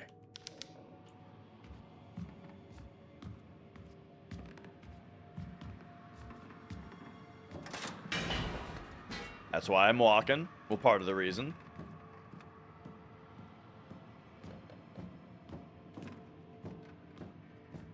Alright, and this was probably locked from the other side. Now it's unlocked. Alright, where does this go? The schoolyard? Oh, yeah. Okay, so now... This way? No.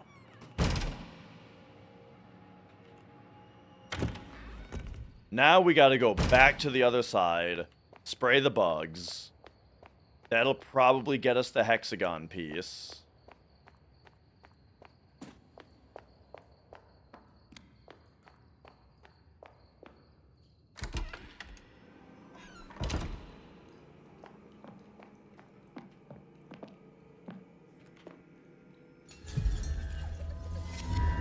Alright. So, here's the other side.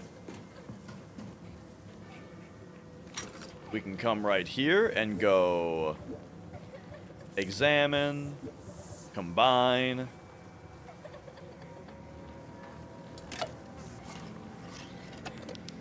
There we go.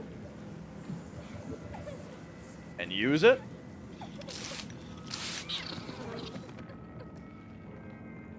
There we go, there we go. So with the flies dead, I'll bet the cage is gone now.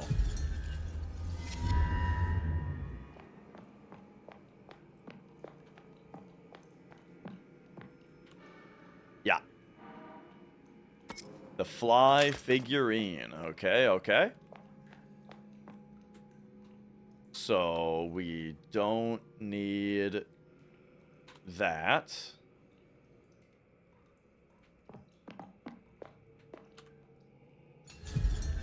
100% apple, no non-apple derived sugar. Desiccated and ground apples as a flour? Yeah?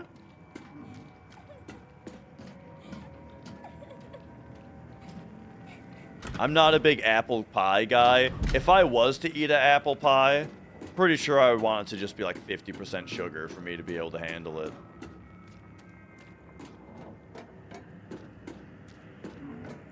Alright, so we're going back in here now.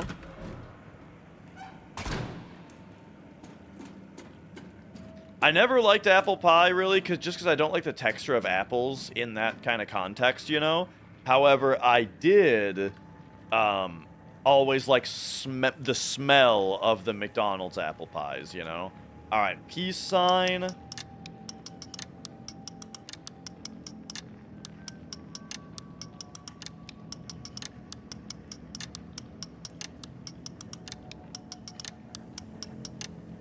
Snowflake. I mean, I didn't see a snowflake, so we better go this direction. Uh-oh. Was I just not paying attention? Where's snowflake?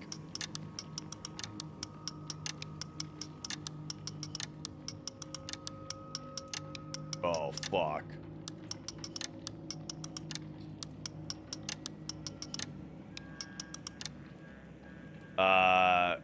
Girl moon face.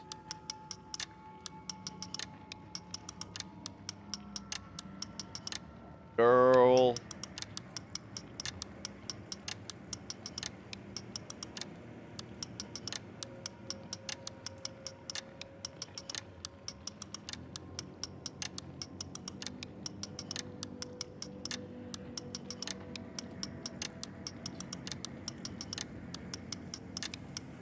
Bro, I thought there was a moon sign. Oh, there it is. Moon. And then the face, it's sad face. And then do you gotta pull this? Alright.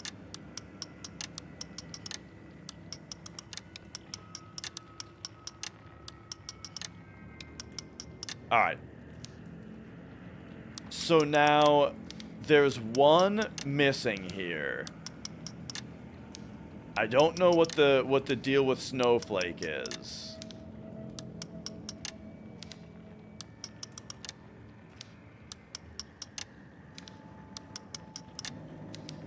Maybe it's the sun? Maybe it's none of these and this isn't going to open until I have another piece of information. 'Cause I feel like I started on grenade, didn't I? And I tried all of them.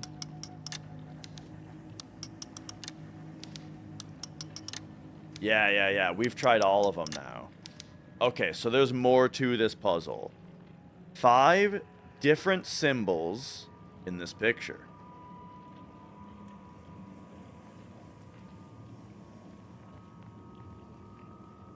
And it's definitely the sad face. So I wonder if the snail from the hair has anything to do with it. You know what? All right. Here's my... Are you guys ready for my... The hair versus the snail are like opposites. And so I think we need to do opposite symbols. So instead of peace, we want grenade. Because grenade is so out of place. The only way there would be grenade if it's supposed to mean opposite of peace, right? What's the opposite of snow? Either fire or water. We'll do fire. This is gonna work. Yeah. This'll work totally. Instead of girl, we got boy.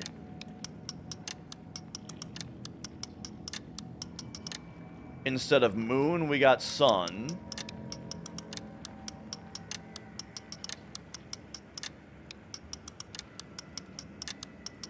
And instead of happy face, or sad face, we got happy face. Hell yeah. Oh. Only a dead bird here. Right.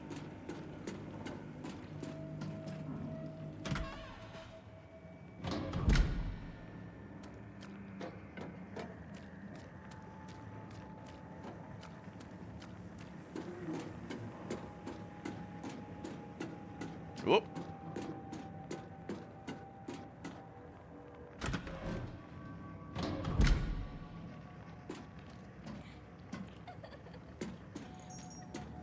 All right.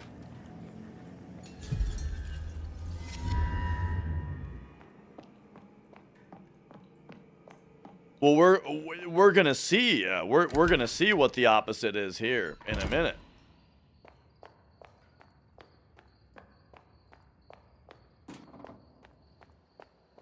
Because now we return. Uh-oh. Mia is in cable fuckery position, so hope the stream doesn't die. But here we go. Now we've got the Hawk figurine. So there's only one more figure left, I think. I think that there were 4 hexagonal spots in the science lab. I don't think that there were only 3.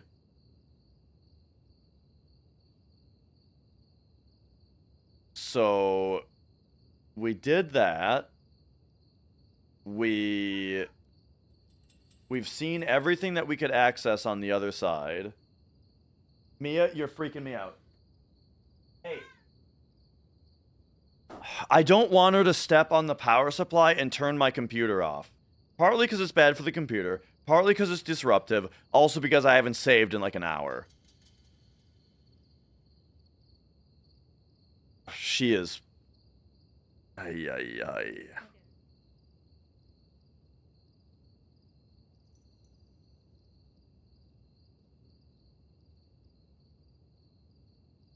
Yeah.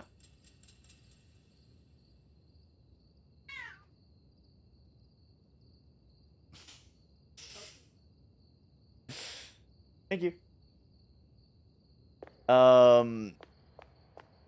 Okay. So what are we doing here now?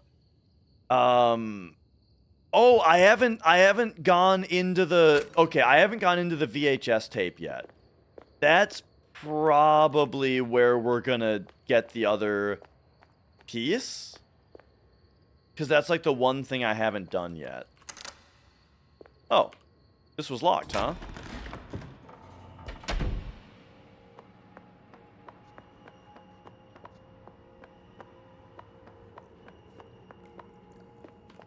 Alright, so where does this go?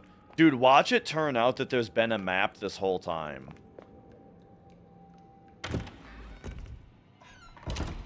Alright, I gotta find the classroom that had the projector up. Jeez, that actually scared me.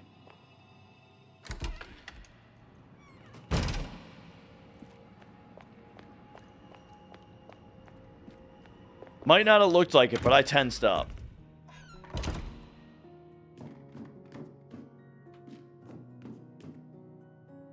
Yeah, I have a chance to save here. But I would really like to go into this VHS tape. And so we got to remember what classroom it's in. I feel like we saw the projector really early on in our exploration. So I feel I should go back to the lobby. This is the schoolyard.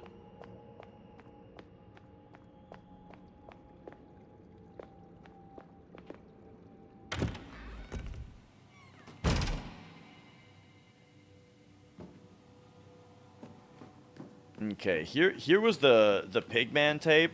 Just to make sure, we don't just put a VHS tape in here, right? Yeah, there's nothing hooked up. Remember that X-Files where the kid is watching the static on TV, but he's like getting information from it?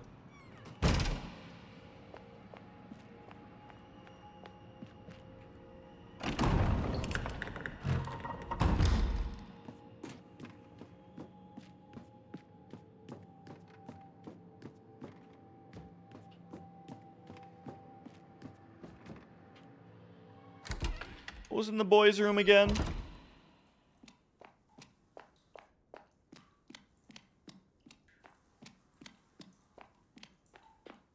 Yeah, just a big mess and a bunch of blood. Nothing unusual there.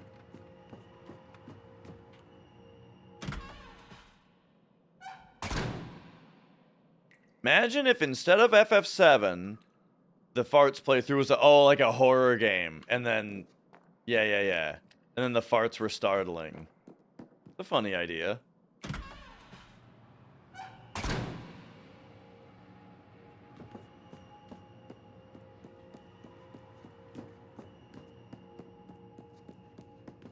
Okay, is this floor 1 or is this basement now? Basement, okay. Hopefully no new monsters have spawned. Okay, right.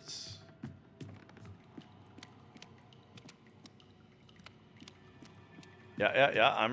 I'm kind of remembering where we're at here.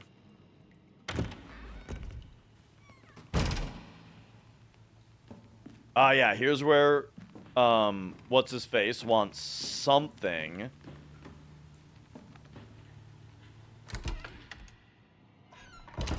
I am a little surprised at how far I have to go to use this VHS tape. That's a crab, right?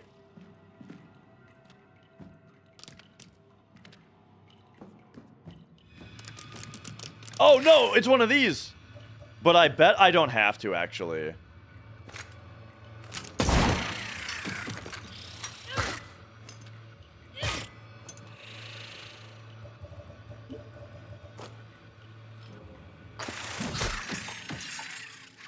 Got him.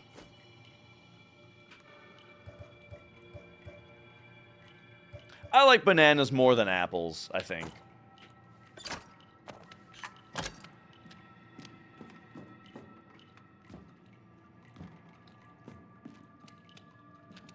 All right, I'm losing where I am here.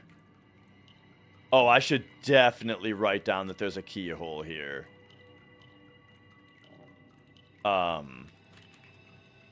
Computer lab,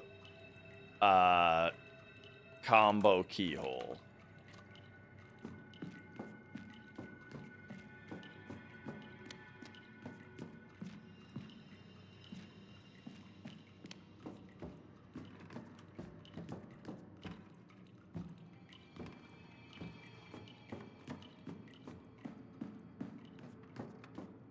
Did I come from here? Now I can't even remember how I entered this place.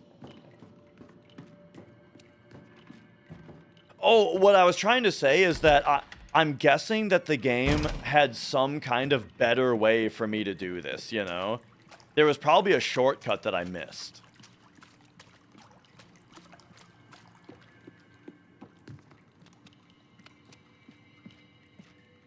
Oh no, it's the elevator, which I... Oh, no, no, no. The elevator is powered.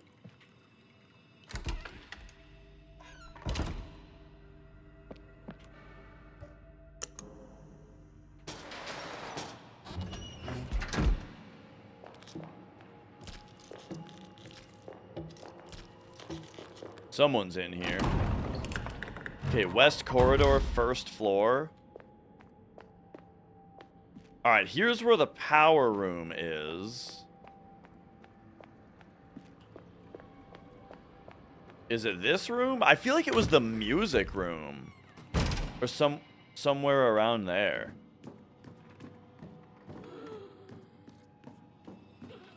Oh yeah, the teacher with the hand. Okay, here we go. We're getting close.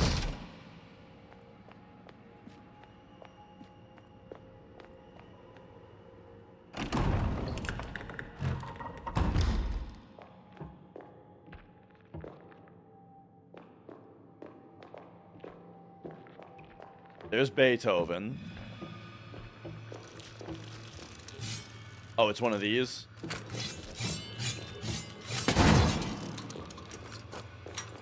Give it one crowbar. Boom, give it the big silly sledgehammer. Alright, where am I on shotgun ammo? I've been using a lot, I feel. Still 10 shots. Pretty good.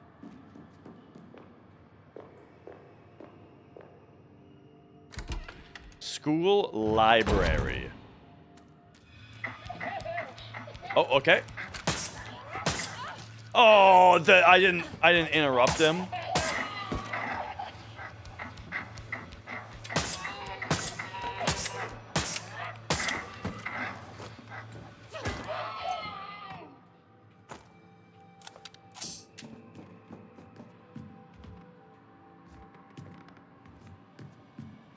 All right, so here was the library. Oh, hey, you know what makes sense, actually, about having to go this far back for the other piece?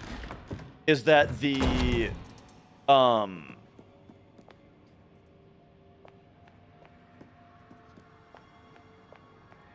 it's probably in here.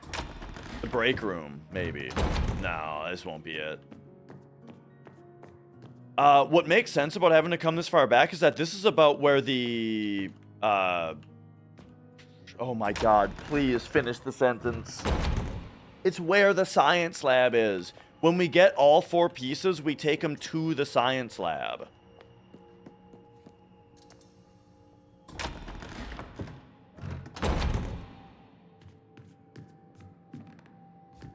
So getting the 4th piece way back here makes sense, because then it's a short run. It's a short trip to the science lab. I think I went the wrong way here, though.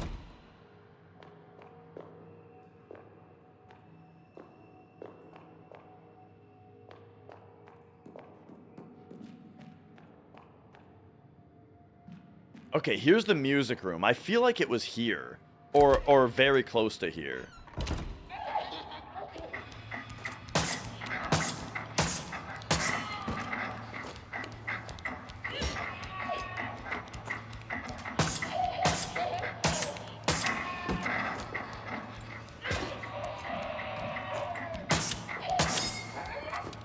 Oh! Nice.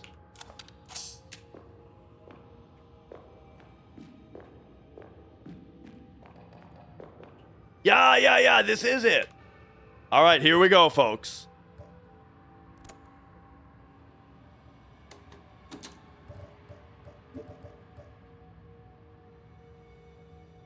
Insert the playground VHS tape. Oh, there it goes. It didn't light up green.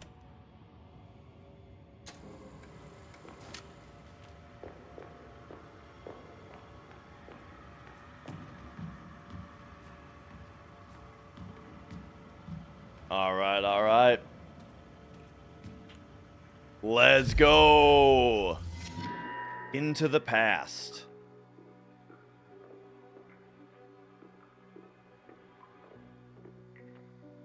Oh, we can plant the seeds here.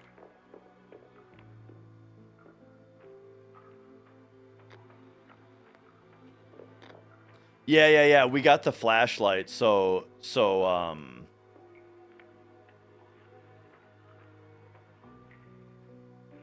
we don't have to worry about that. All right. The soil is suitable for planting.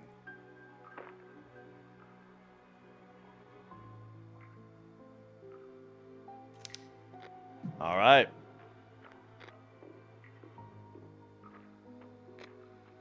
Well, anything else to do back here?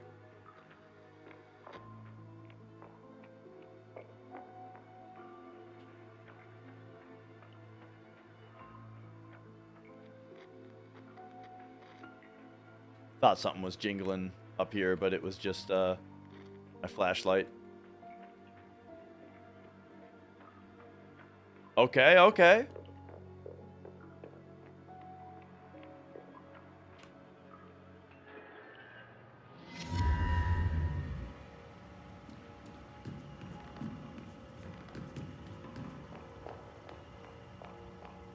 All right, so now we got our seeds planted. What the hell are we gonna do with an apple?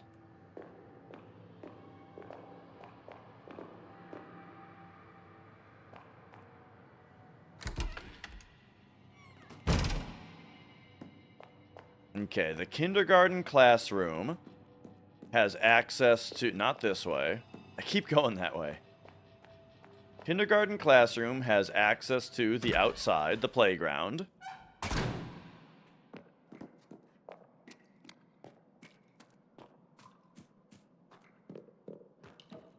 Alright, so what do we got here? So here is where we planted the seeds 14 years ago.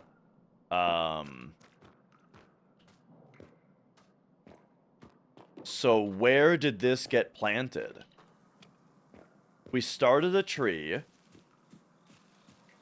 Right, we planted the apple seeds to start a tree. So what happened? I mean, I imagine it didn't grow out of this pot for 14 years. They must have planted it somewhere, right?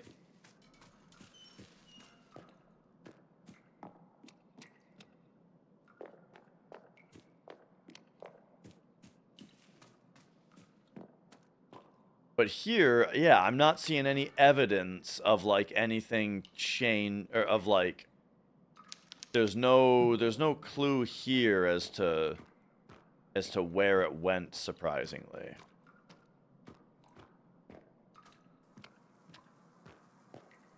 I guess it was just a good deed. It doesn't do anything for us, but just planting the tree was a good deed. You know, they say that the best time to plant a tree was yesterday, and the second best time is today.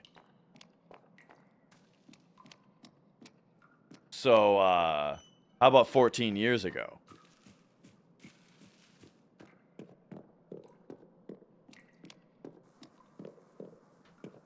Maybe there is something else I had to do in there.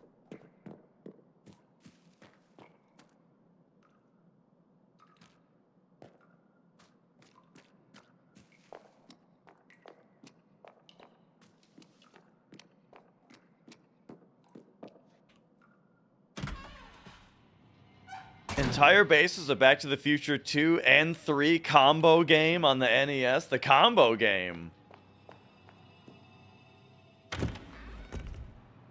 There was actually a Back to the Future reference in this game, somewhere back. It was like a poster that looked similar. All right, I'm going back in.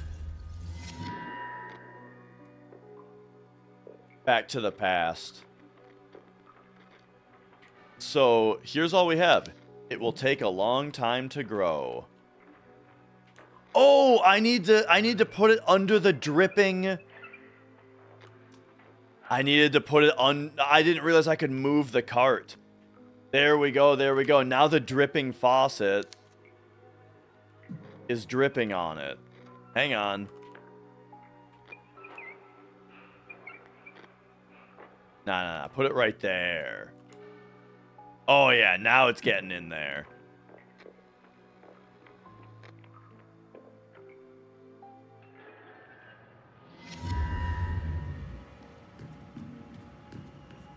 Oh.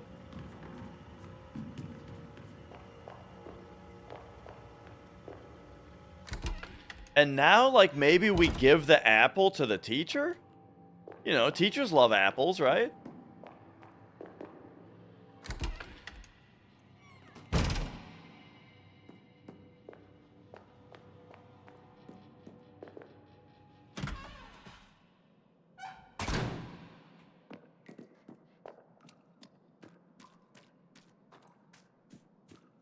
Oh, yeah. Have a look at that. All right. We got an apple. A red apple. Okay. So, yeah, oh, man, look at the modeling on this thing. That looks like a good apple.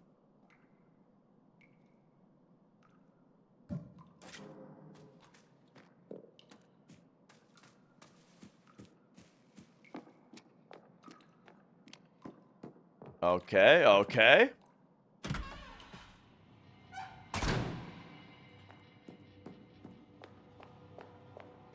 So now, I can only imagine either the teacher or Miguel wants this apple.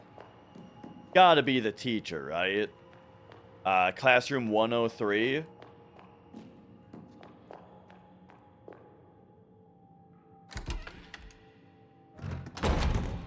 No, not the library.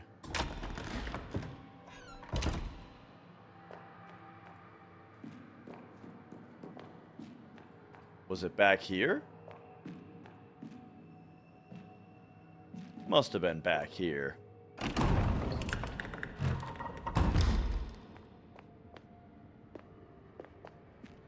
West corridor. This room? 103? Hell yeah. Okay, I know what you need, Teach. You need an apple.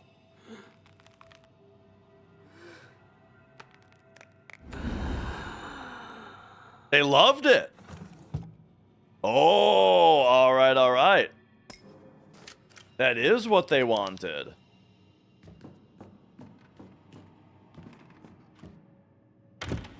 Okay. So now we gotta find the science lab.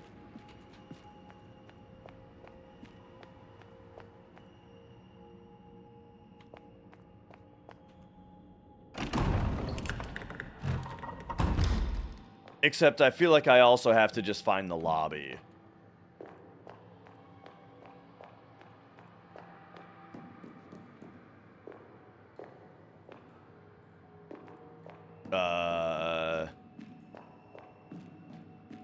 Let's see if I can figure out where the lobby is. Probably this way. West corridor.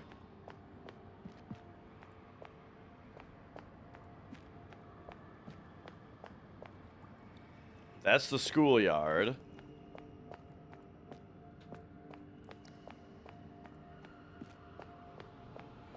I don't know what the hell this place is shaped like. Okay, okay, so not accessible from here. Unless there's a door in the lobby that accesses.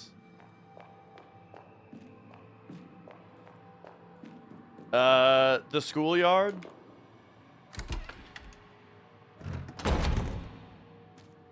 Okay, my goal is now to just find the lobby. Get a new basis of origin. And then I can trace out to the science lab from there. Oh, here it is. Nice. Okay, so what's here? I've literally never seen this room. I never came up here.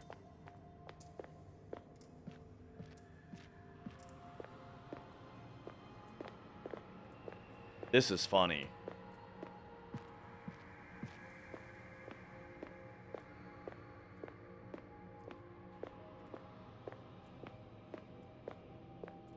Okay, well.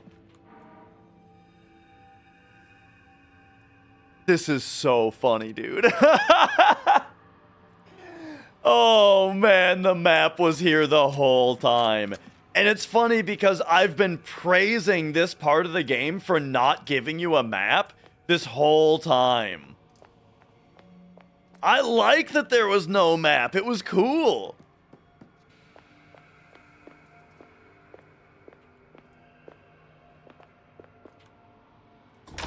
Games gotta be less afraid to not give you a map. You know what's interesting about the first Tormented Souls is the first Tormented Souls does not tell you where you are on the map like this. When you open it, it only tells you what room you're in. Secondly, they patched it in that it would tell you what room you're in. When the game originally came out, and when I played it, it didn't tell you what room you were in. When you opened the map, you had to find out what floor you're on. Like, you had to figure out what floor you were on and what room you were in just by looking. I thought that was way cooler, you know? It's one of those things of less quality of life equals more immersion, you know?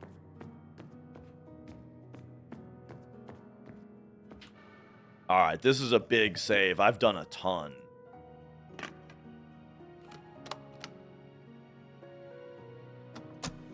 Oh, yeah. That's a real good amount to lock in. Okay, so I gotta take some notes for myself here. So teacher's hand, done. Static TV, done. We got this. Nothing was in there. We did this. So we did everything on the other side. Except for this. Oh no, we did that. Yeah, we did everything on the other side. Okay, so now when I come back, let me write down everything for when I come back. There was this. There was 4 hexagon things. What else is going on?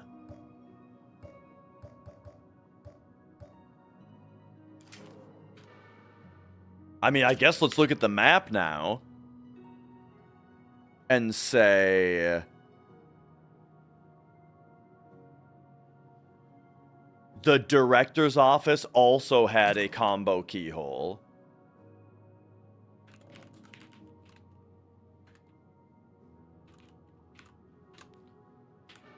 All right.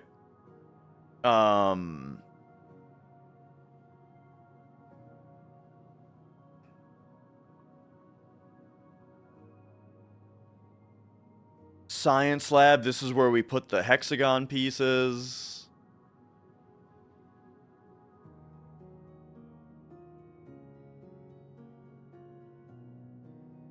This is where the combo keyhole is for the computer lab, I'm sure. And the archives we haven't accessed yet. And that'll be once we get the combo key. All right. So now I have a clear direction as to where to go next time, which is here. All right, all right. So there we go. We're all saved up. I'm ready. I'm ready for next time. I will be streaming on Tuesday. The new schedule is I stream every other day. But yes, so sorry I'm taking off, Scorf, but hope you're having a good work day. And yeah. So thanks for watching, everybody. It was fun. I'm loving this game. I'm excited to get back to it as soon as I can. The new schedule is I stream every other day. And so I will be back on Tuesday evening. So yeah. Let me take a quick look at who's streaming, who we sending you guys out to.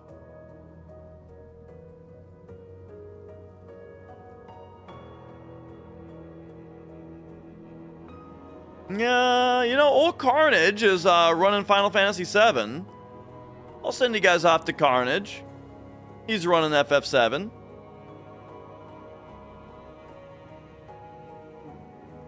Have yourselves a good night. I'll see you next time. Bye-bye.